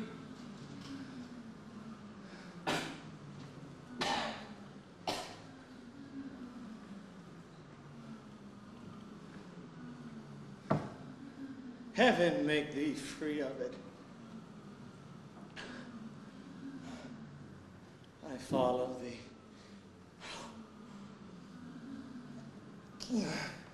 Horatio, I am dead. Wretched queen, adieu.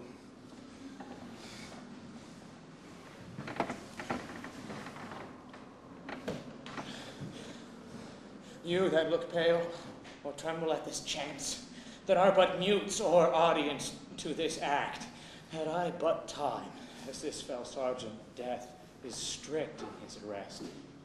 Oh, I could tell you.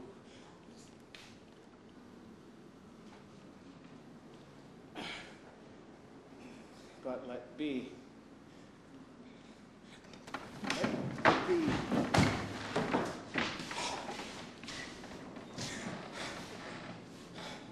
Horatio, I am dead, thou livest.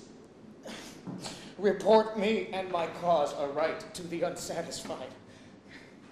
Never believe it. I am more an antic Roman than a Dane. Here's yet some liquor left. As thou art a man, give me the cup. Let go! By heaven, I'll have.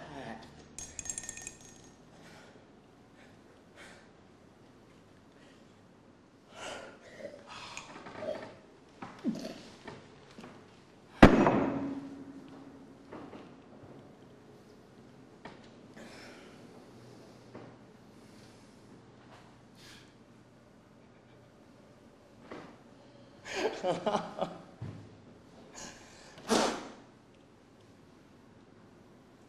God, Horatio. What a wounded name, thing standing thus unknown, shall I leave behind me. If thou didst ever hold me in thy heart, absent thee from felicity a while, and in this harsh world draw thy breath in pain to tell my story. What warlike noise is this? Young Fortinbras with conquest come from Poland. The ambassadors of England gives us warlike bawling. Oh, my die, Horatio. The potent poison quite o'ercrows my spirit. I cannot live to hear the news from England.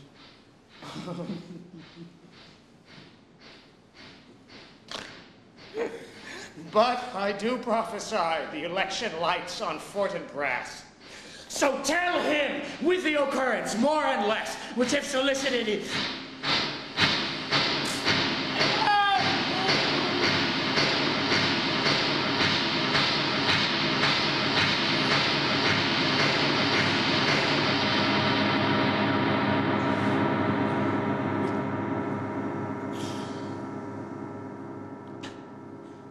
The rest is silence.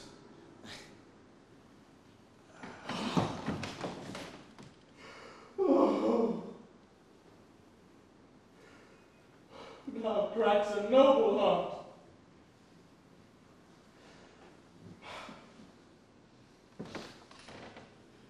Good night, sweet prince. And flights of angels sing thee to thy rest.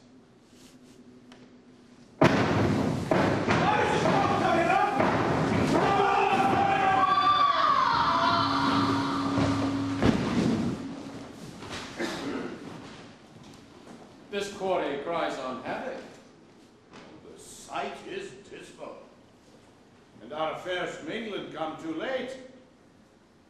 The ears are senseless that should give us hearing to tell him his commandment is fulfilled. But Rosencrantz and Guildenstern are dead. Where should we have our thanks? Not from his mouth. Had it the ability of life to thank you. He never gave commandment for their death.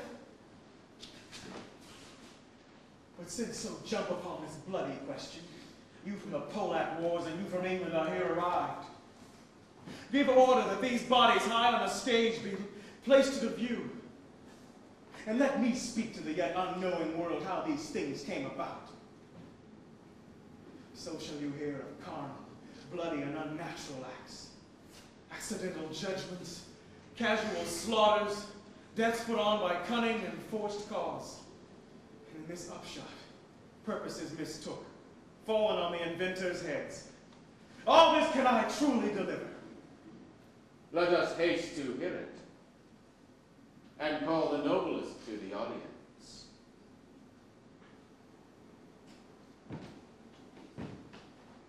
For me, in sorrow, I embrace my fortune. I have some rights of memory in this kingdom, which now to claim my vantage doth invite me. Of that I shall always have cause to speak. And from his mouth, whose voice will draw on more. But let the same be presently performed, even whilst men's minds are wild, lest more mischance on plots and errors happen. Bear Hamlet like a soldier to the stage. For he was likely, had he been put on, to have proved most royal. And for his passage, the soldier's music in the right of war. Speak loudly for him. No!